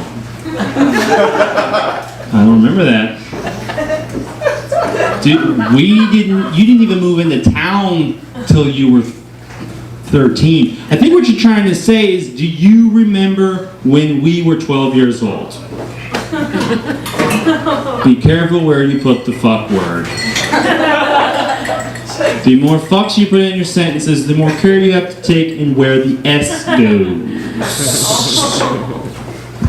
Anyways, my closing thought, I think that we could really help a lot of racial tensions just by hosting a line dance. Because white people, black people, everybody loves line dancing. It's totally true. Some of you don't believe me, but go home and Wikipedia it.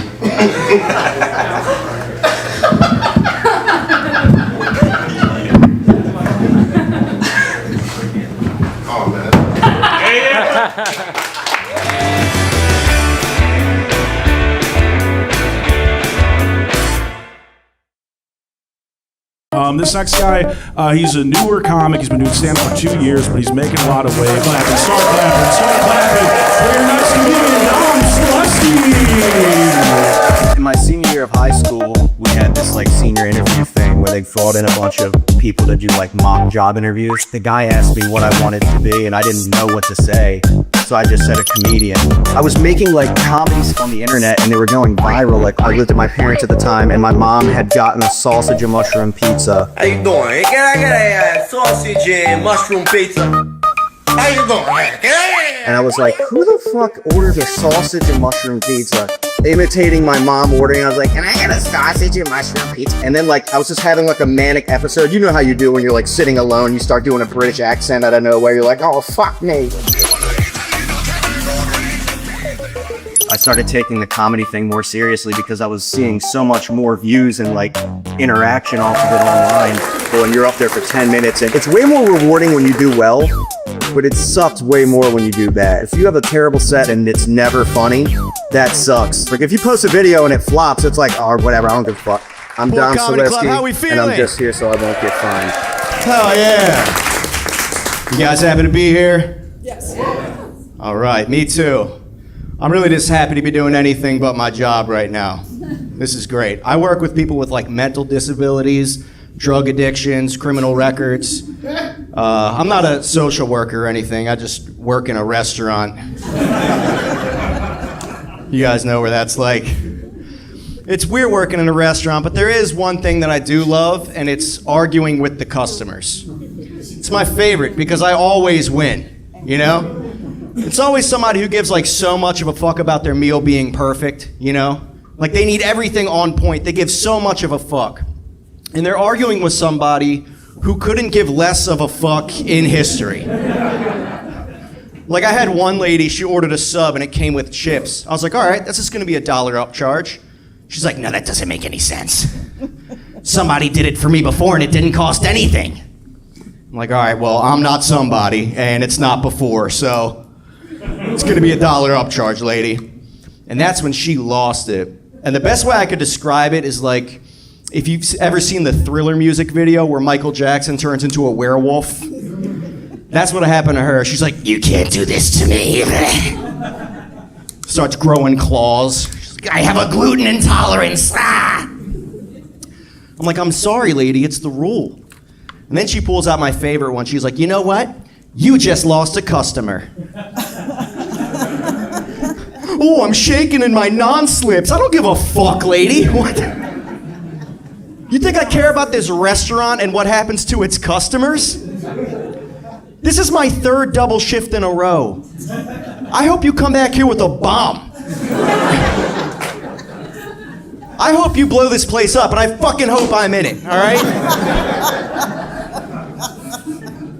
Let me talk to your manager. Oh, you mean the guy on his 2nd divorce and 3rd DUI?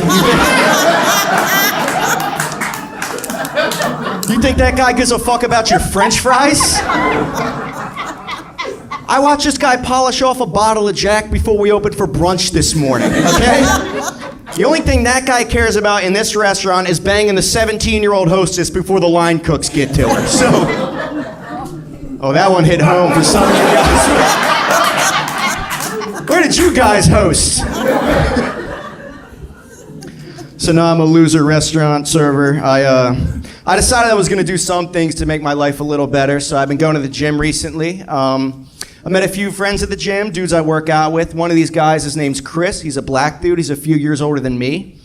The thing about hanging out with him at the gym, though, is he's just like constantly hitting on chicks at the gym, which I always thought was like a big no-no, right? But he's crushing it. Like, he's on a date with this chick, he's hooking up with this chick, he's about to bang this chick. I'm like, dude, how are you doing this? He pulls me aside, he's like, listen, man, all you gotta do is walk up to her and be like, damn, girl, I've been noticing you've been making a lot of improvements on your body. You know, like, whatever you doing, girl, you looking tight. I knew they would like that one. Even your skin's looking good, girl, damn. And I'm just like, Chris, I don't know, dude, that's not gonna sound the same coming out of my mouth, bro. I'm like, Chris, I don't know if you noticed, I'm wearing tube socks right now. Like, I got on short shorts and a Royal Farms Chicken Palooza t-shirt. This is not... Like, that shit sounds cool when you say it, but if I were to say that, it would sound like I was like, I've been watching you. I've been looking at you from across the gym for months. And your skin looks perfect. I want to wear it. All of a sudden, I'm the reason women pick the bear. Do you guys remember that thing, the whole man versus bear debate on social media? Where women were asked if they were in the middle of the woods, would they rather run into a man or a bear? And then women did what they usually do and picked the answer they knew would piss us off the most. I'd pick the bear. Fuck you, asshole. But the reason women were saying that they would do that is because they were saying that, like, yeah, a bear might eat them, but a man could do, like, unspeakable things, horrible things, things that a bear would never think to do. And I understand that, I get it. But, like, I've hiked the Appalachian Trail. Like, I spent months in the wilderness, mostly alone. And doing that, I've encountered men in the woods, and I've encountered bears in the woods. And I've raped them both. So, truth is, you don't want to run into me in the woods.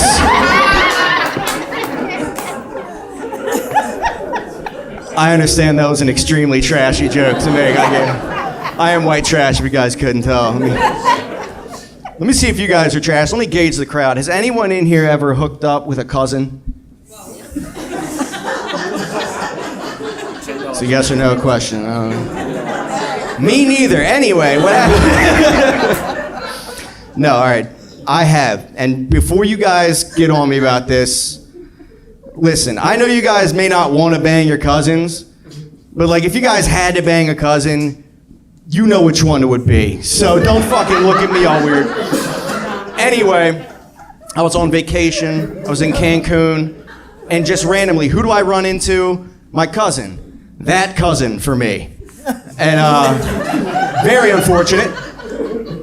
So, you know, I haven't seen my cousin in like 10 years. We're hanging out, we're at the bar, we're drinking, we're dancing. I'm like, yeah, we're getting a vibe going. I'm like, hey, I got a joint. You want to go out on the beach? So me and my cousin go on the beach. We're smoking a joint. We're listening to music on this Bluetooth speaker. And then it starts getting to a point where it's like, yo, this might happen. And then it happened. And that's not even the craziest part. The craziest part is like, you know, I've known my cousin my entire life. I never even knew he was gay. All right, thank you guys very much. My name's Tom Selesky. Have a good one. Cats act like they're better than me. Yeah, congratulations, you can use a litter box. You know who else poops in a box? Prisoners. Cats always bring their owners dead mice as gifts. Yeah, thanks. I will stick to bringing joy, unconditional love, and maybe a chewed up shoe. I heard a cat once say they were an apex predator. Bro, you eat Fancy Feast out of a can with a cartoon fish on it. Sit down. Don't do it, chicken! You can't fly! Becky, don't do it! Nobody's impressed! Is it recording? Yes. Okay.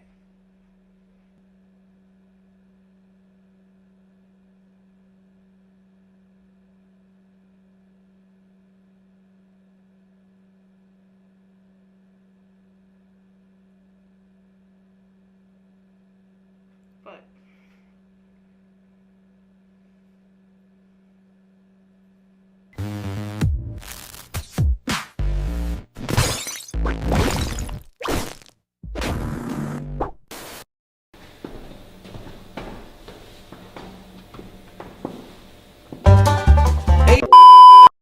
Let's do that again. Let's do that again.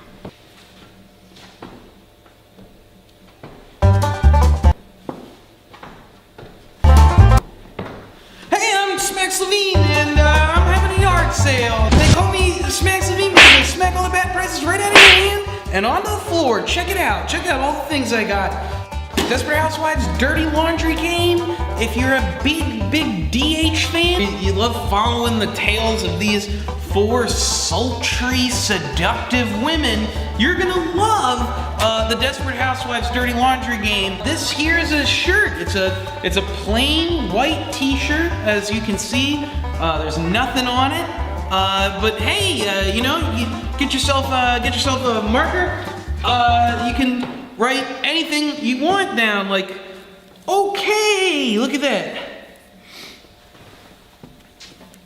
Okay. Put a little exclamation point on there.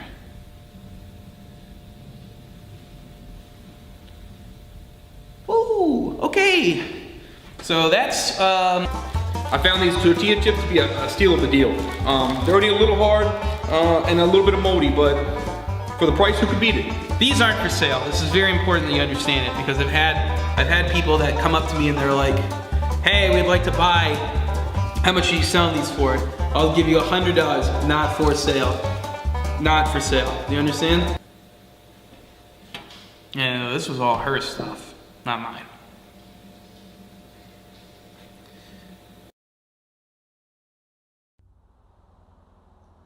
You are a pile of atoms. You are blood and bone, made of cells in a case. And if you zoom in a little further, you're just atoms in space. Atoms walking around this planet, bumping into other atoms, driving cars, reading books. Piles of atoms expected to know how to act and how to look. It's not fair. It's not fair. One day you're sitting in a shopping cart, staring up at your mom while she's pulling Hamburger Helper off the shelf, rubbing your head with her palm, and the next you're dragging yourself to a 9 to 5, dragging yourself to a bar to drink poison and lime so you don't have to feel alive. That one day you take your first step and the next you're running for your life. It's not fair. It's not fair. Because we're never told. Because no matter how grown we feel, we're never really that old. There's no notification that pops up to tell us we're an adult. When the world stops understanding and expects results, nothing can prepare us, not the wisest words from the wisest mouths, can prepare us for how savage and cruel this world can be. What we understand, but no child should believe that you will struggle. Our lives are defined by our struggles. This isn't eat, pray, love. This is eat, shit, die. There is no safe passage around this. We have to go through. There's no advice out there that's going to tell you what you already knew. What you know in your heart, but you stop from reaching your head. That one day you will be dead. And when you are, you will wonder what kind of life you led. You are a pile of atoms, but you also have a name. What is your name? Say your name. Are you free? Are you alive? Are your atoms going to spend their days sitting on a couch? Are your atoms going to push more atoms as air of excuses out of your mouth? Are you ready to accept that there is both sun and rain? Are you ready to put your hand directly into the flame? Are you ready to wake up and say your name? Say your name. Say your name.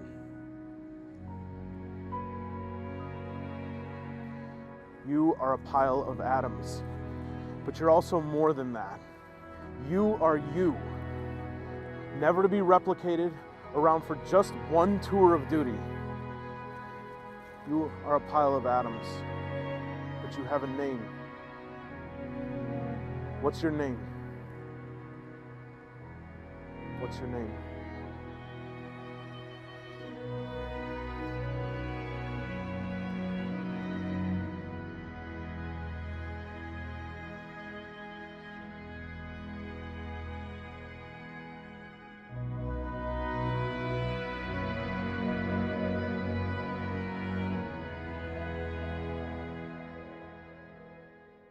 Dude, so check it out, all right?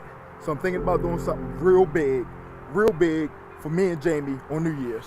Yeah, Jamie? Jamie, dude. Jamie, yeah, check it out, Jamie. check it out. Look, New Year's, think about it, right? Going to New York, getting a 5-star Okay, 4-star, 3-star hotel. 3-star, hotel. still Okay, a lot of 'cause, stars. I mean, it's all right. You know, I mean, I'm putting all my money into it. I'm going big. All your money? I mean, dude, I helped this you is pay the your girl phone that I've bill been last dreaming month. about, There was dude. this 4-star. No, but it's Jamie, dude. Like, Yeah. is she worth it, dude? You know what I'm saying? Like, dude, I'm gonna do it big.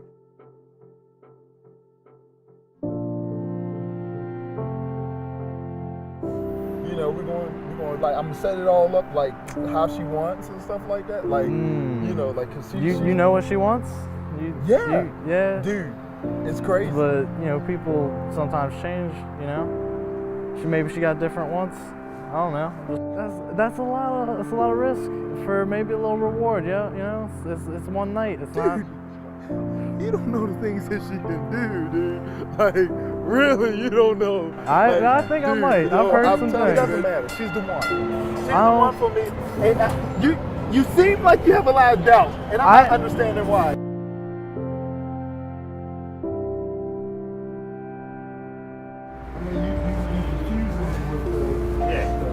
Back and forth, and like I'm trying to understand where you're going. I'm just saying she wasn't around on Thanksgiving.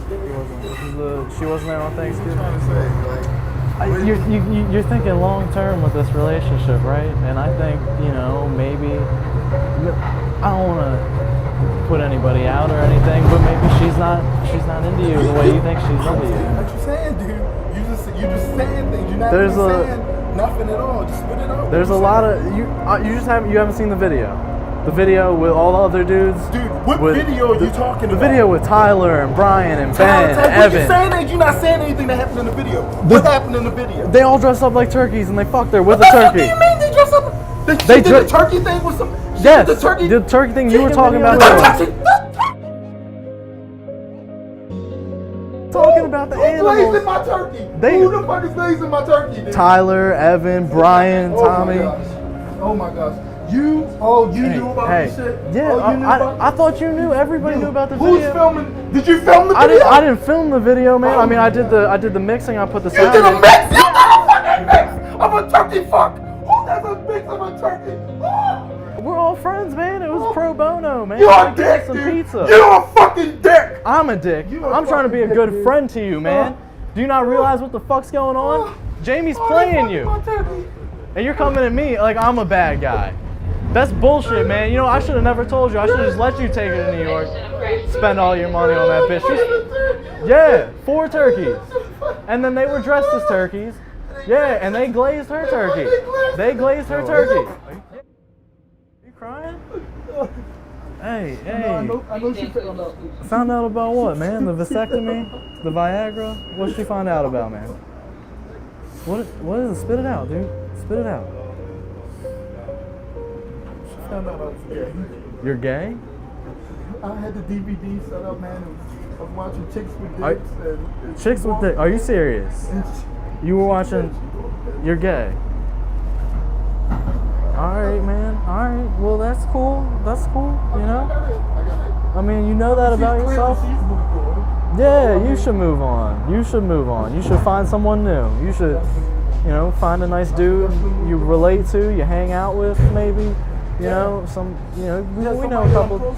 Yeah, somebody you can be close with. Somebody you can be close with. Yeah.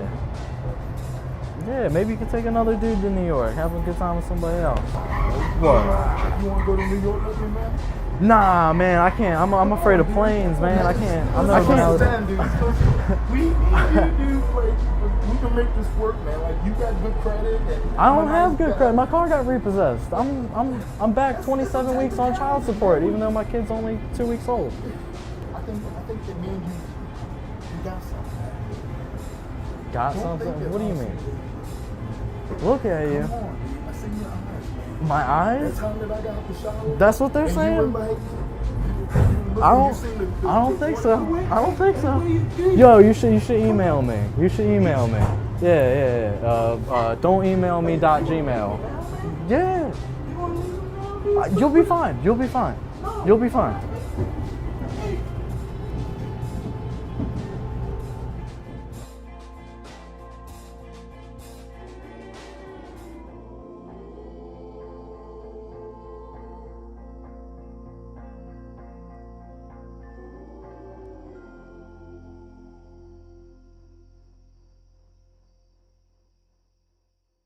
have any motivation? Anyone you want to beat? I want to beat everybody.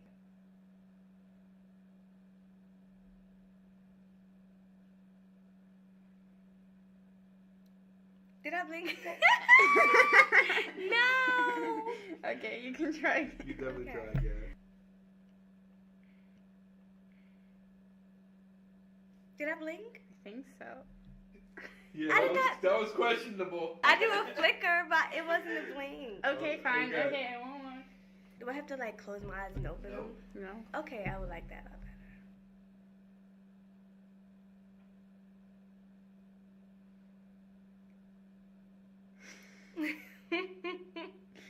Oh, that wasn't close. That was. Oh, what did you do? Lily threw up her game. She was in a good You zone. did. Oh, that was not my fault. You said something. See, I think she was in it. I like that one I too. really was in it. Okay, one more time. Alright. Alright.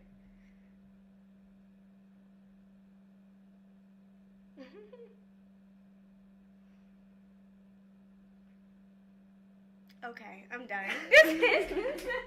I'm sorry. Hey, this is harder than I thought it would be.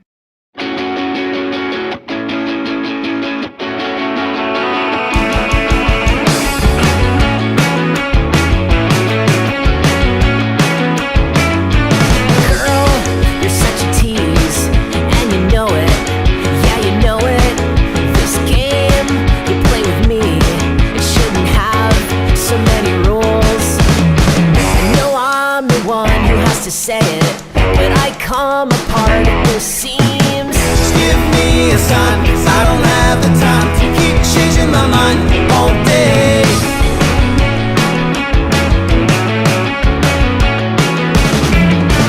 Don't hold back if you want me, won't you? Please react when I say that I love you. Don't expect you to keep me guessing. I'm old enough, yeah, to learn my lesson.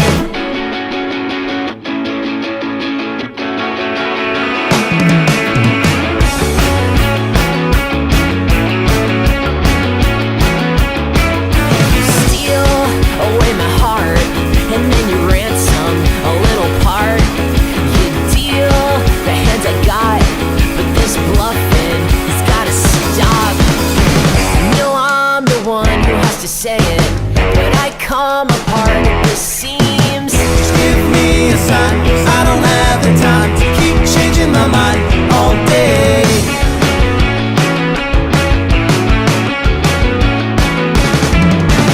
Don't hold back if you want me, please react when I say that I love you. Don't expect you to keep me guessing. I'm old enough, yeah, to learn my lesson. Don't hold back if you want me, won't you? Please react when I say that I love you. Don't expect you to keep me guessing. I'm old enough, yeah, to learn my lesson.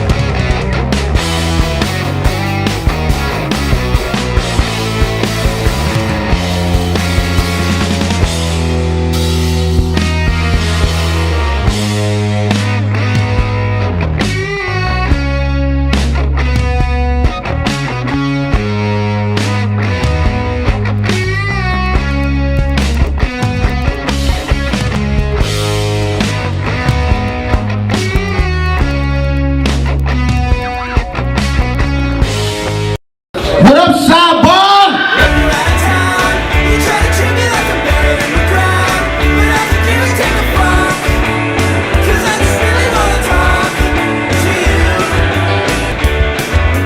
Keep clapping for Abby Fanera. What's up? Okay. I went to Sidebar when I first wanted to get into comedy but was too scared, and the first night that I came it was Luke Marshall and Karagu, Utah, and I thought both of them were hilarious because I talked to Karagu afterwards and I was like, what do I do? Like, I want to do this but I'm like nervous, I'm like, I don't know. And he was like, you just come next week and you show up and you start doing comedy. You just start telling jokes and either they laugh or they don't, but you keep doing it. And ever since, Sidebar's my home. It's my family, so. I shaved my legs today, guys. That's not even the joke, but thank you. I did it. It's been a while, and I did it because I decided I want to be just a little bit more like Michael Phelps. I've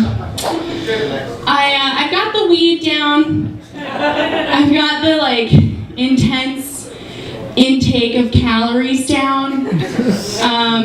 And now I have the smooth skin down. So next is just drunk driving and actually exercising. Yes. Guys, does anybody else in here feel like they're doomed to only ever have funny sex? Yeah,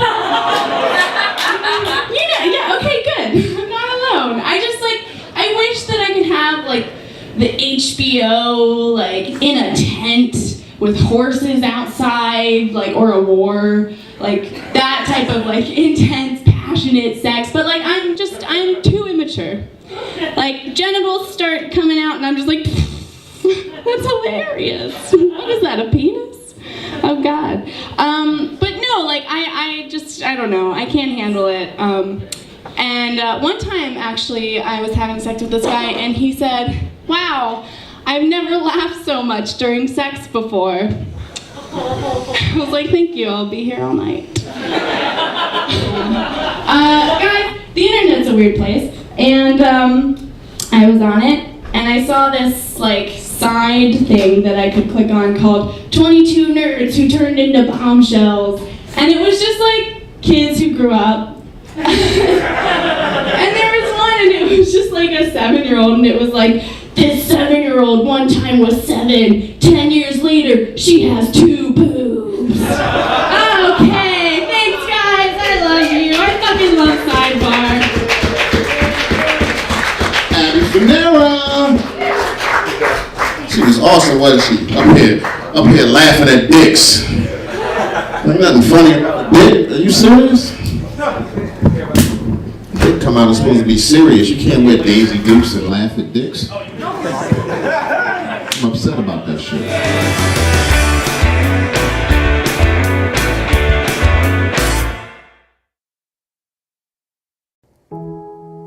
So why are you back again? The Facebook ad said it was 2 free sessions. I didn't read that wrong, did I? Yes, that is true. But I want to know why you are coming back again. Well, the obvious answer is that it's a cheap way for self-exploration through the internet, fourth wall and it all. But the honest answer is I need it. I'm a people person, you know? I person with people. And since the pandemic, there's no people to person with. A people person. I'm a person. And that's why I'm here. Well, you can't learn anything from me, but I can teach you how to learn from you. Listen.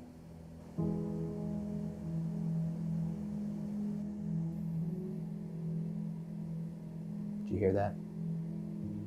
No, but yeah. Yeah, you did. That's you. I'm gonna teach you to listen. You're full of shit. Only when I eat cheese, or bread, or have too much coffee.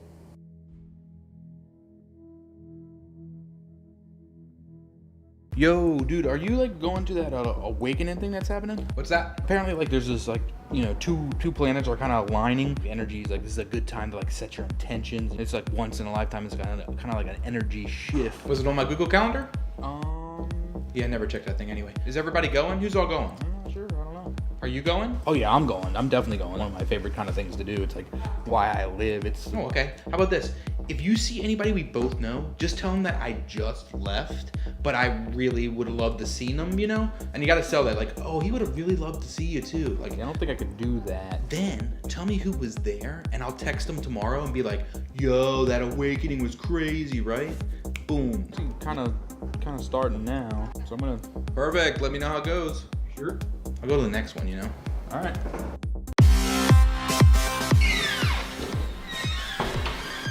What the hell are you wearing? What? Can't wear that. Oh, ATB has a dress code? I didn't realize that. I'm No, sorry. we don't have a dress code, but you can't wear that because I'm wearing that. Well, that sounds like a dress code to me. I don't know. I mean, do you want me to meet you in the morning and we can talk about it? But you gotta take that off. Sorry. I'm not wearing anything under the sweater, so I'm not gonna do that. Sorry. Dress code.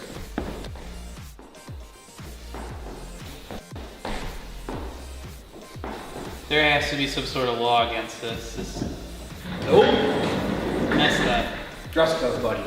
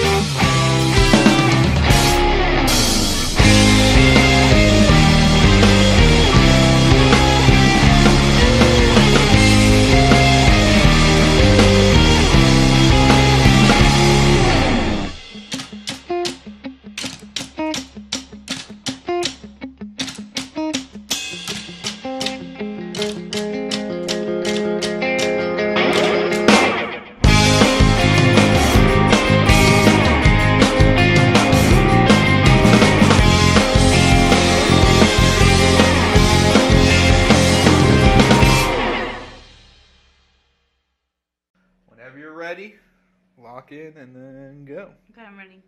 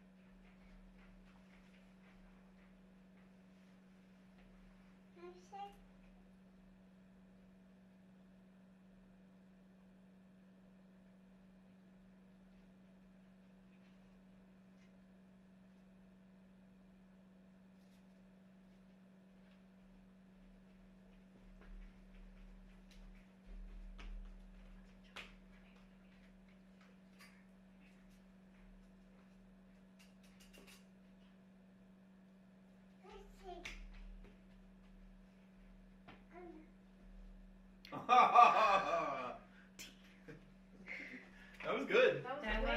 That's better than mine. Phone, keys, wallet. Phone, keys, wallet. Phone, keys, wallet. Phone, keys. Phone, keys, wallet. Phone, keys, wallet.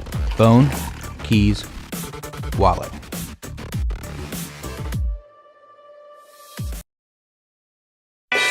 Chris Mack and Giovanni, that right there is a fact, there's no problem. Here's a little story that must be told about some girls I know. Hey, hey, hey, yeah, you're gonna lose me now. Hey, hey, hey, yeah, don't let me lose you now. It started with a fuse, lit from the spark between us two, and it's so hard now to get used to just the thought of not being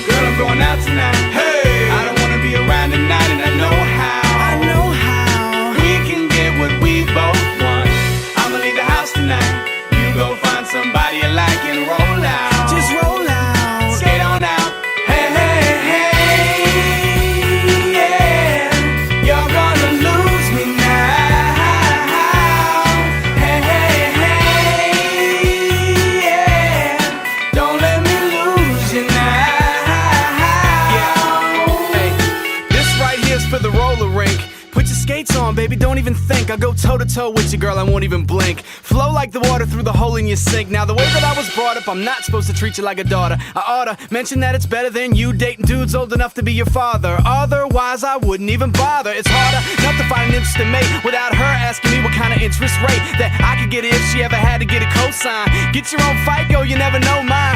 Trying to get it from a while, it's slow climb, but if you make it to the top, then it's showtime. I might pull out a ring and the whole nine, doing things a little different in the 09. Oh my, I'm going out tonight. Hey. I don't wanna be around tonight, and I know how. I know how we can get what we both want. I'ma leave the house tonight. You go find somebody you like and roll out. Just roll out. Skate on out. Hey, hey, hey, yeah. You're gonna lose me now. You're gonna lose me now. Hey, hey, hey, yeah. Don't let me lose you now. Don't let me lose you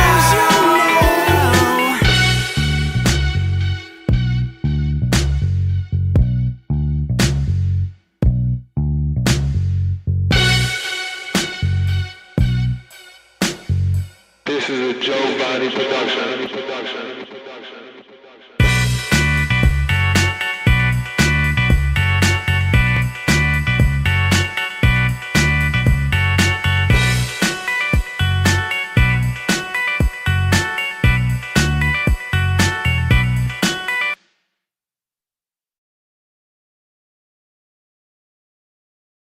All right, next. Hey guys, and ladies, sorry.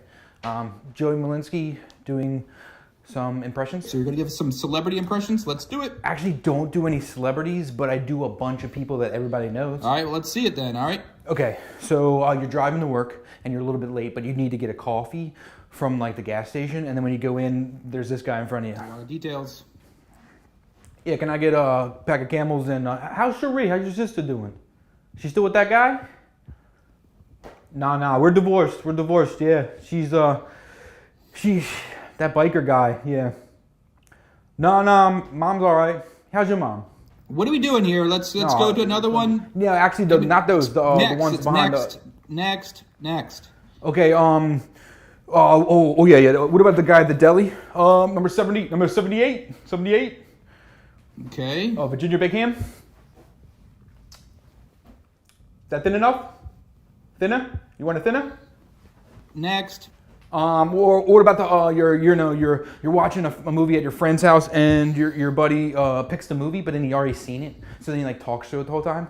Oh, wait, this part right here. Right? You're gonna miss it. You're gonna miss it. Don't miss it. Why are you still talking? Next. Get him out of here. Next. Like complete next person. Next. True. Next. Makes sense. Next. This is my impression of you. Next. So yeah, because we're trying to just go as long as we can, right? You can do it however you want to do it. Okay.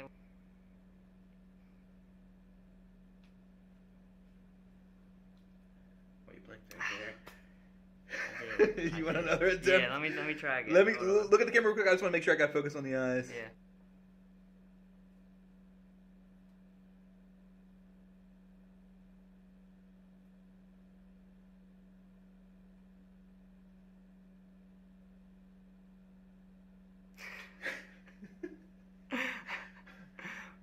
Nice. That's as long as I can go.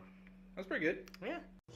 Scrub life. You know, growing up, I used to run a lot, to work out. But here in the city, it's difficult, man. There's like too many people, and it's brick outside. Dangerous in some spots, 3 times I got hit by a car. 3 times. I normally would work out, in a regular gym, hit the treadmill or something, but these membership fees fucking outrageous. $100 a month for fucking to work out? It's crazy, I'm unemployed at the moment, and unfortunately being a good looking guy doesn't pay that much, Recently, I've been hitting the subway to get my exercise. You got everything down here you need for a full body workout. You can work your arms, you can work your legs, whatever you need, it's here. The hours of operation are great. You come here at 4 in the morning, they're open. And the price is right. $2 a day gets you in, Not these other gyms. It's $2.25 now? MPA, get your shit together, When I first started working out in the subway, I was really into Tai Chi, It's a great way to get your body centered. Oprah put me on it. But it's a horrible workout. It's kind of like being invisible. It's weird down here, you know. People don't bother you that much. It's kind of like an unwritten code of the subway is that you don't talk to people, you know. But it's, I've been down here all day long and nobody's talked to me at all.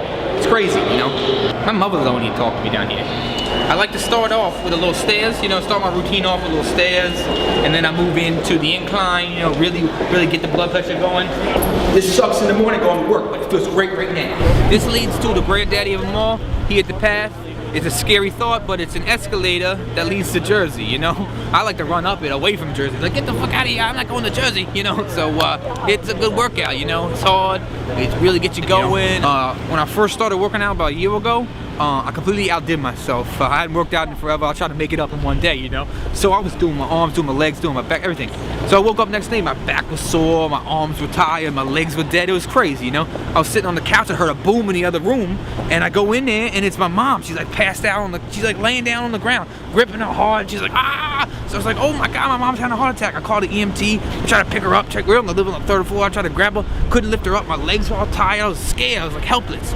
EMT gets there, turns out it was just gas, but you know, it's scary being helpless. So you never want a completely sore body, just in case, you know.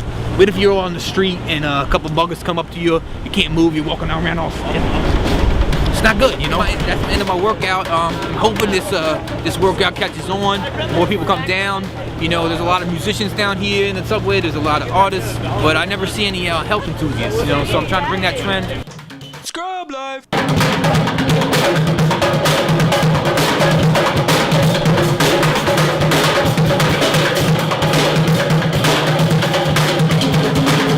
June through September, full of skirt chasing money, music don't enter my train of thought. If so, go sit in the caboose. I am here to get the look, take a flick if you need the proof. Know that we gon' get there. I know we gon' get there. We gon' sit there, put our feet up, look what we got. Yes, when we do, don't be confused and don't say I didn't tell ya. G4, watch it. Relax, man. All right? I'm getting the hang of this. The last one almost went in. Tiger! What are you, left-handed? You know, I'm thinking, if I train every morning, I can go pro. See, I'm looking at the seniors tour. Because, you know, I can't compete with Tiger and those guys, but I will kick the shit out of Freddie Couples. Get in the hole! Your ball's right there. Get in the hole! You know, people need to leave Tiger alone. I mean, the guy is a legend. Here's someone who may or may not have slept with 200 women. I don't know. I'm not a detective, okay? I mean, is that illegal? I don't think so. You know, we've all bumped uglies with someone and paid for it later. You know, I mean, I got more crabs than the Chesapeake Bay down here. But you don't see me holding press conferences and shit. Pokemon! You know, I don't get these women these days. They want too much. I mean, this last chick I dated, I had to have a job. I had to have a car. I had to pay for dinner. I mean, come on, it's 2010, all right? You pay for dinner. I just don't get it. Like the music in Maryland, you know, I've been here 20 years. I've never heard any good song from anyone around here ever, all right? I got 2 words for you. Rod Stewart. Go ahead. Try and think of something to say after that. It doesn't sound like complete shit by comparison. Sometimes I think my destiny is meant to be stuck near the Chesapeake. Some years it gets to me, but this year I'm stress-free. Everything I want's here, rivers full of jet skis, oceans on the coast, backwoods, country roads, bright lights, big cities, pretty women come in droves. I'm an eeny, miny, mo. I mean, if you got the dough, One girl, not because they she broke up with me because I kept hitting on her sister. You know, I said, listen, you know how I feel about women in those nun outfits, all right? It makes me absolutely bonkers, all right? So it turns out the girl dumped me, and then her sister banned me from their church. You know? God 1, Sal 0. Parcheesi! It's a team game, DMV, we're neck and neck with the best. One shot's on it takes to make. Remember, just head down, follow through. Sounds like this chick I went out last week. Head was down, but no follow through. Where's $15 I haven't spent? Yahtzee! You should know. See, if the raps ain't good, that's because I usually write naked. And I tried it. You know, they're all, oh, what are you doing? You know, fucking prudes. You know, I don't really appreciate my artistic creativity being stifled like Mother Russia. You know, some real Pussy Riot shit going on in here right now. Pussy Riot. That was the first rap, that was the first line of my shit. I was like, Pussy Riot. And they were like, whoa, too edgy. Yeah, like, don't censor me, yo. Don't ever censor me. I'm an ideas man. I thrive off enthusiasm. I say Pussy Riot. The first 3 lines all rhymed with aardvark. They were like, no, that's too complicated. And I was like, yo, it's the first word in the alphabet. Because I'm number 1. Like Pussy Riot. By the way, their music, you ever heard their music? It's terrible. It's like, ah! I was like, you should have went to jail, bitch. Just for yelling, all that shouting and not cooking those steaks. What? They wasn't cooking nothing. They had ripped jeans and no cooking skills. That's a mismatch. Oh yeah. See, it's all the way up there. That's how I like it. You know, I put it up there so God can hear me. Step up. You step up. And get knocked the fuck out. Little recording engineer. I'm rolling over in caskets, lifestyle of a ditch digger. Since 17, little man, middleman, your big business. Big britches, think bitches, I don't want a trick, I sink fangs into their neck and paint nipples. Welcome to the Terror Dome. Dungeon, a realm of smoke. Lungy, shriveled, I rips them out like old undies. Grungy, shriveled, I rips them out like old undies. It's death or a come up. I see monkeys 12 months later jumping off the top rope asking me for Glock quotes and said they King Kong Bundys. Still living in flats? Yet your Bushmaster shook hands get booked and they babbling Brooks after bat looking like ampersands. I don't do no business with crooked niggas. I really ain't pressed for money. Nosferatu walking through the fog. If you addicted to the sound of your thoughts, then you a dummy. I listen to the land, heartless and never pick no bitches over friends. I'd rather they wasn't talking. Shut your mouth and roll a L or something. Eat some popcorn. Go to sleep and dream of elephants. I know that shit just sound like a rap. You know, Turtle Flu. Black Paisley in the house, Charm City in the house. Gonna keep on playing, even playing. Black Paisley in the house, house.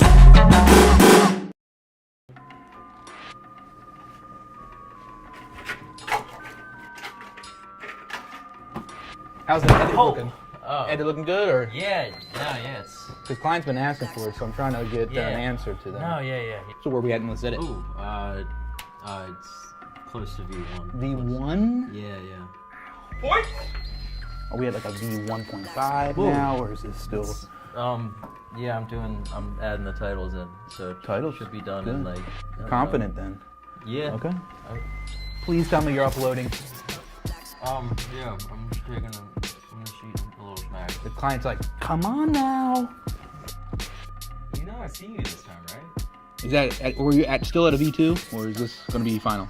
Nah, I'm about to do color correction, it's almost done. The sound was peaking, I could hear like, client said you spelled president like precedent. That's not how you spell it? I don't know. Look it up, Google! Yeah! How y'all fucking feeling? Cause I'm feeling really fucking good right now. I wanna make this feeling last. We can't stop, we won't stop. We can't stop, we won't stop. We can't stop, we won't stop. We can't stop, we won't stop. They can't bring me down, no. They can't bring me down, cause I'm on right now. Yeah, I'm on right now. Yeah, we got it made. Yeah, we got it made. They sippin' haterade. We sippin' lemonade. Lemon pepper wings in a freeze cup. Sit back and watch my whole team just blow up. Am I gon' keep doing what I do? Yeah, duh, do. It's the fucking sky blue. We can't stop, we won't stop. This is forever. We can't stop, we won't stop. This is forever. We can't stop, we won't stop. This is forever. We can't stop, we won't stop. Let's go. Can't stop, we won't stop. I'ma keep on doing me. We can't stop, we won't stop. Open up and you will see. We can't stop, we won't stop. You can be all you can be. We can't stop, we won't stop. And this is forever. Let's go. I could could never stop, no, I could never quit. I've been grinding too long for you to see me slip. I've been on, just like Beyonce say. I woke up like this, I do this every day I'm grinding, every day I'm shining. And when they see me out, I'm bright like a diamond. And I'm with my crew, cause no man is an island. Yeah, I'm vibing, yeah, you know we wildin'. Can't stop, we won't stop, this is forever. We can't stop, we won't stop, this is forever. We can't stop, we won't stop, this is forever. We can't stop, we won't stop. Let's go! Can't stop, we won't stop. I'ma keep on doing me. We can't stop, we won't stop. Open up and you will see. We can't stop, we won't stop. You can be all you can be. We can't stop, we won't stop. And this is forever. Let's go! Can't stop, we won't stop. I'ma keep on doing me. We can't stop, we won't stop. Open up and you will see. We can't stop, we won't stop. You can be all you can be. We can't stop, we won't stop. And this is forever. Let's go!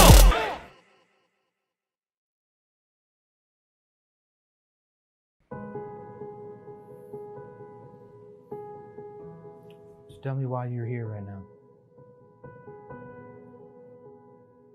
I'm just having a hard time right now. I think we all are, really. It's tension, more tension. I've always considered myself a dreamer. Just real hard to envision the future right now. How chaotic it is out there. I just need to get away. Well, I think I have just the answer. Ocean City, Maryland. Enjoy the fun and the sun. Yep, we're still open. Why you so salty? I'll still think about it.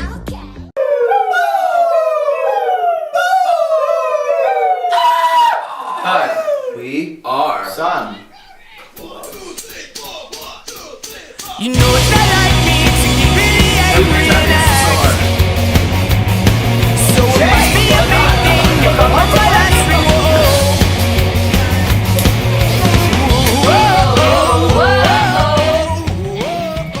Alright, we're good. Start out as in like, oh yeah, this time next year we're gonna put out an album.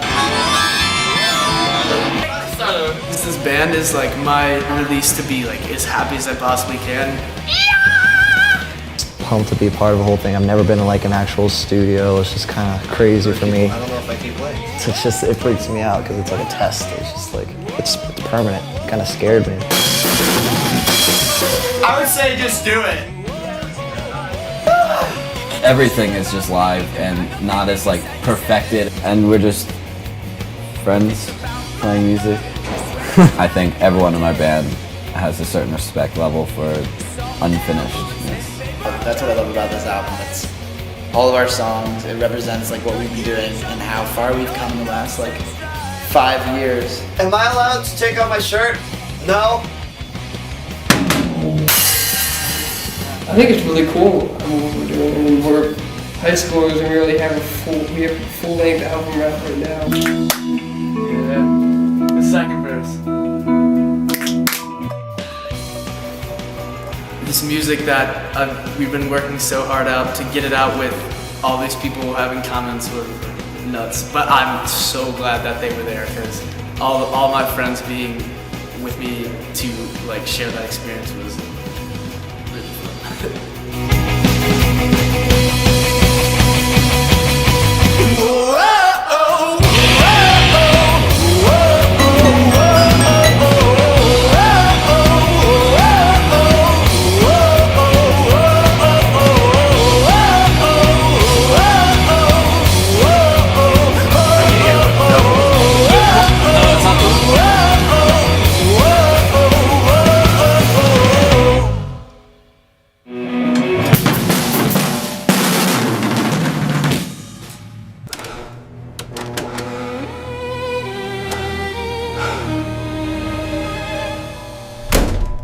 How to color correct your footage to make it look like your favorite movie in one click. First, open DaVinci Resolve, then you take it into color, click on the clip that you want to color correct, right click on the clip that you want it to match to, hit match shot the clip, and bingo bango, Oops, wrong way. I made him look like me. If you can't tell, I'm this one. People think I'm not him. I'm not Brad.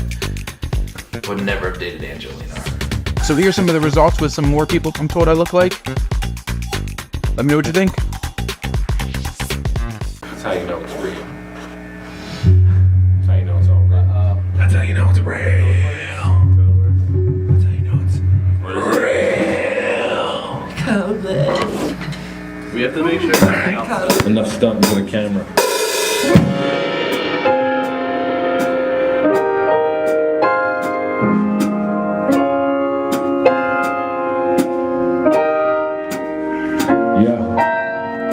I saw my work, I saw my shame, I saw what worked, I saw what paid. I took my L's, they took my name. I did my best to relieve my pain. So I woke the fuck up, shut the stupid shit out, started talking in some cold words. And I've been on it for a minute, but I'm feeling like I'm living, and this time it's on my own turn. The city streets, you know them well. You falling down, you taking spills, you've gotten up, you taking back. Done pretty well, and you ain't need no making back. So what's the deal with all the noise? Who's really getting money? Who's the realest Sean McCoy? Running back, you got some blockers and some options. You see a different reason by me, don't let me stop you. That 808 jumping, that 808 jumping. I said there's something loud and it burns just like I wanted.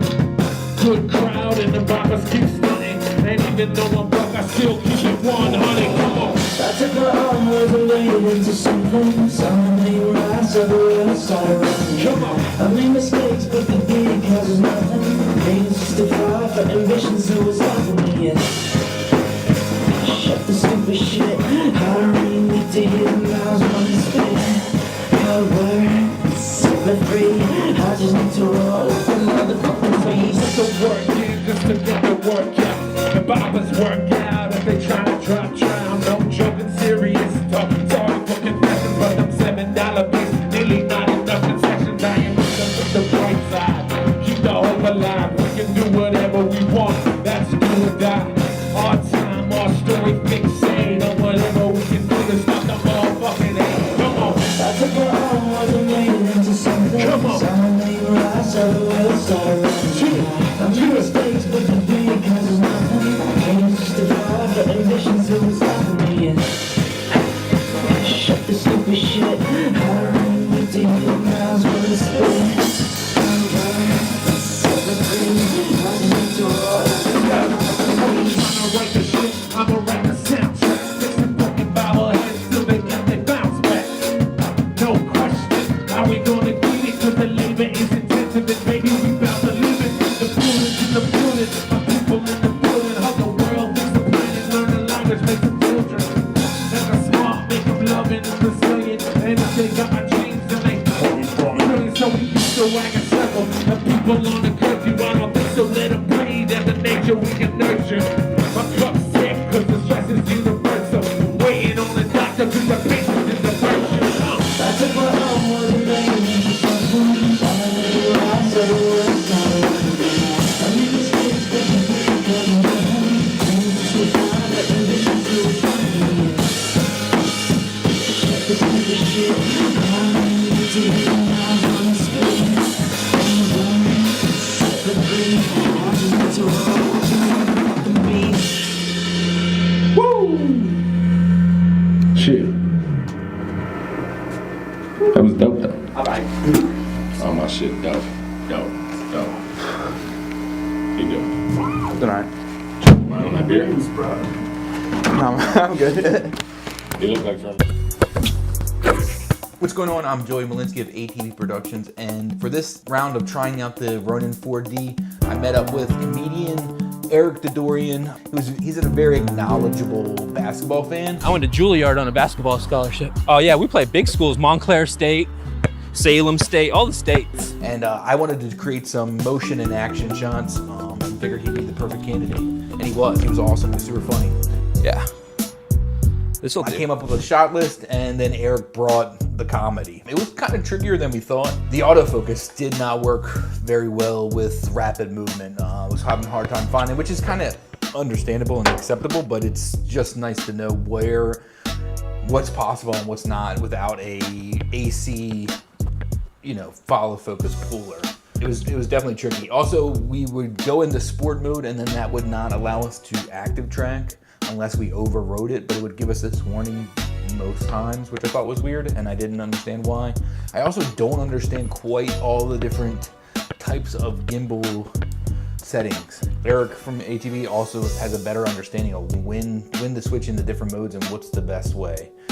Overall, you know, I felt defeated when I came back from the shoot. I was like, oh, I didn't get this shot. I didn't get this shot. That was harder. That was harder. Then when I looked at the footage, it was a lot better than I thought. A lot of times I thought I was out of focus. We weren't. You know, sometimes when I was farther away from Eric, I didn't know what the Dorian, I didn't know what he was saying. So I didn't know how funny it was going to be. And when I was watching back the footage, I was laughing my ass off. I went to Juilliard on a basketball scholarship, so honey, there's only two things I don't know how to do in this world.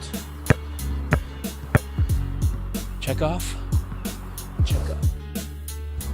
So check out the short, watch it, let me know what you think, and then, yeah, see you next time. Basketball's in my blood.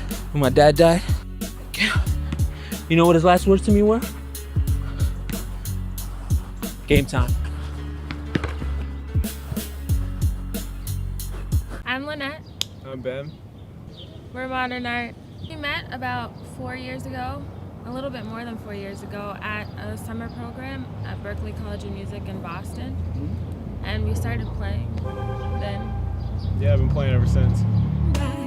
Must move on and let go. Let the sun melt the snow.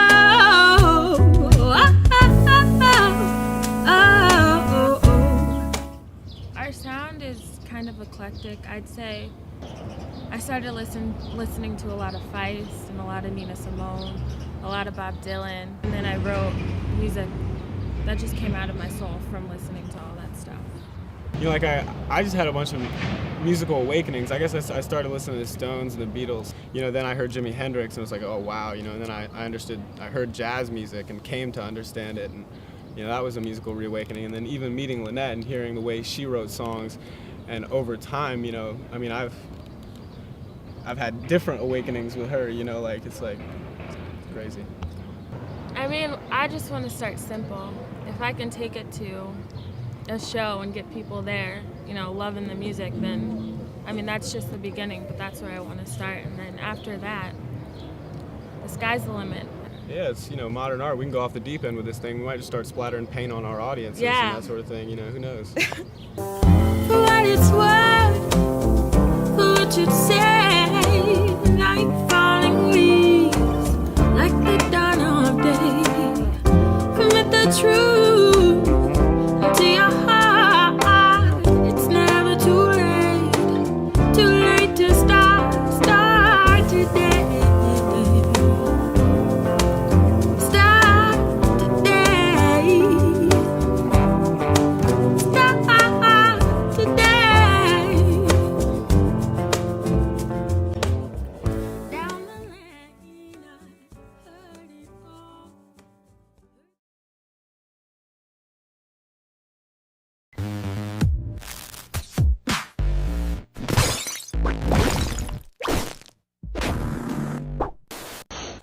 Hey guys, I got one of those variety 8-packs of donuts. Oh, great, I'll take the chocolate ones.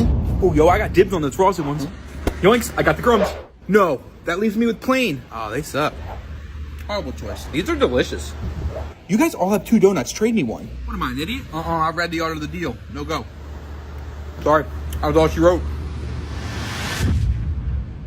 Why do they even make these?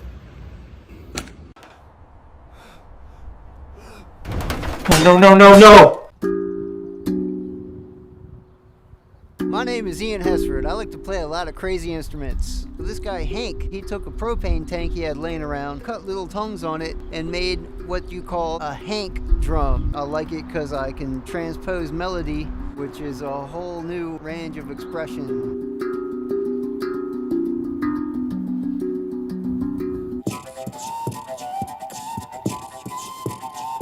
The Futu futujara is based on the Slovakian flute called a fujara, invented by this guy in Russia. Put the name right there, made out of plastic and tubing, kind of like a bagpipe. It's one of those instruments where it plays itself, and if you just apply circular breathing to it, the melodies come out. I saw a video of it one day and I had to have it. So next thing you know, I've got a futujara in my hands and I'm loving it. So the third instrument is called the kupi, and that's a bamboo mouth harp from the Philippines. I love it because it's not made out of metal, so it's not going to chip your teeth out. And it has a more bass tone to it, like techno bass synth lines. So I can use beatboxing, but it's with an instrument that's thousands of years old.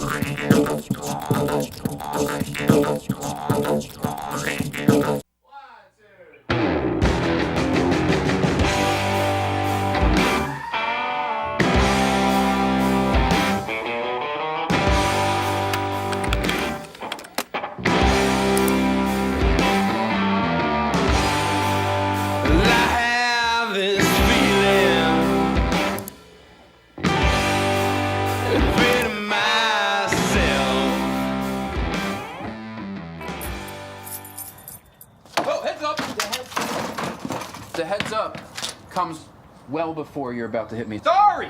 You're staying there rent-free. That seems like a pretty sweet deal. Take these off. I think it's a pretty sweet deal. What you got going on? You're staying there for free.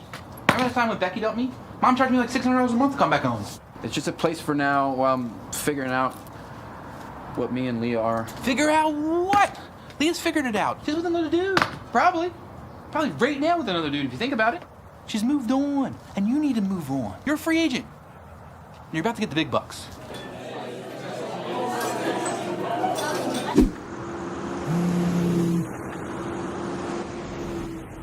You gotta stop calling me Arch. I'm literally with another dude right now.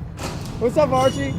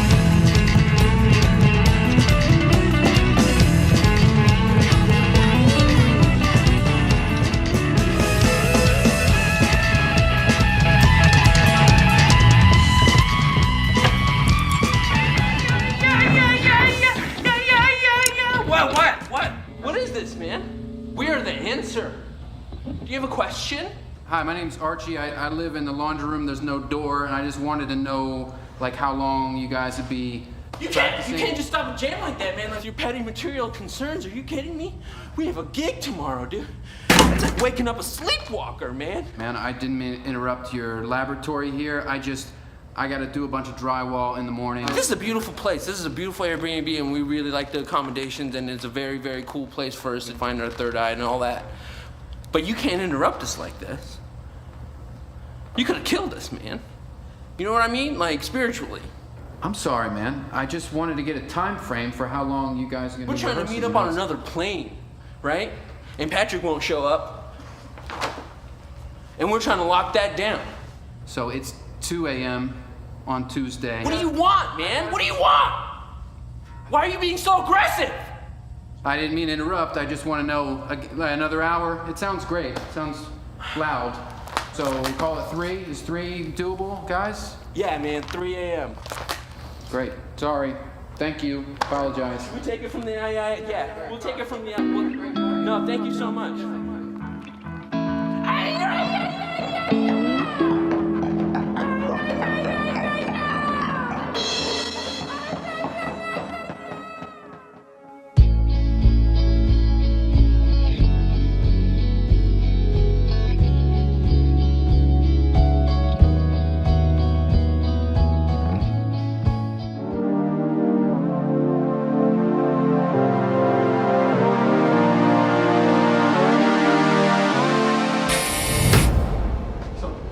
Mike, let me get this straight. Did you email Dennis? Dennis? Dennis McKenna. Did you email Dennis McKenna? I thought... The headliner for the event. I thought it was Terrence McKenna. Fruit of the Gods? Terrence? You emailed Terrence McKenna? I sent an email to his people. I haven't heard back yet. Right. You know, you might not have heard back from him because he's dead. His brother, Dennis McKenna, is who we need for the event. No Dennis McKenna, no event. No event, possibly no magazine. This is serious. Why is this not important to you? Are you a millennial? I think so. This is not High Times magazine. This is not some H&R puffin stuff, hippie bullshit. I'm trying to change lives. This is about drug policy. This is about reform. This is about actually using psychedelics in the way that they're supposed to be used to help people. I get it, man, but it's always like DEFCON 5 with you. You're so intense. Intense? I'm intense? Yeah. In the rainforest, there are plants that have neurotoxins. They've developed that over time, yeah? If they don't have those neurotoxins, they are devoured by predators. They cease to exist. Scientists describe those neurotoxins as intense.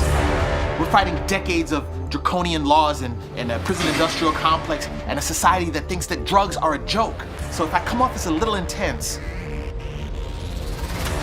that might be why. My question to you is, why are you not more intense? Yeah, I get it, but you're an escalator. I'm an escalator? I'm a de-escalator. You're an escalator. Okay, what is going on in here? Ask your boy. From what I've heard so far, you have this big event, and you, as the events coordinator, Former. were supposed to book the guy. You didn't even know he was on the bill?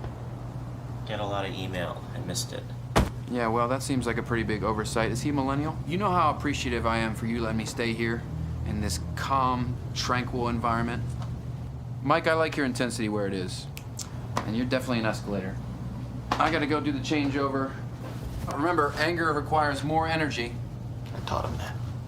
Separate beds. See, he listens. Game begin.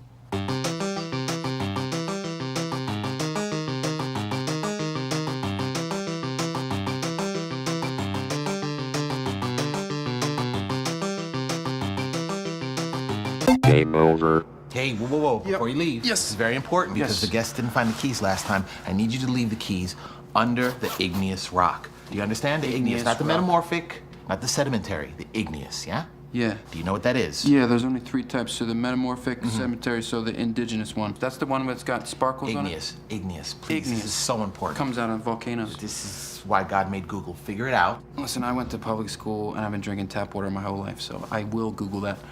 Jesus, did you sleep at all last night? It's like, how many times you gotta rehearse? Yeah.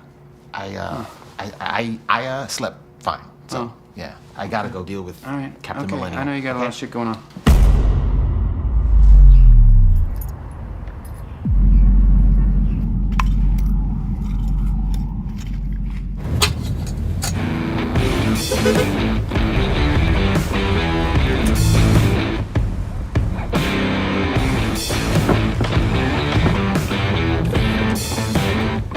I don't know, man. I just feel like Leah's got all these prospects, and I went down this year. You know who also went down? Who? Super Bowl MVP, future Hall of Famer, 5'0" Drew Brees. You know I don't watch football. But you should, because his last game as a Charger, he went down, shattered his shoulder. Now the Chargers gotta make a decision, just like Leah. Does she draft the young stud Phillip Rivers who's gonna give her job security and a bright future? Or does she stay with the shattered old balding Drew Brees? That's you, Archie. So you're saying Leah is the Chargers? Exactly. Guess how many Super Bowls the Chargers have, Archie? Like 2 or 3? 0! If 0. I mean, you're a future Hall of Famer. You shouldn't doubt yourself. Where's this thing going? I don't know, the 10th floor rooftop terrace or something. Yeah, no way. This job sucks. Hey, I got you this job. I got you to this job.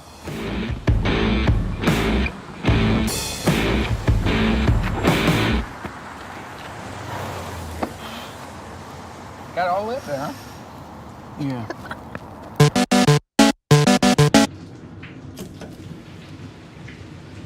You hear that? Hello? Anybody in here? Yeah, I'm in here. Why are you still here? Checkout is at 11, man. Well, I thought you guys had a gig. They fired me. They fired me the night before a gig. They brought me all the way here from Florida, and they fired me. I find that shocking. Well, I gotta bring up your favorite subject, time. Time again? Your favorite, yeah. Time? 11 a.m. is standard checkout.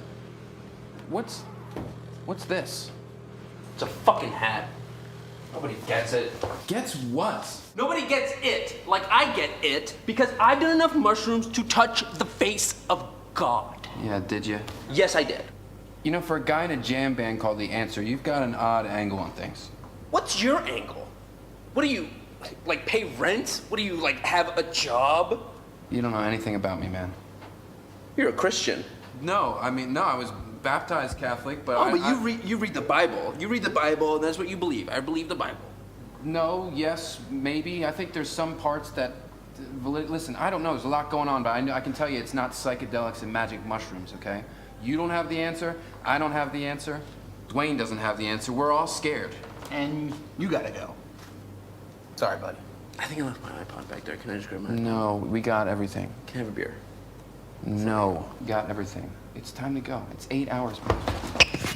Be safe out there, okay? You know, it's thank you for staying, and the band sounds great. Okay, you got it. All right, be safe. That guy was crazy. Yeah, that's every night here. I don't know, man. There's gotta be something more to life than what we see, though. Maybe, Dwayne. Maybe.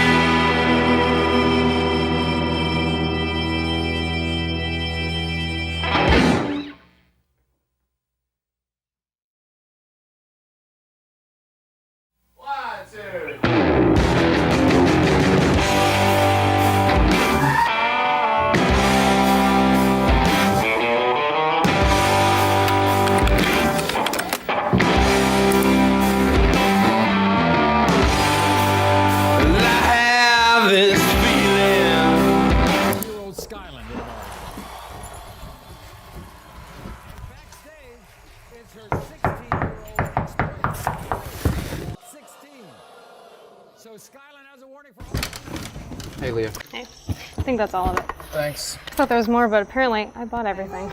Yeah, I'm a minimalist now. If that's what you want to call it. Hey, door! Yeah! Oh, I see you've taken to this open relationship concept rather quickly. Archie, it's been months. Is that yours? No. What's up, Archie? I saw on Facebook that you're staying in some, like, hippie Airbnb laundry room or something. Yeah, I didn't post that. What's up, Leah? Hey, Dwayne. Look, so you never thought about being with other girls when we were together? Yeah, like, I did. once? Of course I did. I just didn't act on it. Does butter stain? Yes, it does.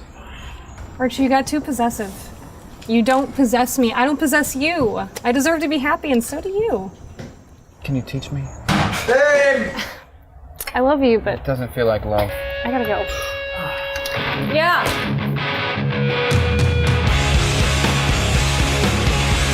Your skirts are short. You're dressed too tight. No, they have to live. You sleep all day, stay out at night. You they have to live. You talk too much. You like to fight. You How'd that go? It went all right.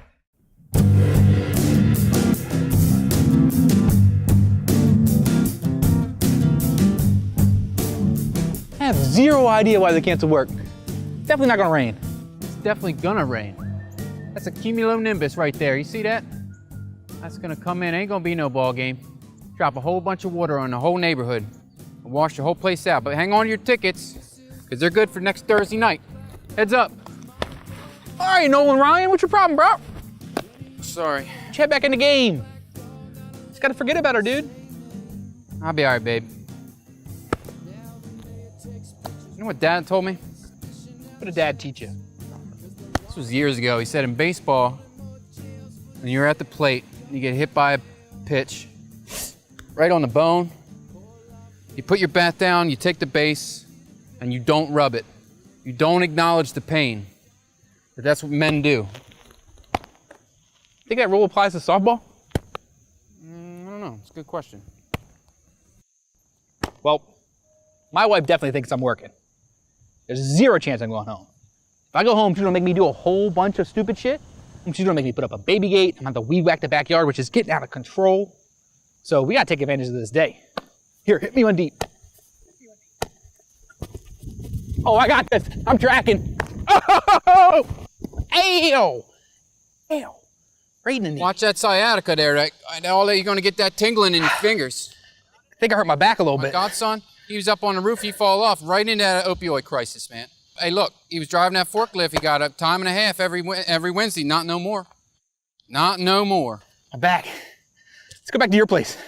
Anybody staying at the Airbnb? I don't know. Some random person from the internet.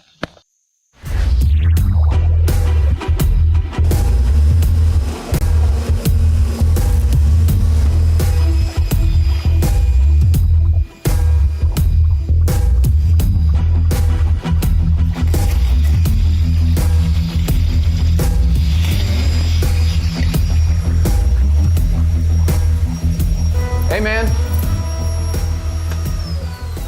What are you doing? I figured I'd get out of the cleaning fees if I just did it myself. No, that's my job. Thanks, though. Thank you. I appreciate that. No worries. Thanks for staying. Take care. Oh, wow. This guy cleaned everything. These jars were labeled. So what? They're just mushrooms. Now we have pizza toppings. You're out of your mind. Plus, Gordon said we can have them whenever we wanted. Yeah, he said pay attention to set and setting is the most important thing.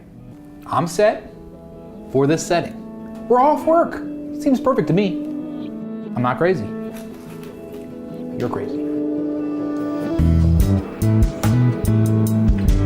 Eat it. Eat it.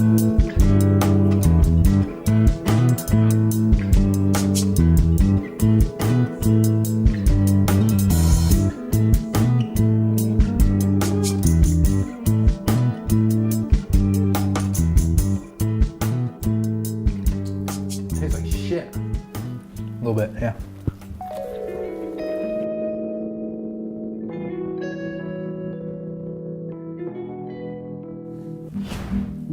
Feeling anything yet, or?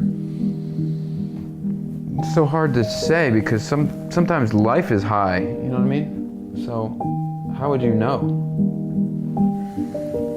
I think we're supposed to know.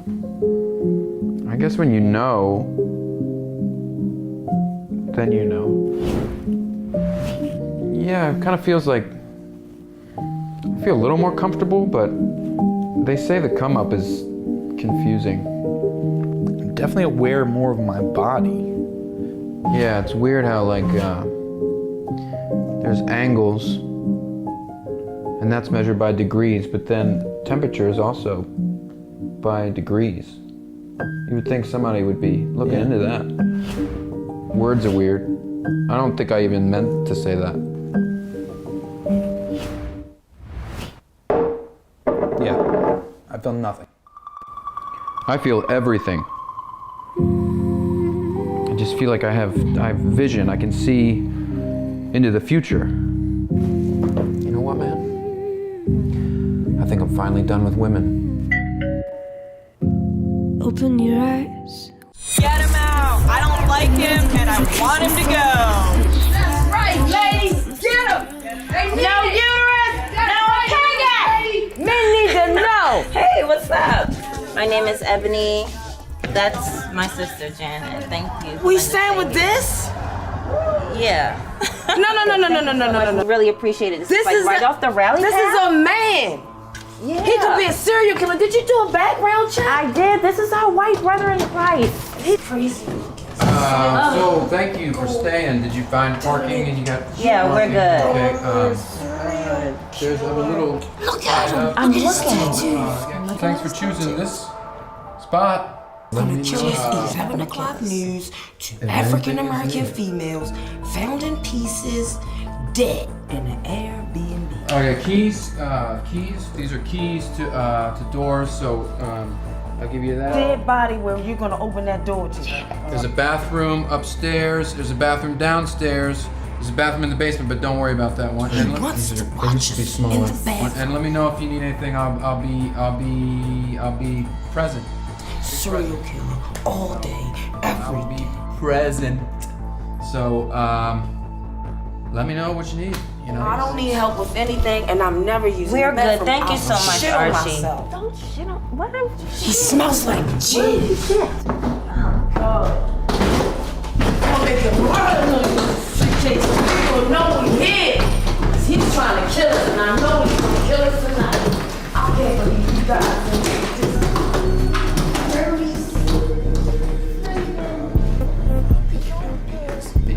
This is bacon. This is very effective. Very effective. Psilocybin cubensis is the most common type of hallucinogenic mushroom found in the Western world. Though human cultures have used this compound for many centuries, we are only just beginning to understand the physiological mechanism that produces its effects on the brain and its billions of neurons. While users have reported confusion and a dissociative sensation, the drug actually boosts brain activity, synchronizing areas of the brain that normally aren't connected, creating a dreamy state, a sense of openness, a feeling of cosmic safety, and connectedness to the earth and its beings. So do you guys recycle? Yes, we do.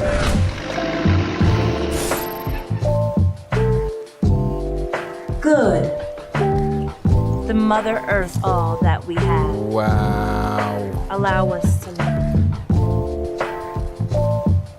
We love to love. I love you. She left you because we do not perform cunnilingus. I got it. Get your ass up here! Psycho killer, dress up like your mother! Come up here and fix this! I'm trying to take a shit! Hurry up! All white people know how to joke! Hurry! Hey. I hear your opinion. I value it. I feel as a man I can help. That's the problem already. Men starting wars, men grabbing crotches, men just doing anything they want. Hurry up and fix this, man. That's the only thing you're good for is strength. Because you don't listen, I've been calling you for 5 minutes. What were you jizzing off? Is that all the strength you got? Whoa. Okay, yeah. Okay, something in there. Get it out. Right, Yes, it's that time of the month. If it wasn't for that time of the month, you wouldn't be here. It's your fault that they fell in there in the first place with this cheap-ass toilet. Squeeze them out. I need to reuse those. Just give them to me. Get out of here, man. I don't even want to be near no X-Y chromosomes anyway. I just never seen you that know before. what? You know what? That's a Y lot. chromosome that you That's a men lot say of- you have is a crooked X. It's a mutated X. I know it's a mutated X, but you guys will never admit it. That's why you can't give birth. You're mutants. Giant mutants with hair in your arms. Well, give me a light.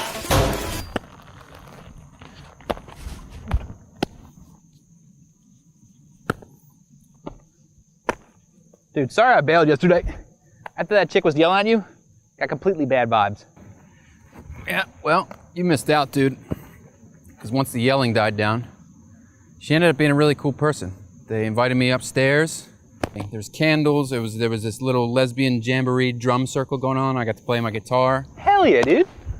And the conversation just went right into the morning, really. It was incredible, man. You know, obviously I'm tripping balls, so, you know, like the set and setting, you want to talk about set and setting.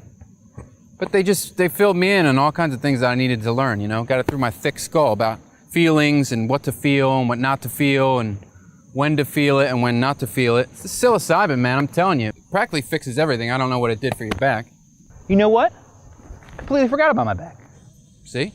So what, are you saying you're a feminist now? It's not about being a feminist. It's about being an ally. I'm an ally. What is this, World War II? Everybody, we got an ally over here. Come on, man, this is serious stuff. Oh, I get it. I definitely believe that women are the superior being. After Becky gave birth to JR, newfound respect. I mean, seeing the way her body changed after she carried that alien for 9 months? But not only did her body change, her mind changed. The metamorphosis was beautiful. I'm not saying she went from like a caterpillar to a butterfly or anything, but she can definitely sting like a bee. I'm glad I'm not a woman. Oh shit. Speak of the devil, I gotta go. You don't mind walking, do you? No, all right.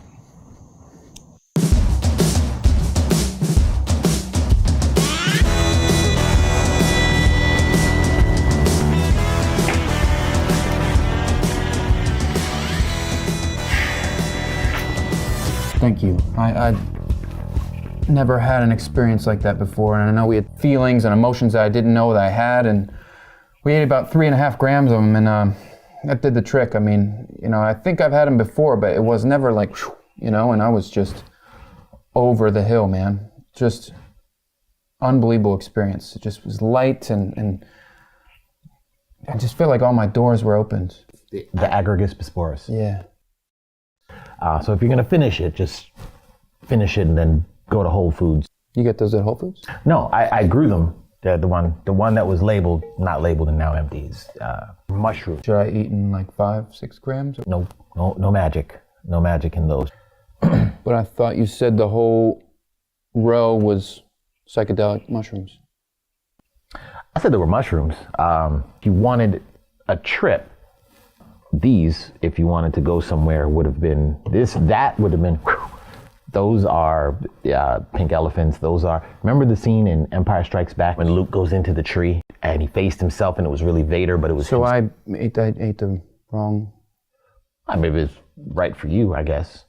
I would ask that when you were opening all those inner doors, I'd actually prefer that you guys would maybe close the outer doors to my room and relabel what you've used. Yeah? It's like a lot of vitamin D in there, and that's why I was kind of if you're deficient, yeah. If you're deficient, perhaps there's no God in that fungus, no.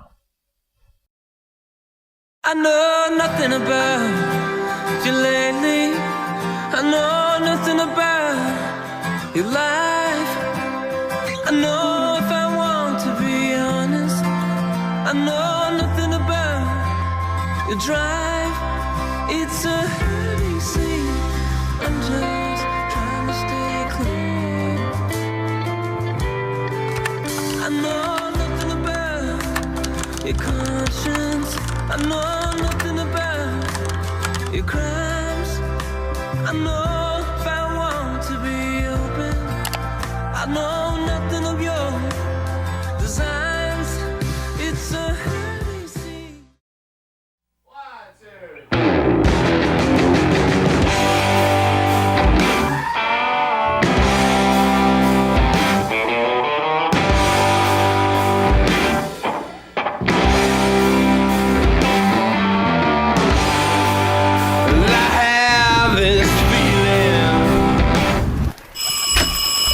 Why did we let Harry book this place, man? We should be living with chicks. There are only dudes in here. Nothing in the fridge either, man. And it stinks. Archie! What's up, man? This place is a shithole. Yeah, I know, man.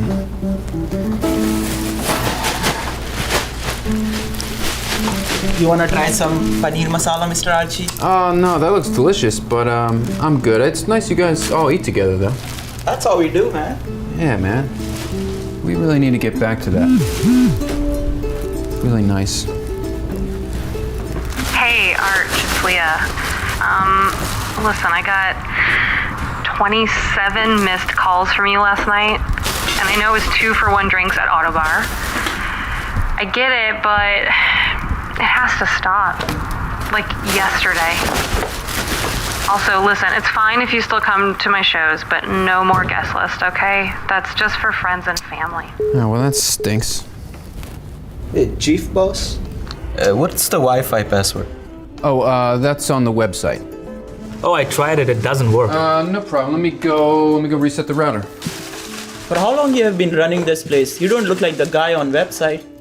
No, that's Gordon. I'm kind of like his assistant. This is his place, so just give me 1 second. Miss Lydia! Miss Lydia! Oh, she's home. Miss Lydia, are you home? I need you to reset the Wi-Fi. Miss Lydia, remember the invisible information stream that's surrounding us that you can't touch or feel? I need you to reset that. Where do you book this place, man? At least I booked something. You guys were not even booking something. And have you guys looked at your budget? I need you to unplug that and plug that back in. Unless you're in the bubble bath, I can wait. 500 rupees and you want to see America?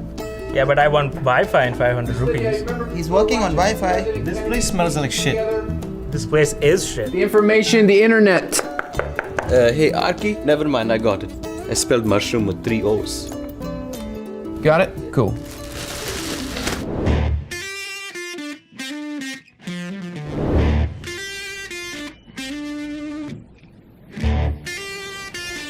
Yo, Archie! Archie, what's with the build-up? The city doesn't pick up on Earth Day. They should at least recycle it. I think they just set it on fire. It's all going to the same duck pond. Is that trash? Look at the date. It's unusable. Plus the millennial spelt psychedelics wrong.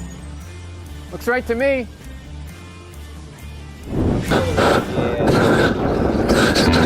Careful with that, Dwayne. I got it. She ain't that hot. It's hot. It's alright.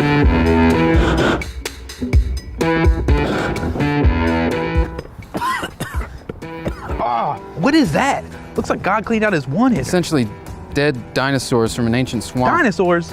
I don't even believe in dinosaurs. If it ain't in the Bible, I ain't buying it. No? Put that photo of Jesus online riding that raptor. Oh, I saw that on the internet. If you ask me, it looks photoshopped.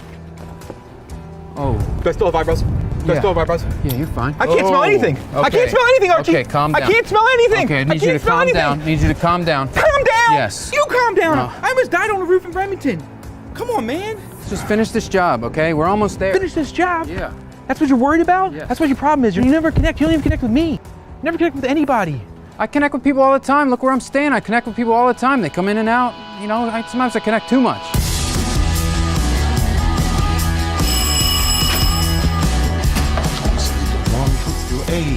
Hey, how's it going? Archie. There's a mattress in here. Yeah, that's my bed. It gets better, man. All right, let me know if you have any questions. I have a lot of questions. All right, enjoy your stay. Yeah.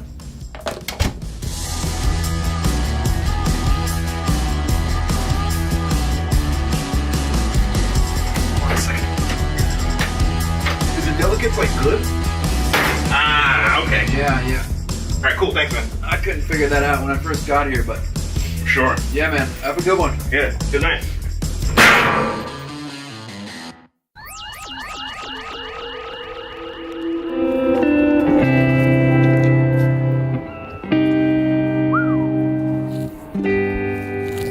See everything up here. Been thinking about dying a lot lately. After that whole thing over the other day. Yeah. Not like killing myself or anything. Too vain for that. But like how I'm gonna be remembered, you know? Like, I wanna be remembered. I feel like if I died right now, barely anybody would care. There's Greenmount Cemetery over there. Yeah, that guy's remembered. The guy's buried there. John Wilkes Booth, guy shot Lincoln. That's famous. That's not famous. That's infamous. Totally different. You only have a headstone. True. I want to leave like a real legacy, a real mark. You know, like my whole life flashed before my eyes. All I remembered was, you know, the first time I connected to this world as a kid, riding my bike, being in the woods, being lost in the woods. At one time I threw up in Miami and you helped me out. Meeting Becky and the birth of my kid. Realized it was measured in moments. being present. I feel the only way we could do that is to be 100% us. Be Dwayne. Be Archie. I feel like we all have that in us. I feel we all feel it. I feel the calling. I feel it. I feel here. But I don't know why I deny it all the time. From now on, I'm not. I want to look right at it. Look that man right in the mirror. Now, if I know me, I'll probably just cut myself shaving. Or at least miss the spot. All right, well, you want to... Want to get all those ready? Yeah. Yeah, let's roll.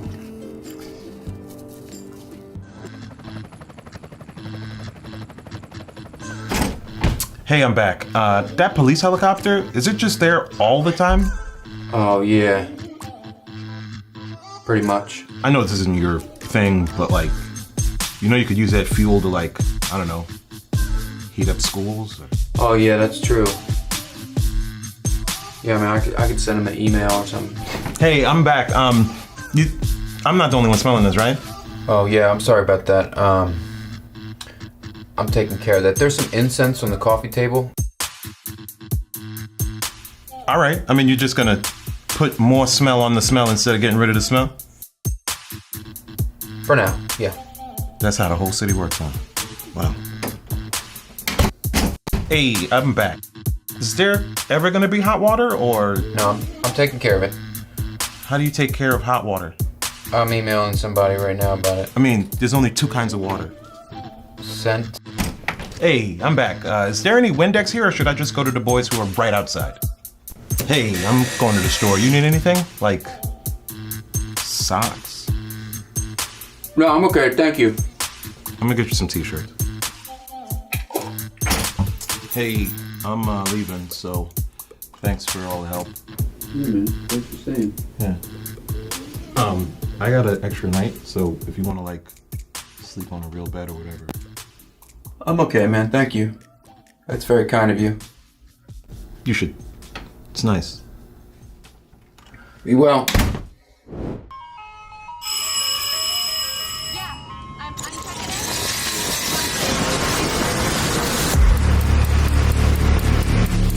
Archie. Leah. Leah? Archie. Leah, don't make me. I can't believe we ever dated. You're a fucking loser. Pathetic. Get a job. You're a loser, and you always have been. I never loved you. You're disgusting. What's up, Archie? Yeah.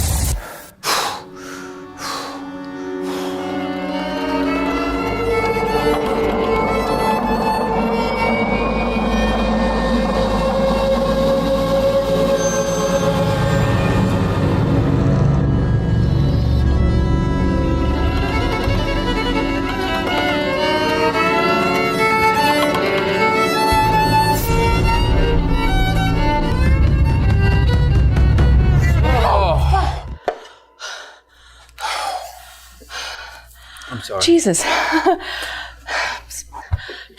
Do you like live here? Yeah, I'm the cleaning guy, sorry. Oh, yeah, okay. Do you need anything or? Oh, no, I'm sorry. I hope I wasn't keeping you up or anything. I've got this Peabody audition tomorrow and yeah, I couldn't sleep because of the smell. Smell, yeah, I know. Everybody's complaining about it. I looked everywhere. I thought I got it earlier. It could have been something over here. Somebody came here with a homemade kombucha thing and left it for weeks. So it could have been that, but there was a possum stuck. Well, I've got a really good sense of smell, actually, from Girl Scouts. So I've been narrowing it down. It's got to be in this region over here. It kind of smells like, you ever been to Wilmington, Delaware? It smells like that. Oh, God. It smells like, you ever had a hermit crab when you were a kid? And it dies in the shell and then you smell that? Oh, yeah. And I'll never forget that smell. God. And that's what this is kind of reminding me of. I had two that died. And well, sometimes they're molting, so like. That's what we thought. Do anything you might, can you help me find that? No, I let's checked in this area, but if we could flip over a couple things over there. I mean, at this point, all my other senses have shut down, so I'm having a hard time seeing. It's like, but then sometimes I think it might be like my own breath and I'm just breathing out, or like I had a mustache, I shaved that off because I thought maybe it was just that.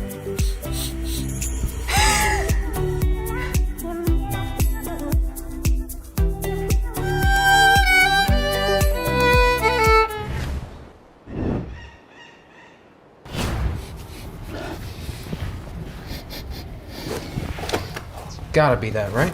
I can't smell anything, but I can definitely smell that. Once again, L1 to Woodstock ambulance, responding at all. Female,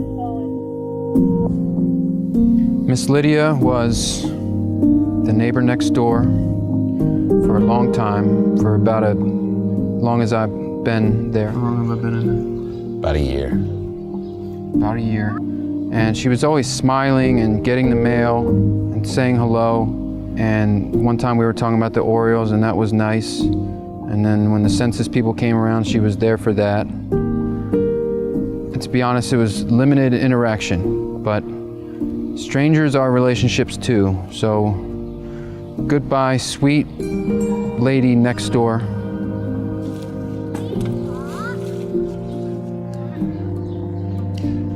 You know, we should have put the router in probably in the other room. Yeah.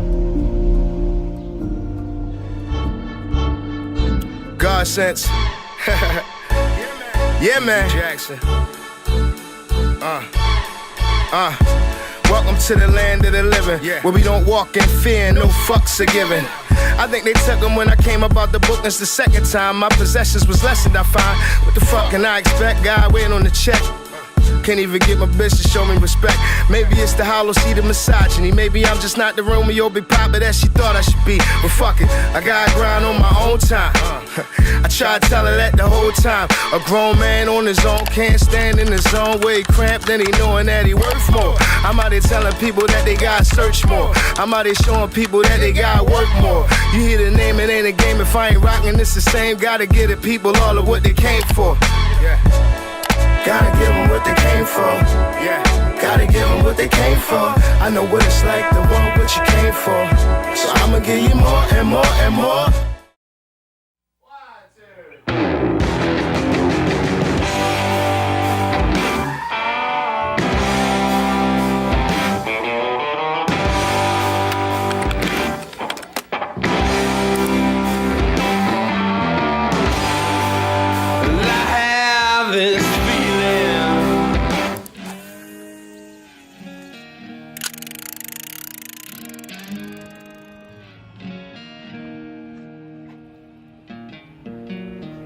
Anything biting out here? Rumor has it there's a 15-pounder out there. Albino. Red eyes. 15-pound what? Street bass. Alley flounder. Garbage trout. Rats. You ever look into a rat's eyes? Look deep into his soul? No, you haven't. That's why I'm winning this tournament tomorrow. I've taken the crown in Boston, New York, Pittsburgh, and tomorrow I'm coming for Baltimore. On a Tuesday night? Good luck out there. Hey, you're scaring the rats.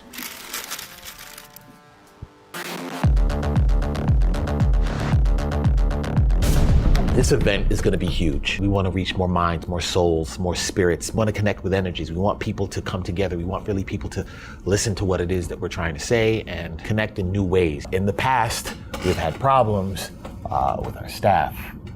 So we're basically trying to add a third employee. We want to know what you can do to help us make that expansion. First of all, I love drugs, can't get enough of them, and I think we need to give more drugs to more people. People need to know what, when, where, why with drugs. Give them all the W's, throw the W's. What? They tried to give me a lot of drugs as a kid. I have a bit of a sugar problem, They tried to throw Adderall, Xanax, everything at me. They just tried to give me stuff so I would stop asking those questions. The stuff they give dogs to euthanize them, like dogs and cats? They tried to give them to me, wouldn't stop. Are we just letting anybody book here, or? Anybody who pays. Look, I just need a gut check on this wonderful young lady. It's a hire. We want to hire her.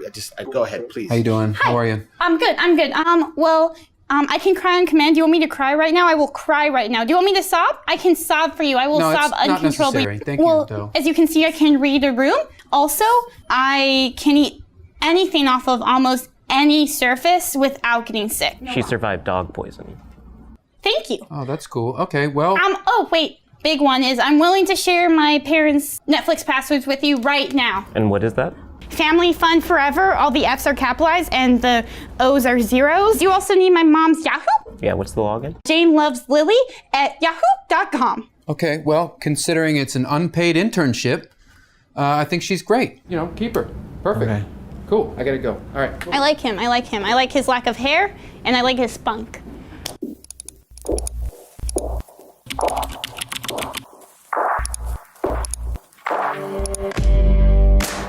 The guy had like at least 15 rods with him, all specialized. I don't know what he was looking for. Wait a minute. Let me get this straight. So you're saying this out-of-towner is gonna come into our backyard and take the rat fishing championship? Ain't happening. When have you ever gone rat fishing? Fishing is fishing. It's not about fishing. It's about hometown pride. Standing in for Baltimore. I mean, how's it gonna look? That'd be like when the Colts left. Embarrassing. Yeah, well, the tournament's tonight, buddy. We gotta go to Mom's after this. I gotta grab my ugly stick. I'm not going to Mom's right now. She's probably not even home. She's always home. If she could buy her cigarettes from the couch, she'd never leave. All right. When I dig him out, he's gonna want to run. Ooh. Watch it. Can't get it from that side. Damn, Ooh, watch your finger. Oh, it's a big one. Yeah. Jesus.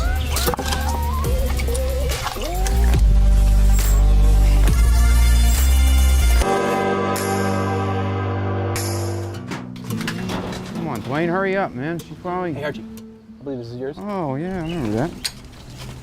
Archie, get out of there. Hey, Mom! I'm borrowing this. No, you ain't. Archie, you tell your brother.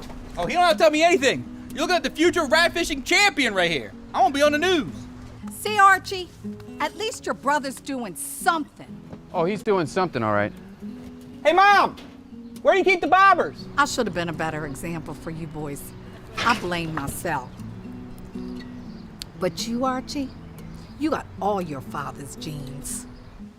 Mom, stop. Stop worrying. I'm fine, okay? I had a breakthrough for the first time in my life. I'm good. I'm healthy. I'm happy. Plus, my brother's gonna be on the news. You're damn right. All right, don't wait up. My good boy. Gotta get beat.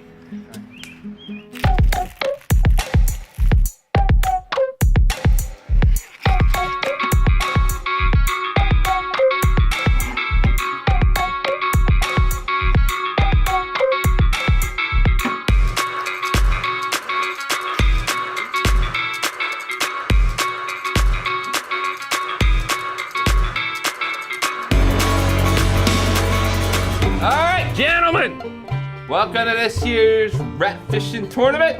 This is our 7th tournament. I see some new faces. We're measuring this year. Last year we weighed them, but my brother's out of town and he's got the scale. So this year I got a ruler. We measure from the tip of the tail to the tip of the nose. You've all read your disclosures. No mice, no rabbits, no BB guns. That was one time. What about crossbows? No crossbows. It's a fishing tournament. I forgot my bat.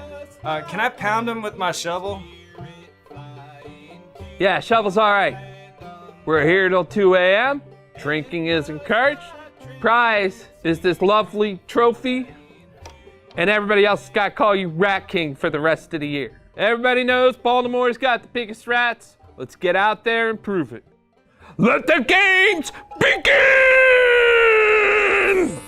You can scratch Baltimore off your list, buddy. You can scratch my balls while I'm holding that trophy.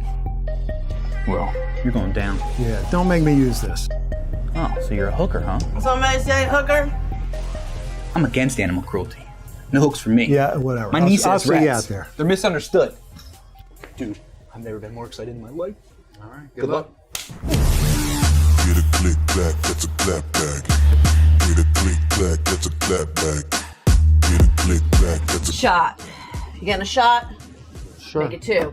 Clapping back at the blogs, bought a jag with my bars. Got a passion for art, more everlasting than bars. Barely visit my mom, I travel more than LeBron. You finish it. I'm selling sources of songs. I rap and flatten your ego and put you back in the 2 more. My passion's passing you Negros, that massive matching the Migos. We going after the Eagles, Prince Michael Jackson and Beatles. So if you blasting at me, I'm clapping back at you people. Get a click clack, that's a clap back. Hear the click clack, that's a clap back. That's a clap back. That's a clap back. That's a clap back. That's a clap back. You know, my mother, God bless her, she says I got like attachment problems, but I'll tell you right now, the last 3 relationships were definitely not my fault. So, you know what I mean? You get a flyer? Flyer, sir. Oh, it's not a flyer. I thought it was a flyer, but it's like a... Oh, it's for karaoke. Oh, yeah? Oh, for real? Yeah. I was thinking about signing up. Are you gonna do it? Hell no, I'd never do karaoke. Karaoke's for idiots. Yeah, it's for people who are lonely and desperate, who need attention. And I don't need that. You know what I mean? No offense, though, you know what I mean? That's a clap back. But good luck, you're gonna need the alcohol. Did we already cheers again? Hell yeah. You know, you're gonna need some alcohol if you're gonna go and sing a song, because alcohol that's what makes you happy. And happiness that's a rare thing to find. I'll be honest with you, does this bother you? Like this whole, we can talk about it or whatever, you know, let me know. Yeah, absolutely. It's going well. This is to you then. I think you're beautiful, and I like this thing. It's working for you. I like you. I like you too. How do you feel about accessories? Oh. Hey, whoa, my bad, man. Sorry about that.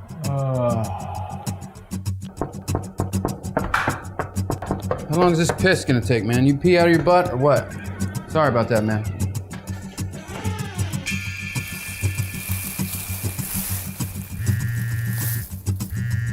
Hey, what's up, bro? Yo, where you at?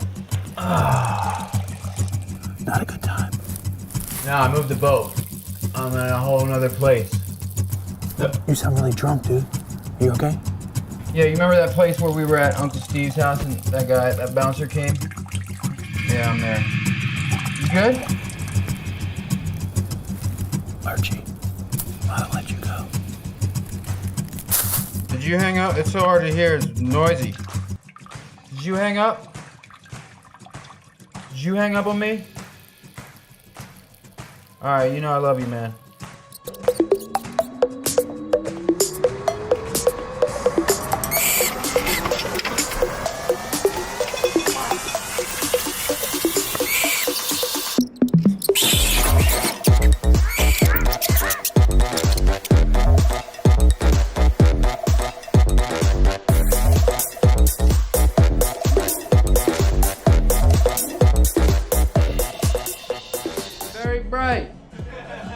There are many things that I would like to say to you, but I don't know how.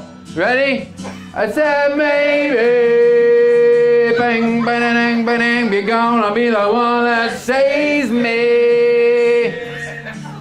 And after all, you know the words.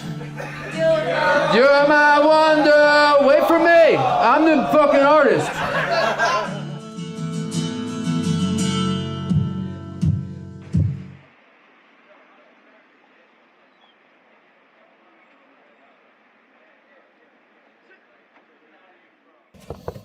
Open the door.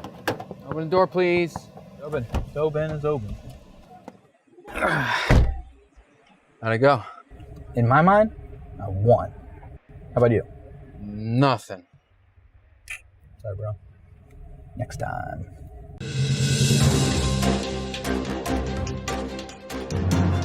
A Baltimore rat fishing tournament ends in controversy. Oh, I've been robbed on Lombard Street before, trust me, but never like this. Authorities were called shortly after 2 a.m. after an altercation broke out between Henry John III of Delaware and Dwayne Bedane of Curtis Bay, with Mr. Bedane claiming he should be the winner. The rat I brought in, huge, must weigh as much as a butterball turkey. Thing is, they're measured from tip to tip.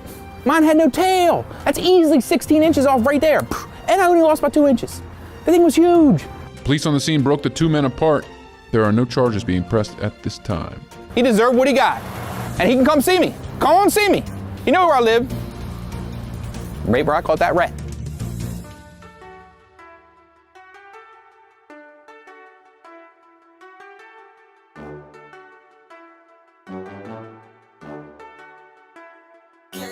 Well, tell my mom I'm not a failure. Tell the world that I'm right here, man. Even though it ain't fair, man. Even though it ain't fair, man. Tell my mom that I'm not a failure. Tell the world that I'm right here, man. Even though it ain't fair, man. Even though Oh, this is the lower mortgage rates in the area.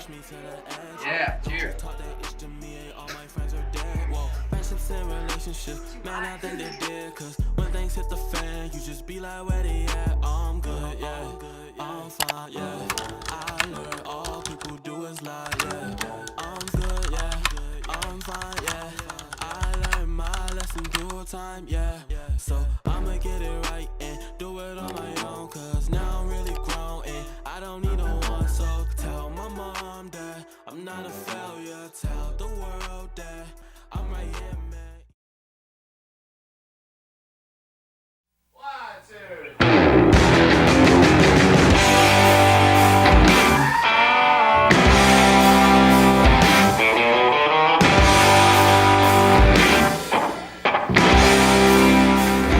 I'm reading this article about how the human mind perceives information, right? Right. So if you're getting the way the synapse connect, if you get it through the right side of your brain, it affects the left side. It's how you perceive information. Left and right matters. So here's my question. The way we have this set up, do you think the chair should be oriented more to the left or to the right? Does it matter if nobody's here?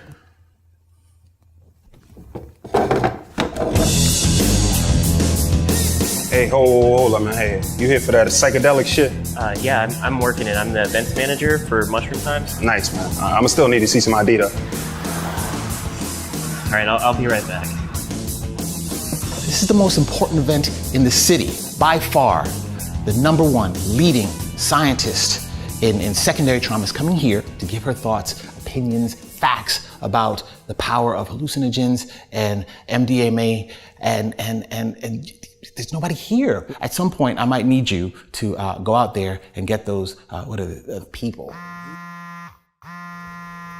I don't have time for this. Uh-oh. I've been here for 20 minutes. 20 minutes, and somebody was supposed to meet me here right away. The key is supposed to be under the rock.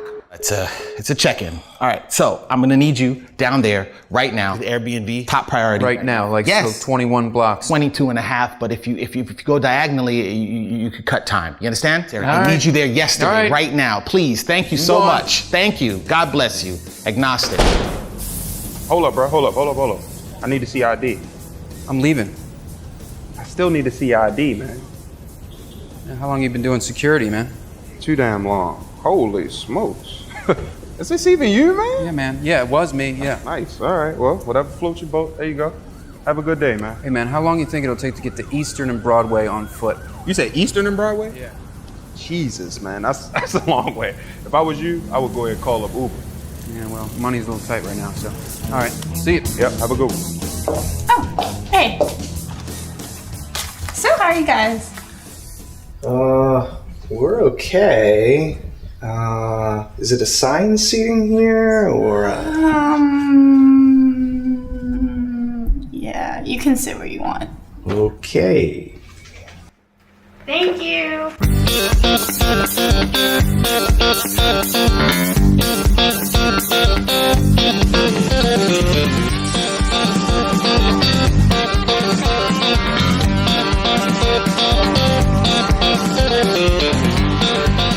Hey, Dr. Barnhart.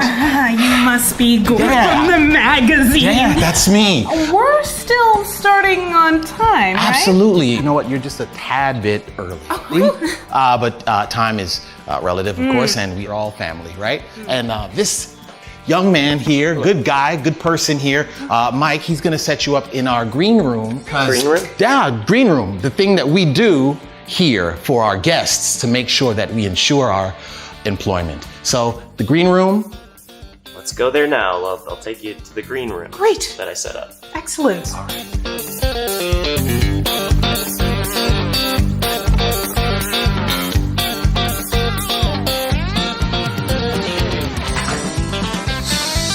this is the green room. There's some chairs right there. You could put your stuff on one of them, sit on one of them.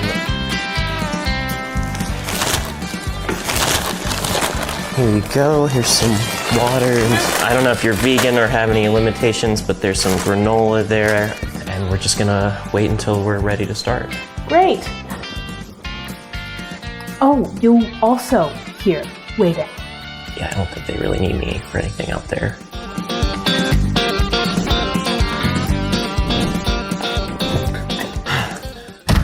Hello? Mr. Go. Oh my God, is that a gun? Why the fuck would I come to dirty ass Baltimore and not have a fucking gun? Now who the fuck are you? Yeah, good point. My name's Archie. I'm the cleaning guy. You're not on the website, Archie. There's a black dude on the website, Archie. Who the fuck are you? That's Gordon. I work for Gordon. I'm just a cleaning guy. Who the fuck is Gordon? He runs a place. I'm just here to clean toilets and do the changeover. Okay, there's some holes in the ship. Okay, hotel laws haven't really caught up to this. I'm assuming you found the key under the rock, right? Under the rock? Yeah, under the rock. Yeah, it was under the rock. I'm gonna put my hands down slowly, okay? Can you put that piece down slowly? Okay. You really should be listening on the website. Oh, we're fixing that immediately. Okay. Sorry for my behavior. It's all good, man. Welcome to the place. I had a fucked up childhood, man. No problem. That's cool. It's nice, man. Yeah, there's some stuff from here, so make yourself comfortable. Do you speak a lot? Oh, publicly. I try. And that's how the main way you know the difference between a fucking lizard and a salamander is a salamander's wet and a fucking lizard is smooth, man. Like boots, baby. I'm telling you, One second. Hello. Archie, where are you? I'm at the house, remember? You told me guest check-in is priority. And I'm here now. He's actually a cool guy. I've been talking. Shut up. This is a priority now. Did you get people yet? I don't need to worry about, you told me to worry about guest check-in. I'm just staying here right now. For free, I might add. Look, I don't work at Mushroom Times, okay?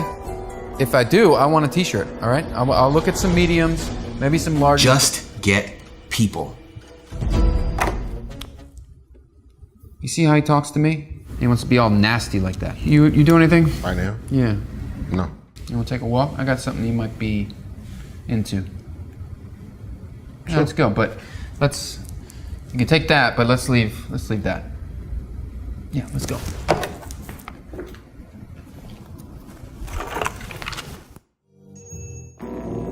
I think they're doing better on rats now. It was bad last time, but haven't seen any except for a couple dead ones out back. So we must be doing something right. That certainly is a positive outlook. Do you have a higher chair? So I've known Gordon since about the 5th grade, pretty much our whole lives. He's always been into science and chemistry. He always had beakers growing up. Anyways, now he runs a psychedelic magazine online, which I'm apparently on the street team for all of a sudden. So now we got to get people to his event. What's the event? It's about MDMA, ecstasy. You ever done that? No. Yeah, it's not too bad. It's like wearing a cosmic safety blanket. And I think I got set and setting wrong once in a parking garage before a concert. Don't do that, you know. But right now, we just need people. So we're looking for anybody with issues, trauma, anybody with trauma. Whoa, think that guy over there's got trauma? All right, cool. Oh, man. Hey, man. Hey, man. Yo, my dude. You should go to this, man. Listen, I got just the thing for you, man. Look, it's just, yeah, you know, it's right. You see where that building? Hey, Yes, Gordon. yes. There's a guy here. He bought 3 tickets. 2 of his friends can show up, and he really wants a refund. Nope. We can't do refunds. Best I could do is a drink ticket. He's a yeller. Okay. I don't care what color he is. We can't just be giving tickets away. Free tickets! 125-hour value right now. Just take them. I'll throw in a drink ticket right now. I'll do drug talk. Drugs. You like drugs? Of course you do. Here you go. Give those to you. Be okay. Drink some water. Come on down.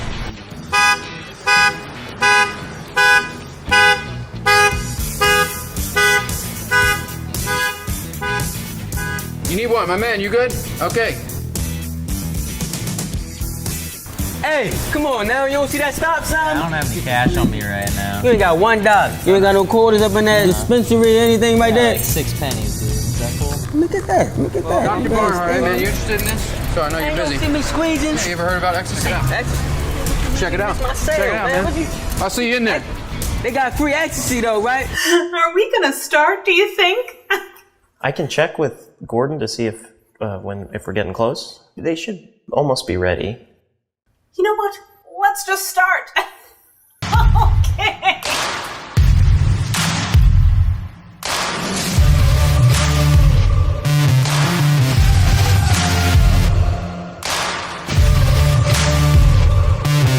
They're not paying me enough for this shit.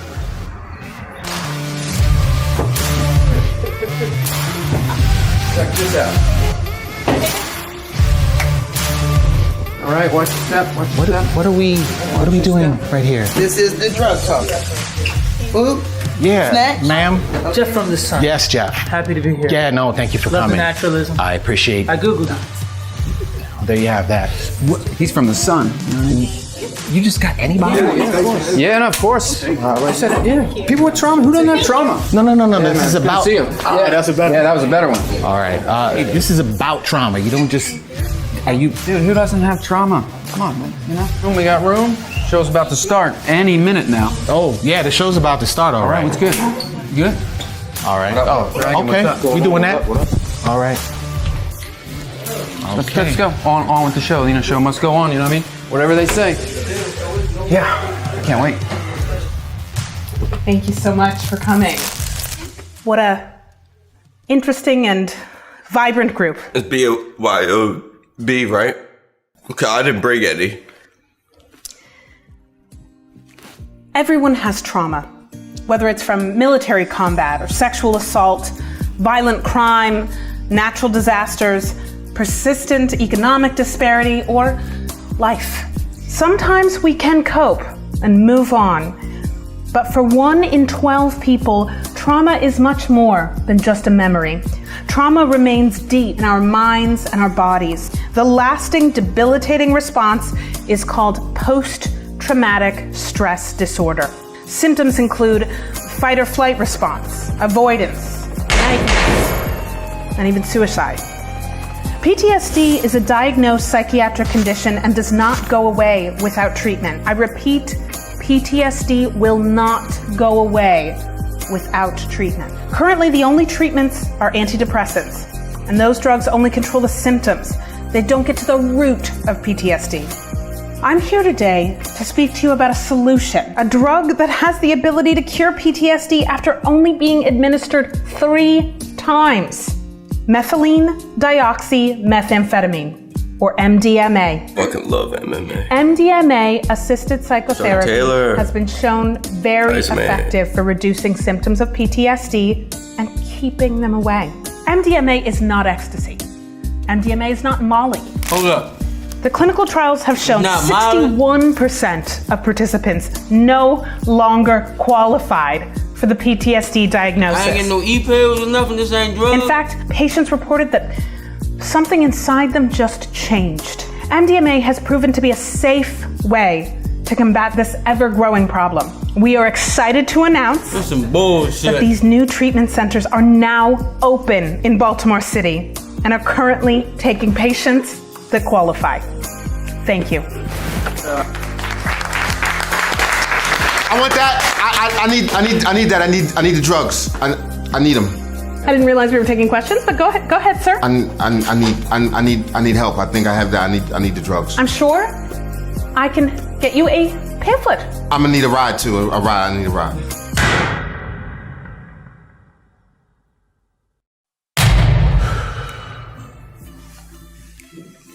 Hey man, you don't think this is one of those places where they do like experiments with black people and stuff, do you? No, that was a long time ago, man. All those people got fired ever since that article came out. You got nothing to worry about. Look, they're probably gonna give you a little Flintstone vitamin with some water and just set an intention and just sit back and relax. Dude, I just saw somebody walk by with a cooler. It's not like they're harvesting organs here, man. It's probably just sandwiches in there. I wouldn't worry about it. Hopkins, the best of the best. You know how hard it is to get a job here?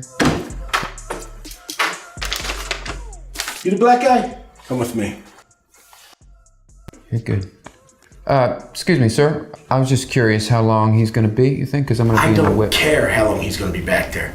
I have 14 minutes left on my shift here. Okay, so... Zip it up, Moby. Like an hour or... Dick. Yeah. Success. The event was a success. Mushroom Times is a success. They're writing about us, Arch. Yeah, right. Cheers. I can't thank myself enough. To be able for you to witness what we've done together by myself is just Jesus, man. Oh, I'm so glad it went well for you. I'd love to join you, but unfortunately you got me down here at Hopkins. Cheers. To be honest, the people here are rude. Listen, the Mushroom Times lives on again. Congratulations to us, man. Thank you. I appreciate you. I'll see you, man. Cheers to us. Brilliant. So glad it went well. I guess I'll see you in 6 to 7 business days. What do you do? There you go. Drink up, buddy. I'm gonna set you free. You need to be in the woods. Edgar Allan Poe. Yeah, he's dead.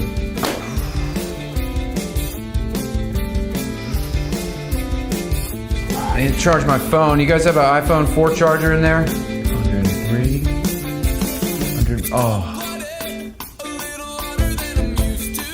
That's a dragon tree.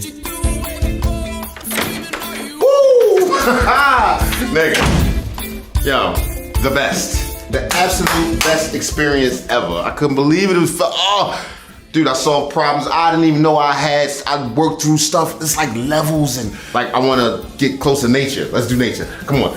Dude, you look tired, man. Yeah, it's hard to sleep in. You ever did that shit? Sure. You should try it. You should try it, man. I'm telling you. Come on. I feel amazing.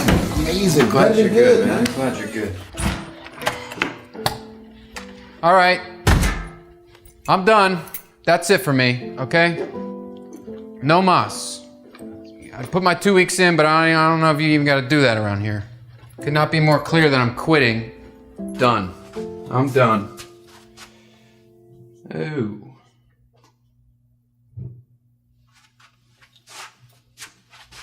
So, put them on top of them. Of course they do. Oh, that's real estate right there. That's what that is, boy. 1, 2, 3, 4, 5. There's 4 there. Look at that. Oh. That's every bit of 4 feet right there. Wow. I gotta know what this is already. Now that is nice. That is nice. That's an XL, but you know, I'm gonna wear that to bed. Yeah, buddy. Did you set that up? Yeah, you know. That is nice, man. Yeah, now you don't have to walk out of the room to change your shirt. I can put a poster up and... Yeah, you know, look, without you, none of this happens. I couldn't have done it without you, Archie. So I just wanted to show my appreciation. Oh, buddy.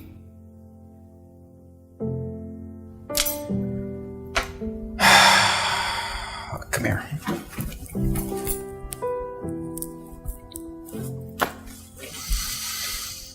I'm gonna stay. All right, I'll stay. You know, it's not, I don't really have anywhere to go, so I'm gonna stay. I really appreciate that. Hey, you know, what are you gonna do? I'm staying. I'm staying.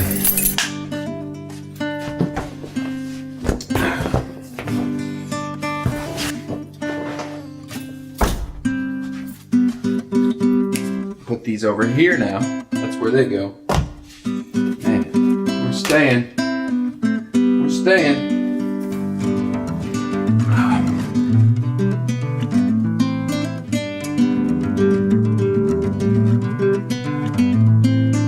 Home, swear I want to be. Pick me up and turn me around.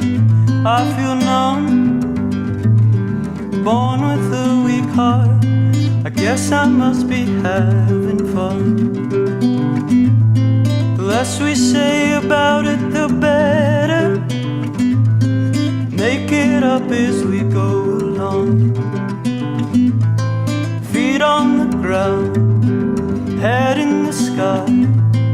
It's okay, I know nothing's wrong.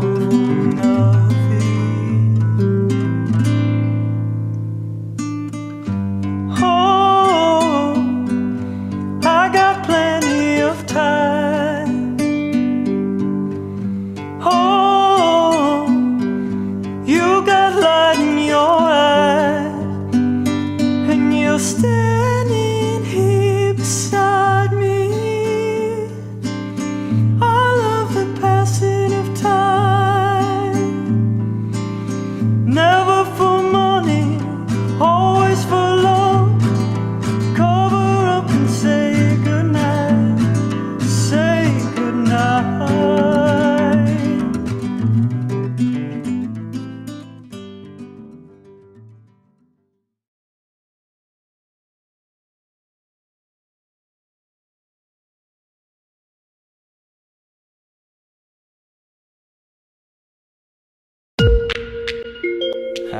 Yeah.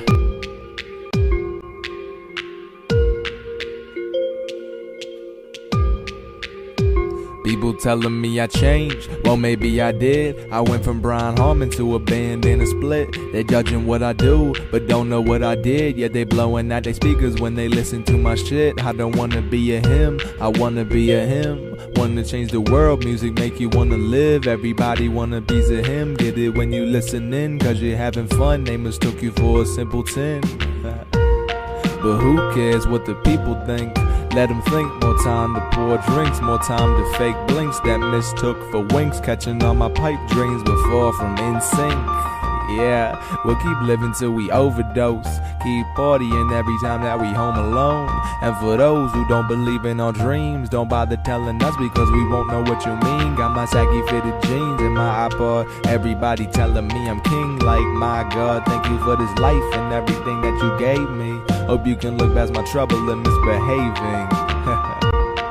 And you telling me you love it, but I think you only love it because everybody love it. But these are things that I put up with to make people see the end of the arrow on my compass. I'm too cool for the new school. People I used to know say I used to be so and so. Now I'm great, so get used to what I'm gonna do. I'm not changing for a you who. Oh hi, glad to introduce you to the greatest rapper that you ever heard on YouTube. This some real Dr. Seuss with the loose screw. Crazy having fans whose family used to noose you. But it's cool, I'm not judging anybody. They only judge me, cause I'm not just anybody. Some people make me sick, killing with my antibodies. I'm just chasing fantasies arisen from a hobby. They'll only love you for a moment. Sad to say that moment isn't the time that you want it.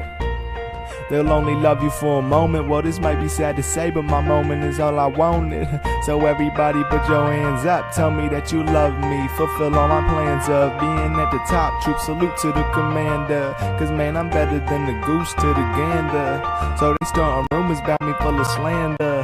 They just mad that my dream's much grander than anything they've ever thought of or ever been a part of. They tried to box me in and now I'm bursting through the borders. Premature stardom, swag post-mortem. They used to pass me by, but now everybody want them. Superman here to save you from your boredom. Say I'm the best yet, not really, but sort of. And I appreciate everybody who's listening. And if you haven't yet, grab a seat and listen in. Cause this is the story of my life. This is the story of a young colored man born white.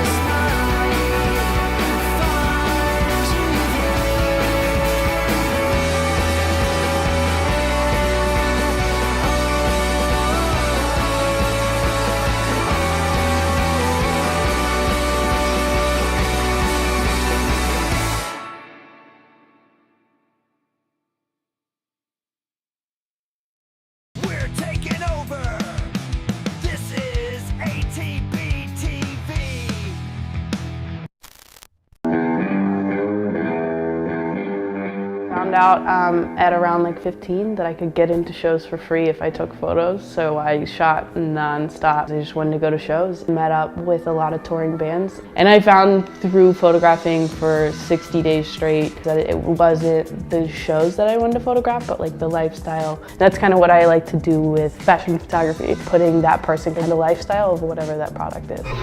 So today we're shooting for Brightside Boutiques, a little bit of a mix between lifestyle and editorial. Definitely really big on neutral colors, nothing like too vibrant, so even if you're shooting one person to the next person, everything kind of stitches together. Safe to say that I'm shooting about 3 to 7 photo shoots a week. Probably 4 of those are for work, and then 3 of those are just for fun on my own. Because I'm mostly an outdoor photographer, Baltimore is really evident in the people and the lifestyle. Baltimore is really close-knit. It's always community over competition.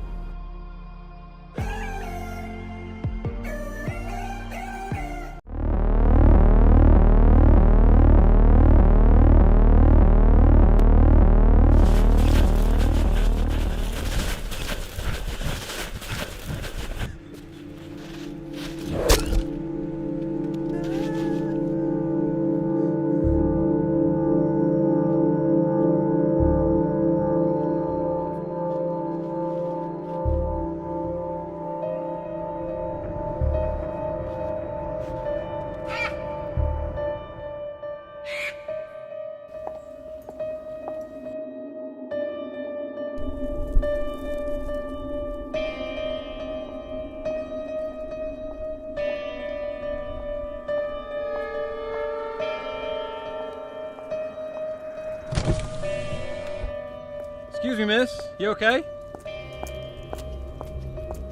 It's cold out here. It's at least a couple miles of civilization. I'd feel bad if I kept driving.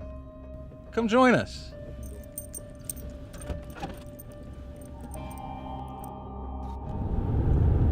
I don't normally pick up women. I mean, I can at a bar, but not off the side of the road.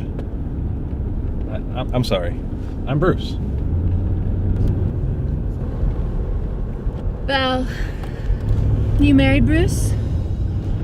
Only to my job, cybersecurity, catching criminals. Girlfriend? Not for a while now. Is that why you picked me up, Bruce? You wanna touch me? No. Excuse me. I just thought I could help. Help. Everyone needs help. We're all stranded on an island and there may be beaches, but we're still stuck in the middle of the fucking ocean with no lifeboats and a limited supply of food. Kind of changes what becomes food and what defines survival. See, I look at life like a ride. It's not always a Sunday drive. Sometimes you gotta change a tire, get yourself out of a ditch. And yes, you're forced to get gas. But it's one great trip. And you pick up friends along the way. You can't concentrate on the destination. You have to enjoy the journey. Yeah, but it still all ends up at a dead end. Pull over right there. I still think we should get you now.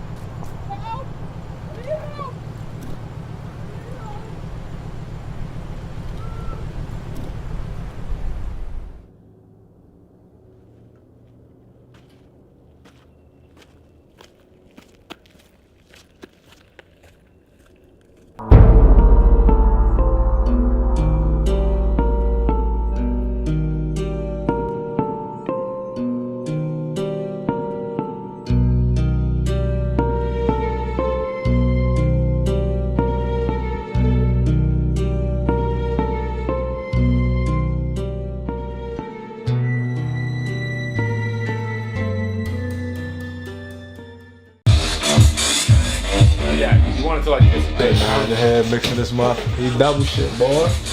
Yeah. Or music, the important stuff. We're making that goddamn hit singles. His greatness, man. He came to me a little while ago, like almost a year ago now. This guy is something serious. I'm sure all of you Dub fans already know. It's nothing new. It's nothing new for you guys. This guy's music is something crazy. It's something legendary. I'm just happy to be a part of this shit. Like, you know, E-Dubs, his shit. This dude has so much stuff going on all the time. Like traditional music, for some reason, everybody thinks in 2014 that the less you have, the better it sounds. And I'm like, that can work in some concepts until you hear E-Double. Then it's like it makes whatever you've been doing look like shit. Everybody knows when you hear his stuff, it's like, damn, like it's just art. It's just so much that I'm listening to. Like it's so much that I hear, and it's damn, it never gets old. Like everything, the chops, the vocal this, the vocal that, that's like that stuttered up and everything. It's just, it's like damn. It's just like everything though, like when you're fucking, it's not so awesome when you got it all broken down though. Like it's not fucking dank. Like whatever you do to like pre-mix or whatever, I don't know. You got the shit's on point. Shit that I want to be mixing. This is that shit that really challenges you as an engineer. It really put me in a place to be humble and be like, damn, yo, like I really gotta make this shit pop. So.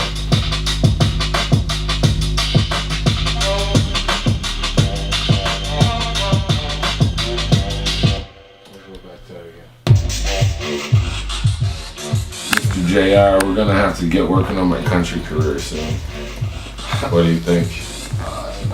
I like your attitude. This guy E-Double, man. It's not a joke, man. You know what I'm saying? It's not a joke. He ain't mainstream yet. But yet is the key word in that sentence. Like it's on some next level shit. It's just like that. Is that I want to stay with a 4-door because it makes you like have the excuse if you get pulled over or something like.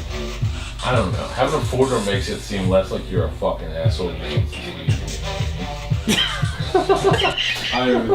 Like nobody's ever in my back seat, but I just need to have a 4-door, so it seems like, you know, that's the same reason I don't have a spoiler or anything. It's like I have 405 horsepower. I fucking can go 175 miles an hour if I want to, but you know, I don't too often. I try not to, but I do like to accelerate very fast. So I need that fucking Hellcat. And that Hellcat goes 0 to 60 in 3.6 seconds. Yeah. And it's only 60 fucking grand. It's like the cheapest fucking drink. So, I gotta make a bunch of money though.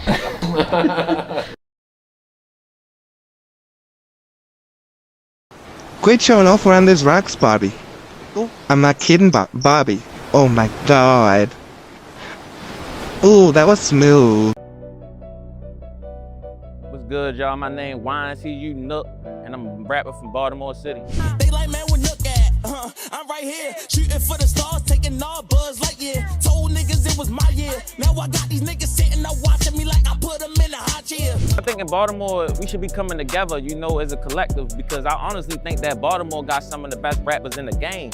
But the thing is, it won't work until we all come together, you feel me? There's so much talent here, you get what I'm saying? As far as rapping, a whole bunch of fashion, a whole bunch of different stuff, you get what I'm saying? That makes Baltimore a great city. From my perspective, the greatest city in America. That's what the bus stops say. I'm from Baltimore, where it's more beef than the Burger King. Goons and them goblins, something like off a Monster Inc. Young niggas doing them drugs, they don't know what to think. Couldn't pass music class, but still I let that chopper sing. You know, I really came from a generation where, like, it was real OGs, and I'm not saying OGs on the street level, I'm more so saying, like, real men that you can look up to be able to tell us the street life is not it. Nowadays, things just totally different. You know, I'm an old soul. You know, I'm not the type to promote violence. You get what I'm saying? I rap about the stuff that I've been through.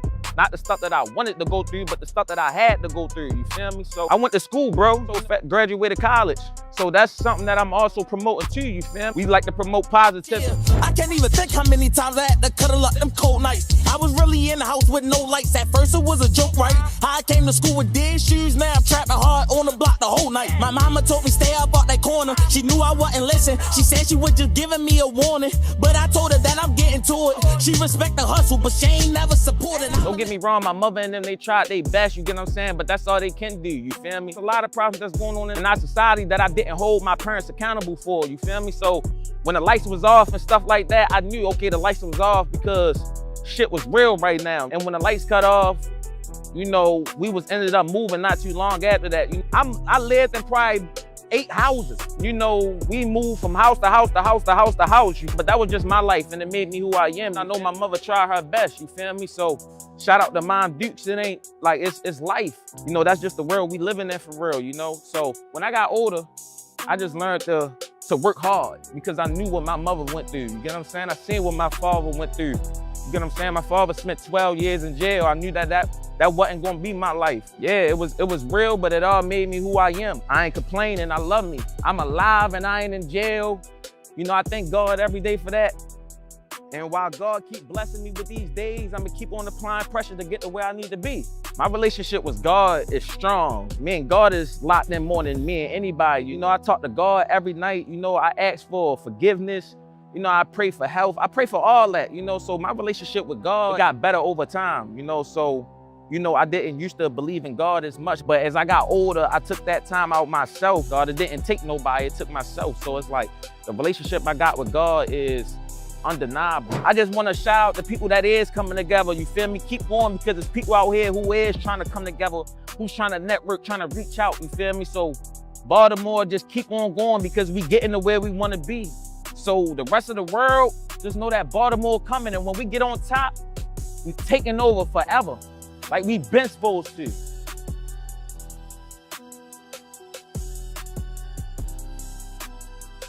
Oh shit. Oh, Charlie, he's gonna play on the record after this guy right here. Steve, he's gonna sing it now.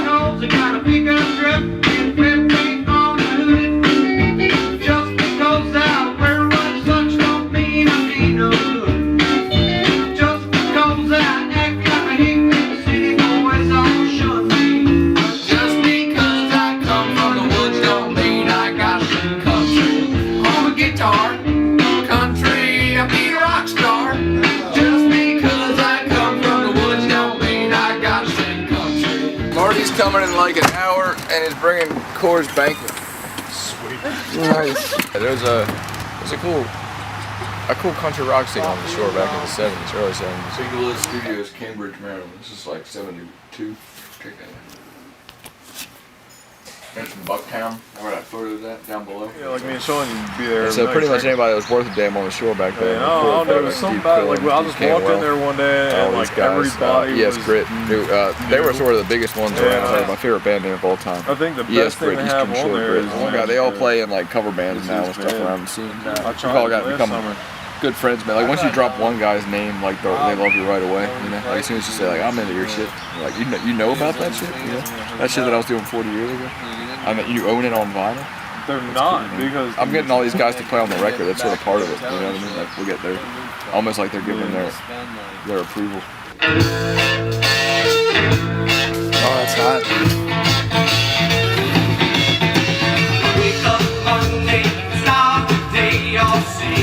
Yeah, so these guys toured with James Taylor back in the day.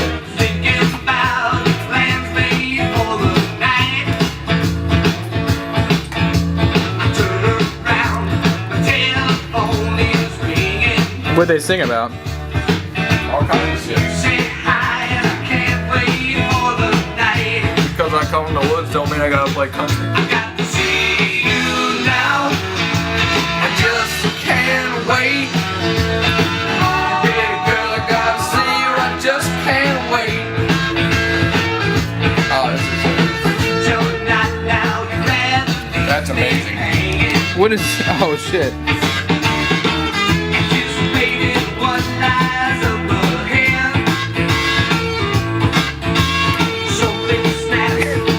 Hot. So he plays fiddle on Red Winds. You heard that song, right? Yeah. That's the guy that plays fiddle on it. I got to see you, Steve Quillen, man. You don't know how lucky we are. I got to tell you, I just can't wait. It's hot. I'm up the phone, spend all day trying to figure out your game.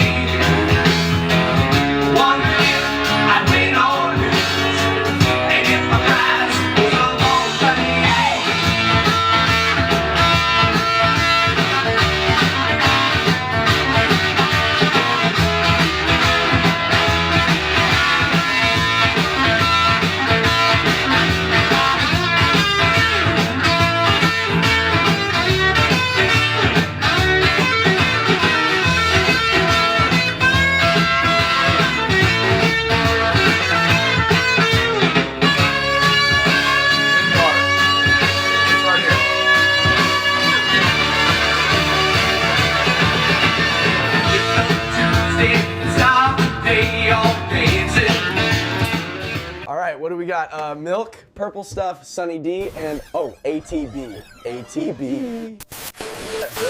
That's What's going on? I just bought the Mavic Pro and we're about to take it out on its maiden voyage. The internet said that they couldn't believe how small it was, and I would have to agree.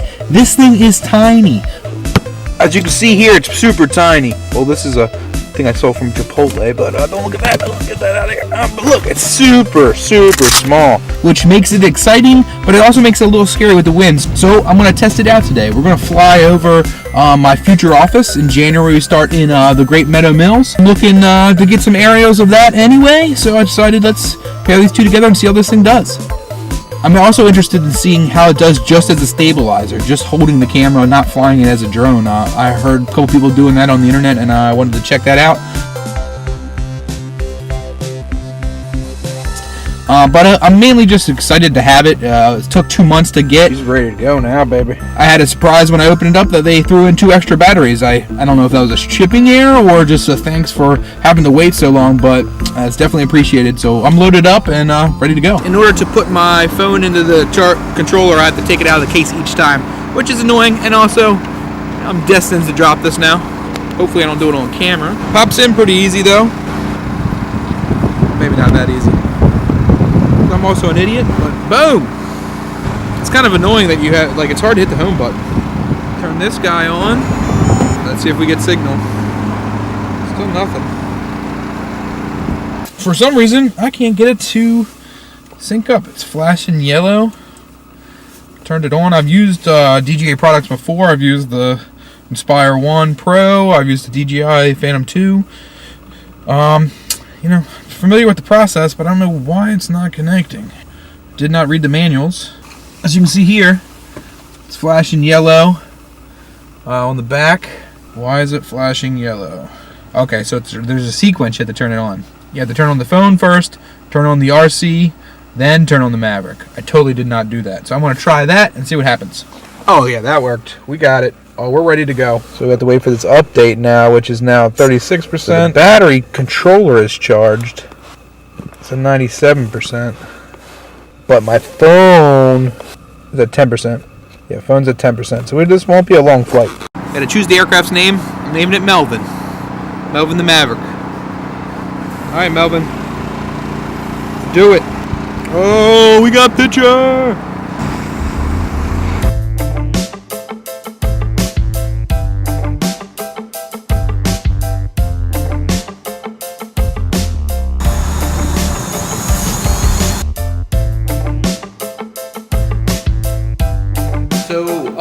My first attempt at flying the Mavic went horrible. I didn't really know how to use it. I couldn't control the camera going up and down. I just had it straight out. I couldn't figure out where to move the gimbal. But my main problem was my phone only had 9% battery when I started. So I was super scared because sometimes my iPhone just craps out in the middle. So I was kind of nervous to fly too far or get too crazy with it since it could end it at any point. I didn't know if I would be able to fly home without having a monitor controlling it. Since the iPhone is used as the monitor, it was pretty important to have that powered up. I'm an idiot for not having it charged up. But I'm going to give it another shot today. I'm going to give it another shot, but I'm going to try to fly again.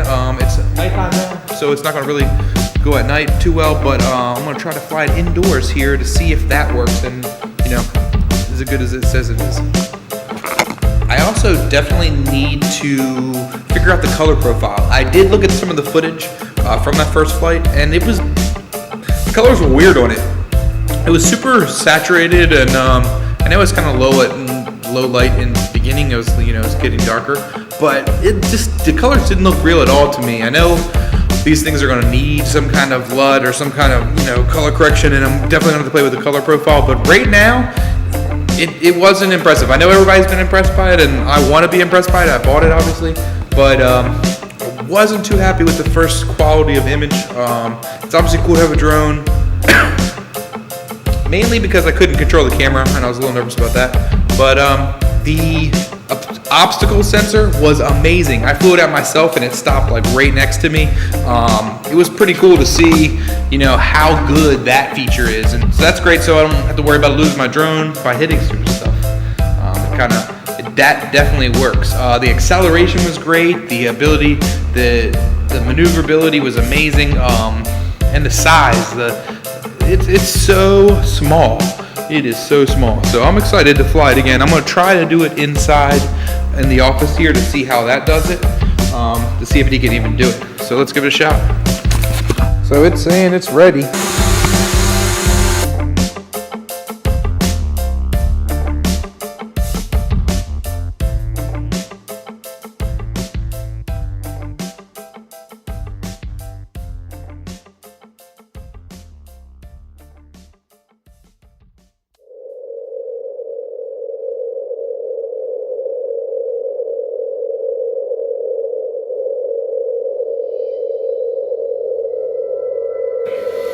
So I had the Maverick Pro for 2 days and I've already crashed it.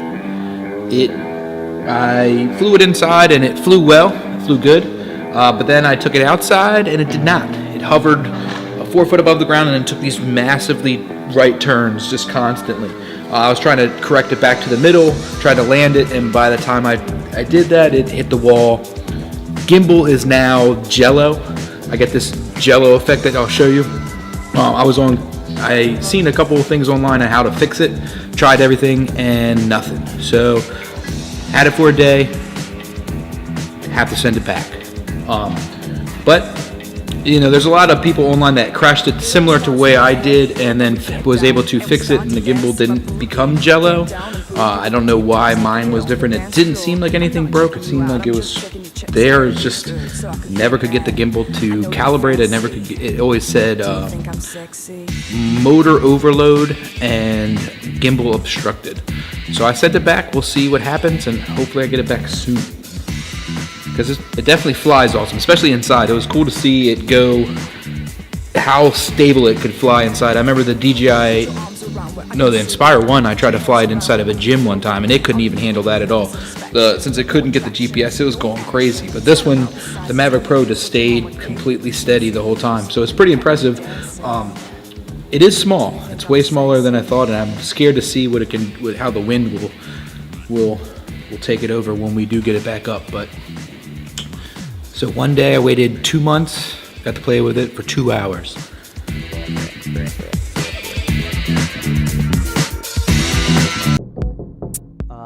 Oh yes, come in. Sir, you wanted to see me? Bill, unfortunately we have to let you go.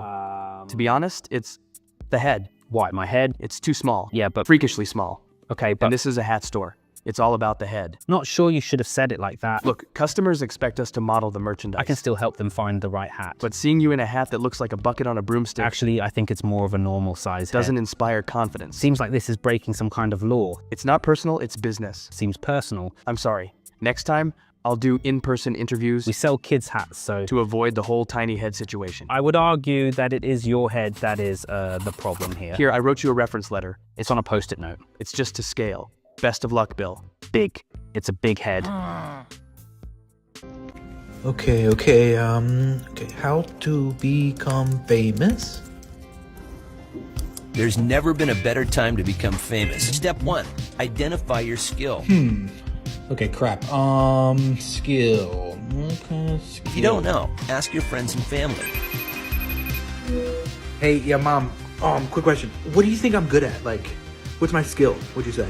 Oh, honey, I can't do this right now. Tell him I said he's good for nothing. Don't stop. Don't say that. Want to create something that gets people's attention. Nothing. I'm good at nothing. Well, how's that gonna work? Think about nothing.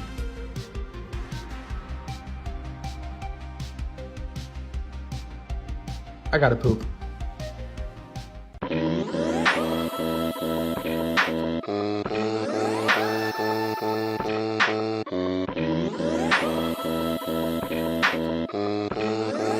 Hey, Donnie, hey, wonder why I rap so happy. Let me tell you why. I know too many people, man, with pain inside their eyes. I know too many people, man, who let their dreams die. I know too many people, man, who never satisfied. So I thought I would try, yeah, just to spark the fire.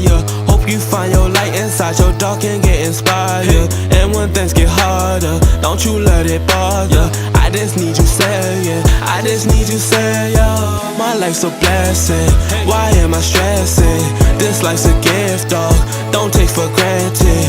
Cause when you miss that, you cannot get back. You cannot get back, no you cannot get back. My life's a blessing, why am I stressing? This life's a gift, dog, don't take for granted. Cause when you miss that, you cannot get back.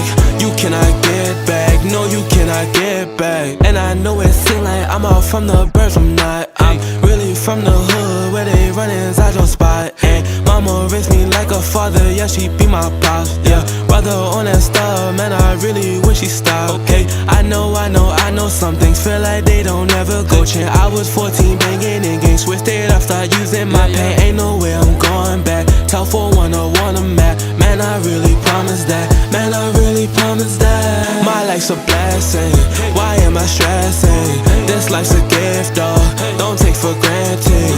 Cause when you miss that, you cannot get back. You cannot get back, no you cannot get back. My life's a blessing, why am I stressing? This life's a gift, dog, don't take for granted. Cause when you miss that, you cannot get back. You cannot get back, no you cannot get back.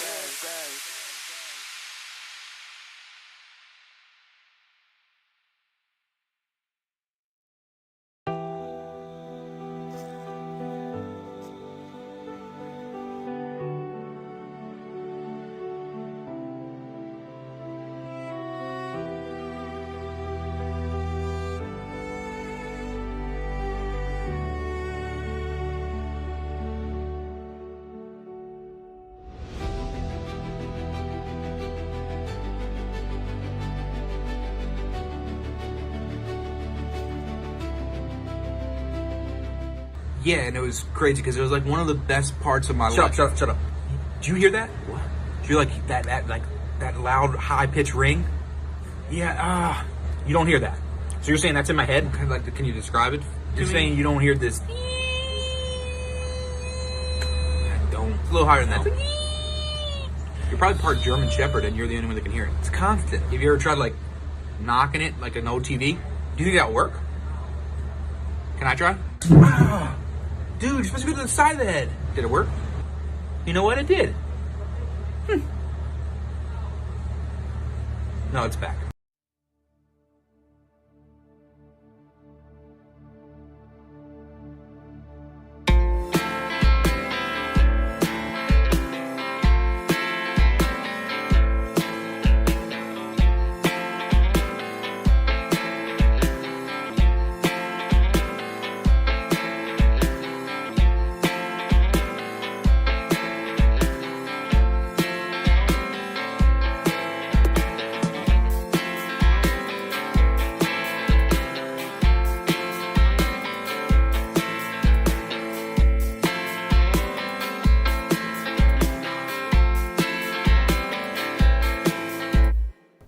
Thanks for being here. I'm living in my friend's laundry room. Right now while I'm chasing my dream, this is it. Thank you. I'm living in my friend's laundry room. I sleep by the dryer. Sleep by the dryer where the cat eats.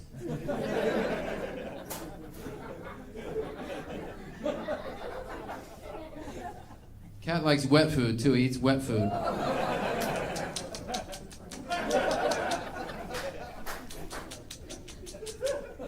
That's what I hear in the morning and at night. He eats 2 times a day. Every time I hear that noise, I'm reminded. Remember, you want to be a comedian. You want to chase your dream. You sleep in your friend's laundry room by the dryer where the cat eats. I live in a house. It's 3 guys and this 1 cat, and none of us have health insurance. For some reason, the cat gets to go see the vet like every 6 months. He goes. It's unbelievable. We drive little George to go get an MRI. It's crazy. Puts his little cat arm in there. And it's negative. It's a negative MRI. What the fuck are we doing here? I asked the guy, I'm like, you mind if I stick my head in that machine for like $50? I got some issues ringing in my ear. He's like, no, that's for the cat. Get your head out of there. You don't have health insurance. It's unbelievable. Something happens to me, I gotta just like go to bed early and get a good night's sleep.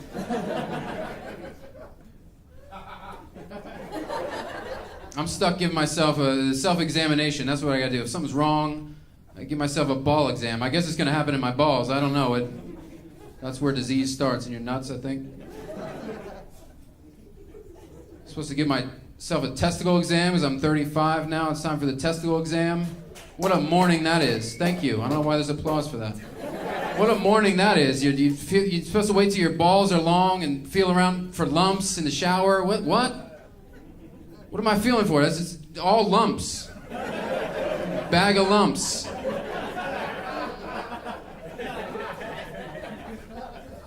There's all kinds of cords and cables that run through your testicles. What's a lump and what's a cable? I don't know. Is that an Ethernet cable? Is that a little connector piece? There's a little light blinking in there. Am I supposed to unplug that and plug that back in? I don't want to die of lumpy nuts. No offense to anybody who's died of lumpy nuts. I had a friend pass away, and you never know how you're gonna die. This guy's death was a shock to everybody because he took care of himself. He was an athlete.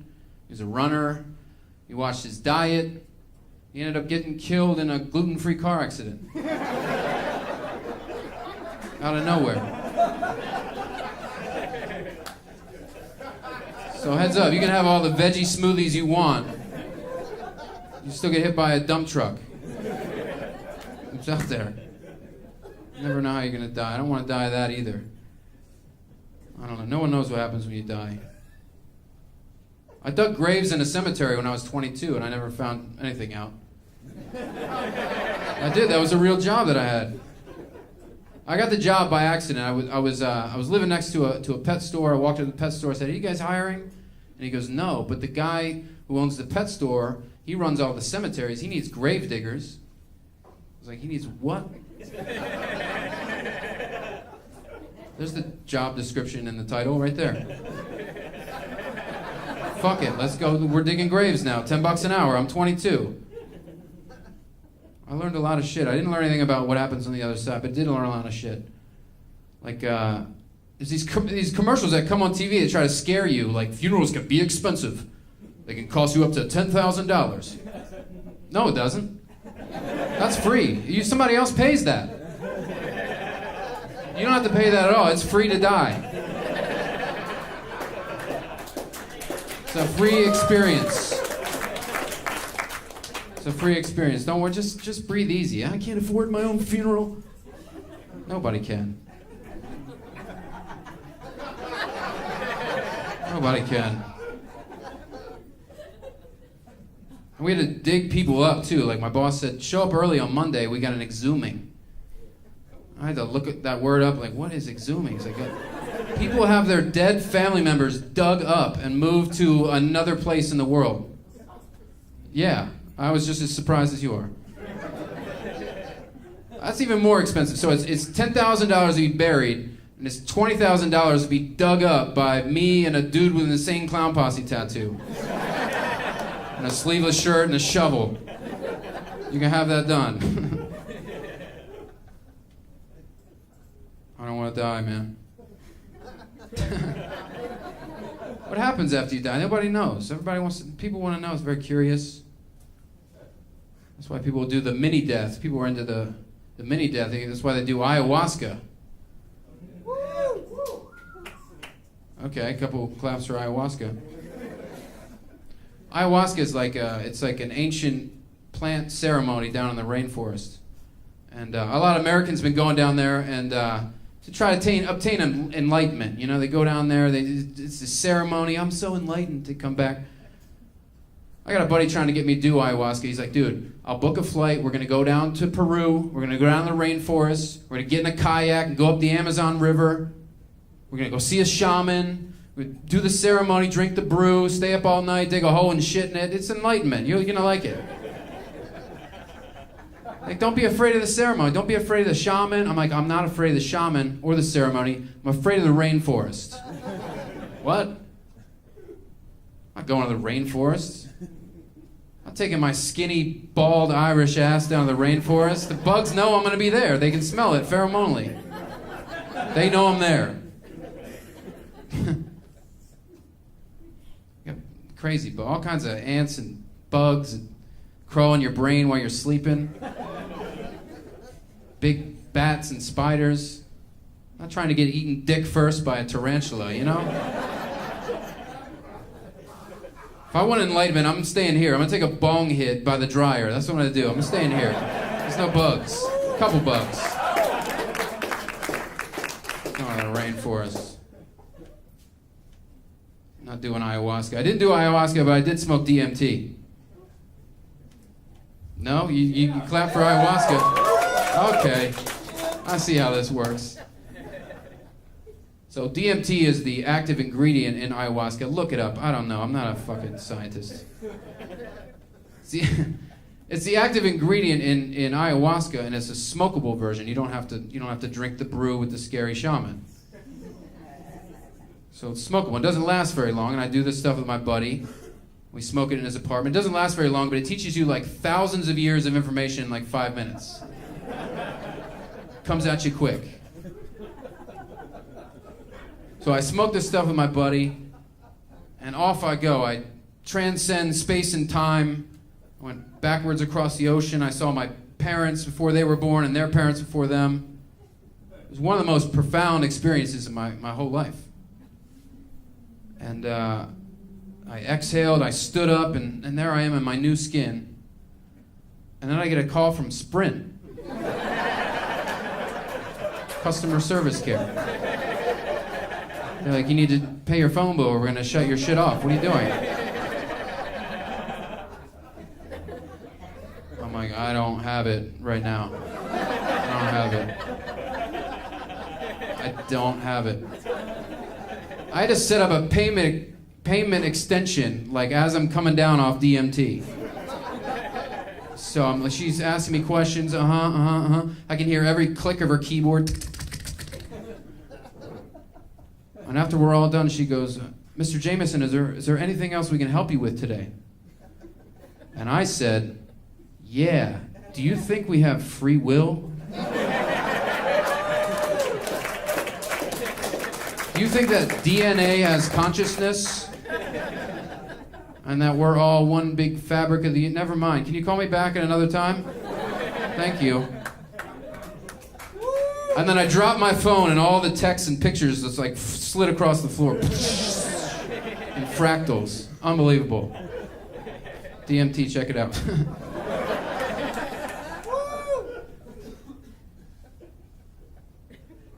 And then I broke my phone. The phone shattered. No more phone. So I had to switch to an old phone. You ever have to do that? You find an old phone somewhere? Like, I don't need that phone. I got a backup, you know? Plug in an old phone from like 10 years ago. It's like a window into your old life, isn't it? You plug it in, okay, we turn it on. There's all your voicemails and texts from people you don't talk to anymore. Like texts like, are you still up?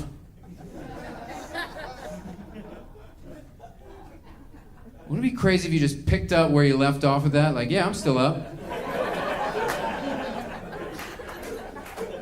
It's been at least 10 years. I live somewhere else now. I'm still down to, are we hooking up? I know you have a family and a husband and everything.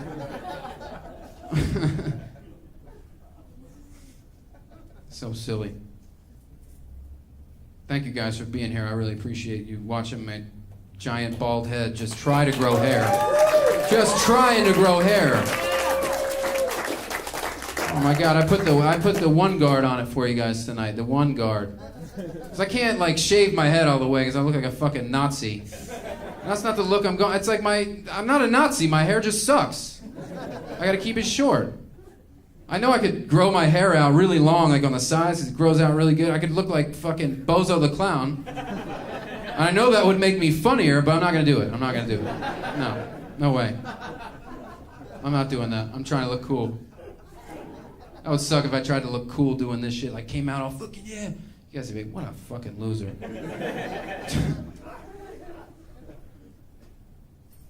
I don't watch the news. I don't watch the news. I don't care. I don't give a shit. All that news, all the paper, I don't read the paper. I don't read websites. Don't send me a documentary. I'm not watching that. I don't care. I don't fucking care. I want to drive that point home. It feels so good to just say that. Just the news is just trying to scare you. That's all it is. Just fear, fear, fear, fear, fear. That's it. I saw the cover of the Daily News like 2 weeks ago. It just said, "Wave of Fear." See that on my way out of 7-Eleven. Okay, the wave of fear. Watch out for the wave of fear. These are the 3 things you need to know for your day.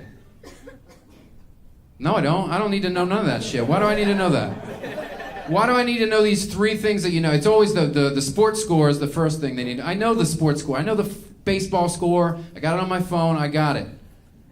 And then the other 2 stories are just stories I'm just supposed to take on my day with me. FBI busts Russian spy house in Maryland. Oh, good. That's good. Good. We don't want spying Russians in here. That's good. God forbid. Why are like average citizens informed of like the FBI busting up the spy? What do you want me to do about it? It's just an average citizen? You want me to take care of the Russians? I grew up by the airport. I've been drinking tap water my whole life. What do you want me to do? Go knock on the door? Hey, get out of here, you Russian spies. I know you're in there. Go on, get. Go on, get out of here. Quit spying. I read the paper. I know. A wave of fear. These are the 3 things you need to know. I don't need to know. The last article is always like, hot air balloon crash kills 2 in Texas. Now I just have that with my day. We have the 911 call. I'm not interested. What are you doing getting in a hot air balloon anyways? It's not safe. Hey, let's get in a wicker basket with a propane grill attached to it. Are you free on Saturday? Bring some snacks. We'll tie a bed sheet to it and we'll go up into the sky. Are you free? What could possibly go wrong? Everything. Hot air balloons are the fastest way into the power lines. That's the fastest way to the 911 call. It is. Quickest way in.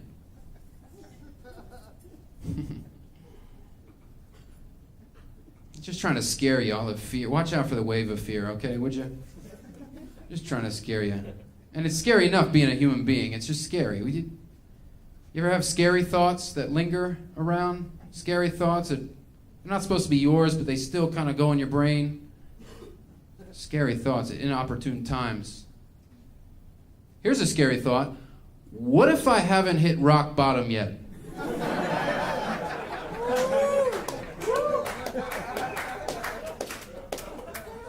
That's a tough one to have. I understand. It's a tough one to have. I had that today. It's always like a night like this where it's a beautiful night. We're all hanging out. We're having a good time. We're drinking. You're with your friends. And it's time to go to the bathroom. Excuse me, I had to go to the bathroom. You go to the bathroom. And there you are, like all by yourself, peeing in the toilet, hopefully in the toilet. And as the pee hits the water, you have that thought like, I am all alone. I've always been alone, and I'm gonna die alone. And then you pop out of the bathroom, act like you weren't thinking any of that shit. Hey, I'm good. I'm good. Yeah, it's fine. They had granite in the. Yeah, it was nice. Nice bathroom. Nice bathroom. Scary thoughts happen. I'll take the scary thought. I just don't want to become boring. I don't want to be. That's my goal in life. I just don't want to be boring. It's a big fear of mine. I just don't want to be. I don't want to be the guy like telling everybody he ran a 10K. You know? I ran a 10K this week. Oh, yeah, you did? I ran a 10K and the wind really picked up at mile 5. Oh, did it? Oh my, holy shit, did it really? And that's the highlight of my week? I don't want that. I got a neighbor who's like training for a warrior dash. He's doing like a mud run or a Spartan race or something. Training for the warrior dash on Saturday. You're not a warrior. You work in an office. You're just gonna get hurt.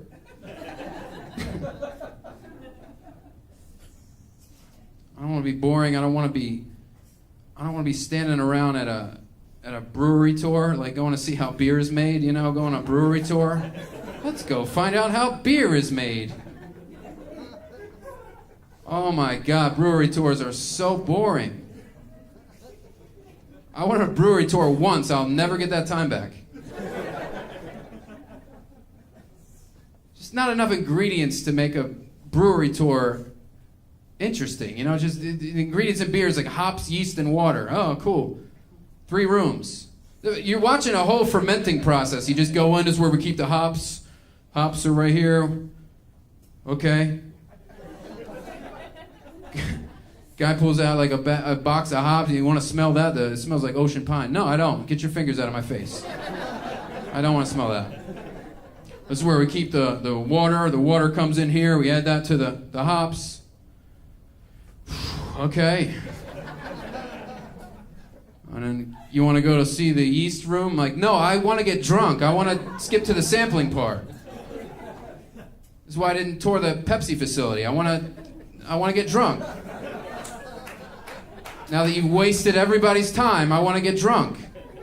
And then he lines up the bottles as you're there at the sampling part. You can tell, and the guy's like leaning in. You can tell the oatmeal stout, the nose has complexity, right? All right, dude. All right, dude. Is there gonna be a 10K after this, or what are we doing? Oh my God, what are we doing?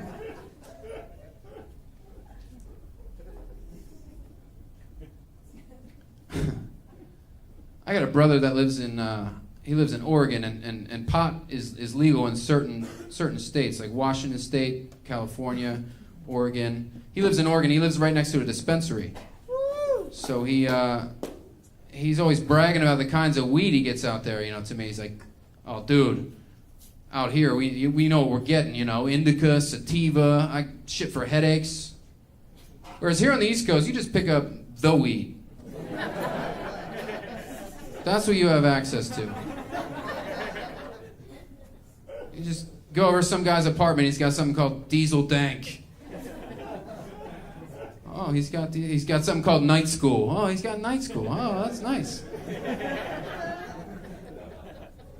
He doesn't know the species name or no, he's the most uninformed guy ever. That'd be like if you were selling puppies right outside here out front and you had no idea what you're talking about. You're just like, hey man, I got some spotties and some brown heads. You interested? What?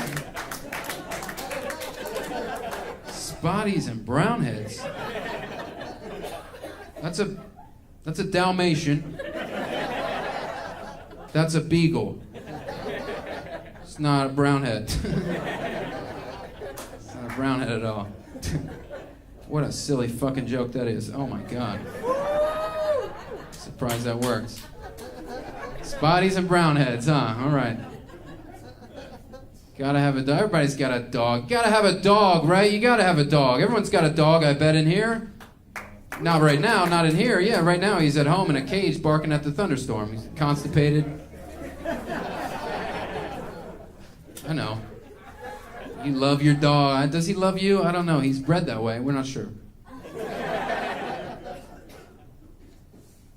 Gotta have a dog. You gotta have a dog. It feels good to have somebody dumber than you are around the house, doesn't it? It feels good. Come on, don't pee on that. That's the only way you're gonna get to the park, because you would never go to the park in the middle of the day and just stand there alone with your thoughts. No, you need a dog there with you. Come on, don't pee on that.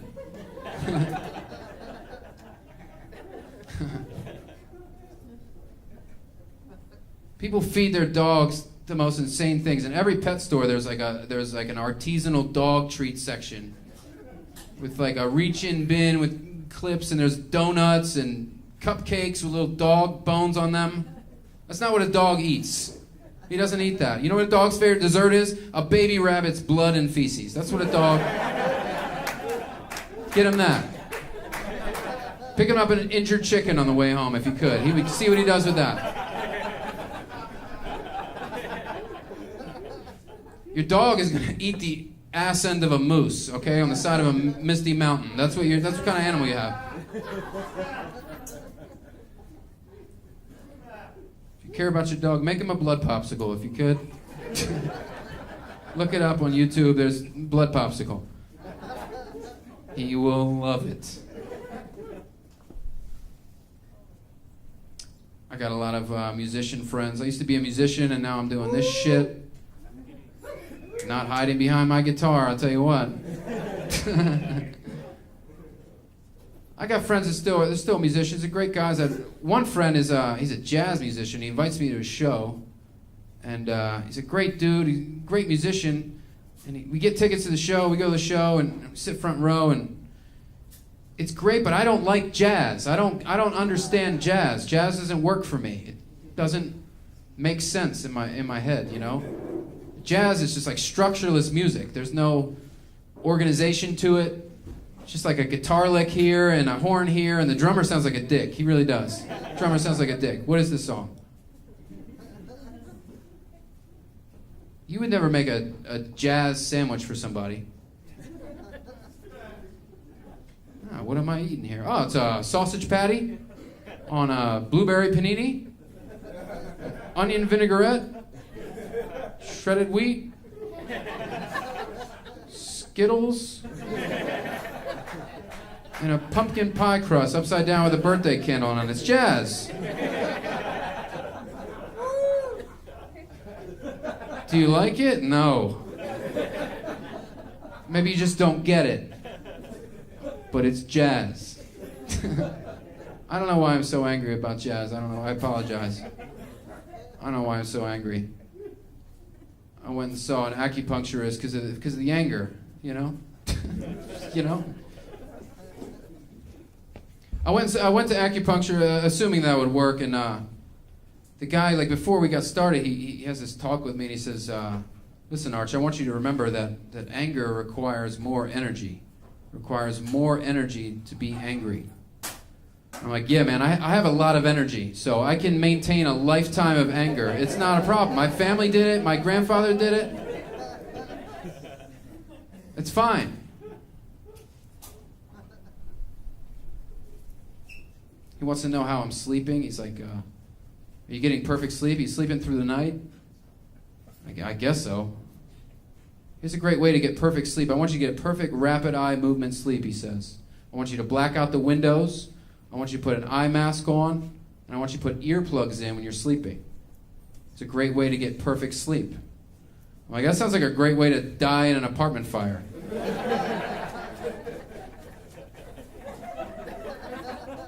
Sir, that sounds like a great way to have all my shit stolen in the middle of the night while I'm getting perfect sleep. Not doing that. I'm not doing that. And after we get done, he's like, do you mind if I do some chakra reading, some energy chakra reading? He's kind of a hippie dude. I'm into that shit. Yeah, let's read the chakras. Okay, so he's got his hand on my head, and I'm quiet, he's quiet. He doesn't say anything for like a minute, and I can hear him breathing. And then he goes, I can tell you're a very sad man. I can tell that you live all alone on an island by yourself. An island that you've built yourself. An island. I'm like, dude, can you just fix my neck? Can we go back to I'm having a rough week. I don't need energy readings right now. I'm good. I'm busy living on the island by myself. I'm not doing it. I saw one of those like crazy Christian people signs. And it was in front of a church. You seen these signs? You know, sometimes they're informative. Sometimes they're not. This one just said, you can't hold hands with God while you're masturbating.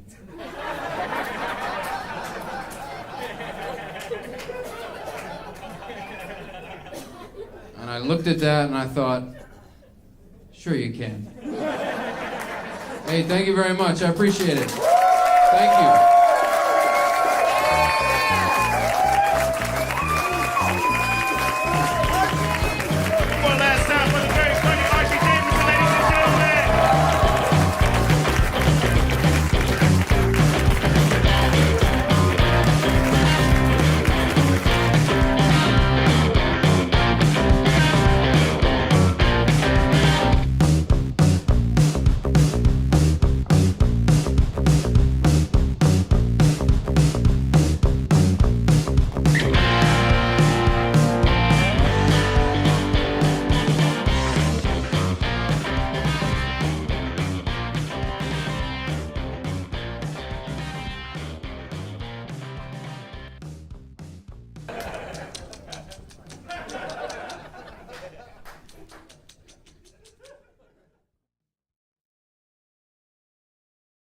What do you think about crime?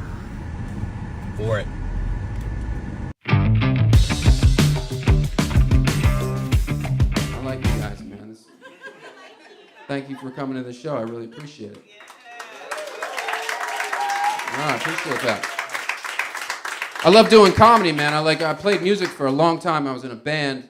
I played tons of shows, but like people would just clap in between every song, and we left the gig with a false sense of like, oh, that went well. Nobody told me my band sucked, you know, and that could have been useful information. But with stand-up comedy, I know exactly how good I'm doing right now. Bombing is real shit. You can, doesn't feel good. Bombing is real shit. I've bombed in this shirt before. I've done it.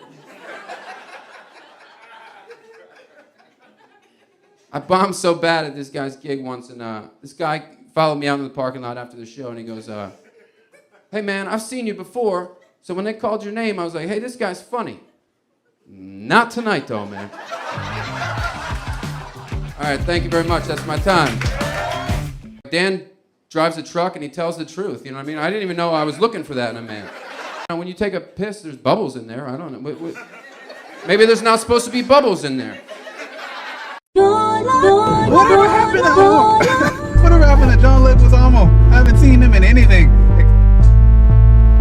He's a funny man. Power progression production. You don't think he's funny? Well, basically with my wife, dedicated to her. We got married originally with the first band, the band on the right hand. And then we had first couple of years of marriage was really difficult. We almost got divorced. Things really sort of came to a head once we came to Baltimore, and I wasn't really sure if we were gonna make it.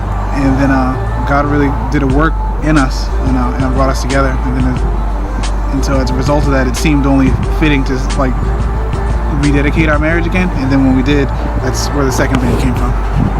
So now so I'm married to my wife twice, essentially. So it's wonderful.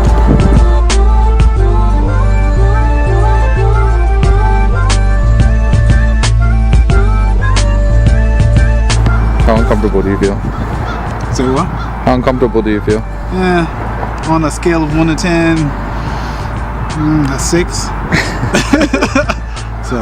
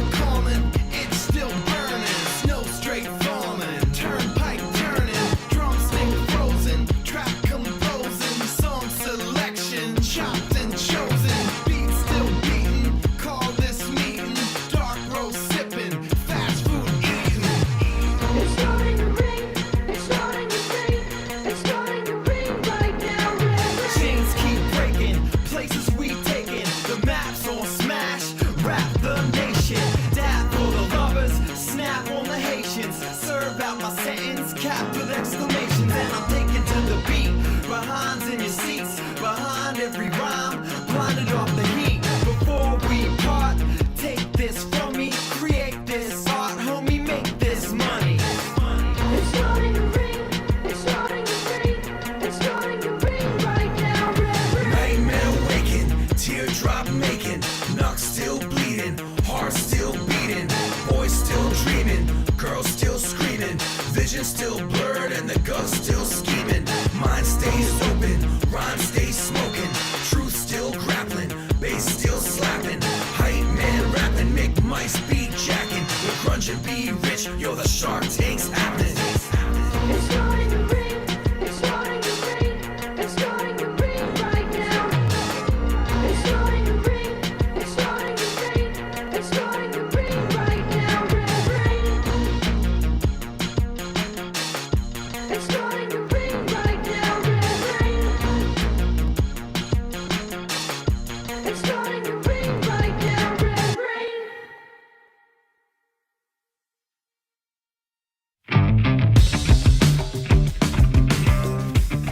We're all here tonight, right? You feel like we're all here? We're all here? This is a nice night. Nice night. Feels like you're here, like you're here, right? You're surely here. But which one, who are you? Like, which one is you? Like, are you your guts and all the food digesting? Is that you? You ever think about, like, am I breathing or am I being breathed? That'll fuck you up. Yeah, you're what? I guess I'm, what? Crazy. You ever stub your toe and then you have to like wait for a second for it to hurt, like just a millisecond, it's like there's a and then the little voice is like it's about to hurt, but it hasn't hurt yet. What is that? Is that you? I don't know. There's a lot of shit we don't know fucking anything. Atheists know though, right? Atheists know everything. There's no God. That's how they talk. There's no God. Yeah, you looked everywhere? You checked in all the spots? Looked everywhere. You're 37, you work in catering. This is the question that you want to bring up. Is there God? Well, I don't see him. It's like, it's not a man. It's not a guy. Stop looking for a guy. God's not a guy, okay? I mean, he might be a guy. I don't know. Could be. If God's a guy, I do well with men. I'll be all right.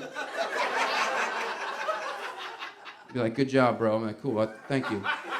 Felt like that was a good job. God could be a woman too. It's very possible that God is feminine.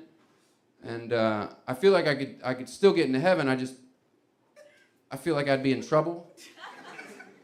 Like I'm there, I'm like, yeah, so I'm good, right, to go? She's like, yeah, I didn't like your tone. My tone? It's just insane to say there's no God. You don't know what's going on. It's like saying there's no Wi-Fi here. There might be Wi-Fi here. How do you know that? You don't see it? Maybe you just don't know the password, you know? You don't know the password. The password's probably psychedelic drugs. That's probably what it is. I've tried. Instead of saying you're an atheist, how about you just say, I'm boring? You're the last person I want to eat magic mushrooms with and walk through the woods and watch you explain everything. These are the same people that they know where they got their cold from. They know. I got my cold from the office. How do you know? Where's your gear that you put together? I'm not a man of the cloth. Listen, I understand. You're agnostic because you're rebelling because religion got stupid as shit. I started wearing silly hats. It's dumb.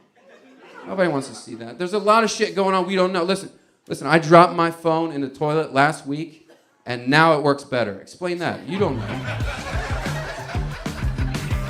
Nobody knows. Dan drives a truck, and he tells the truth. You know what I mean? I didn't even know I was looking for that in a man. When you take a piss, there's bubbles in there. I don't know. Maybe there's not supposed to be bubbles in there.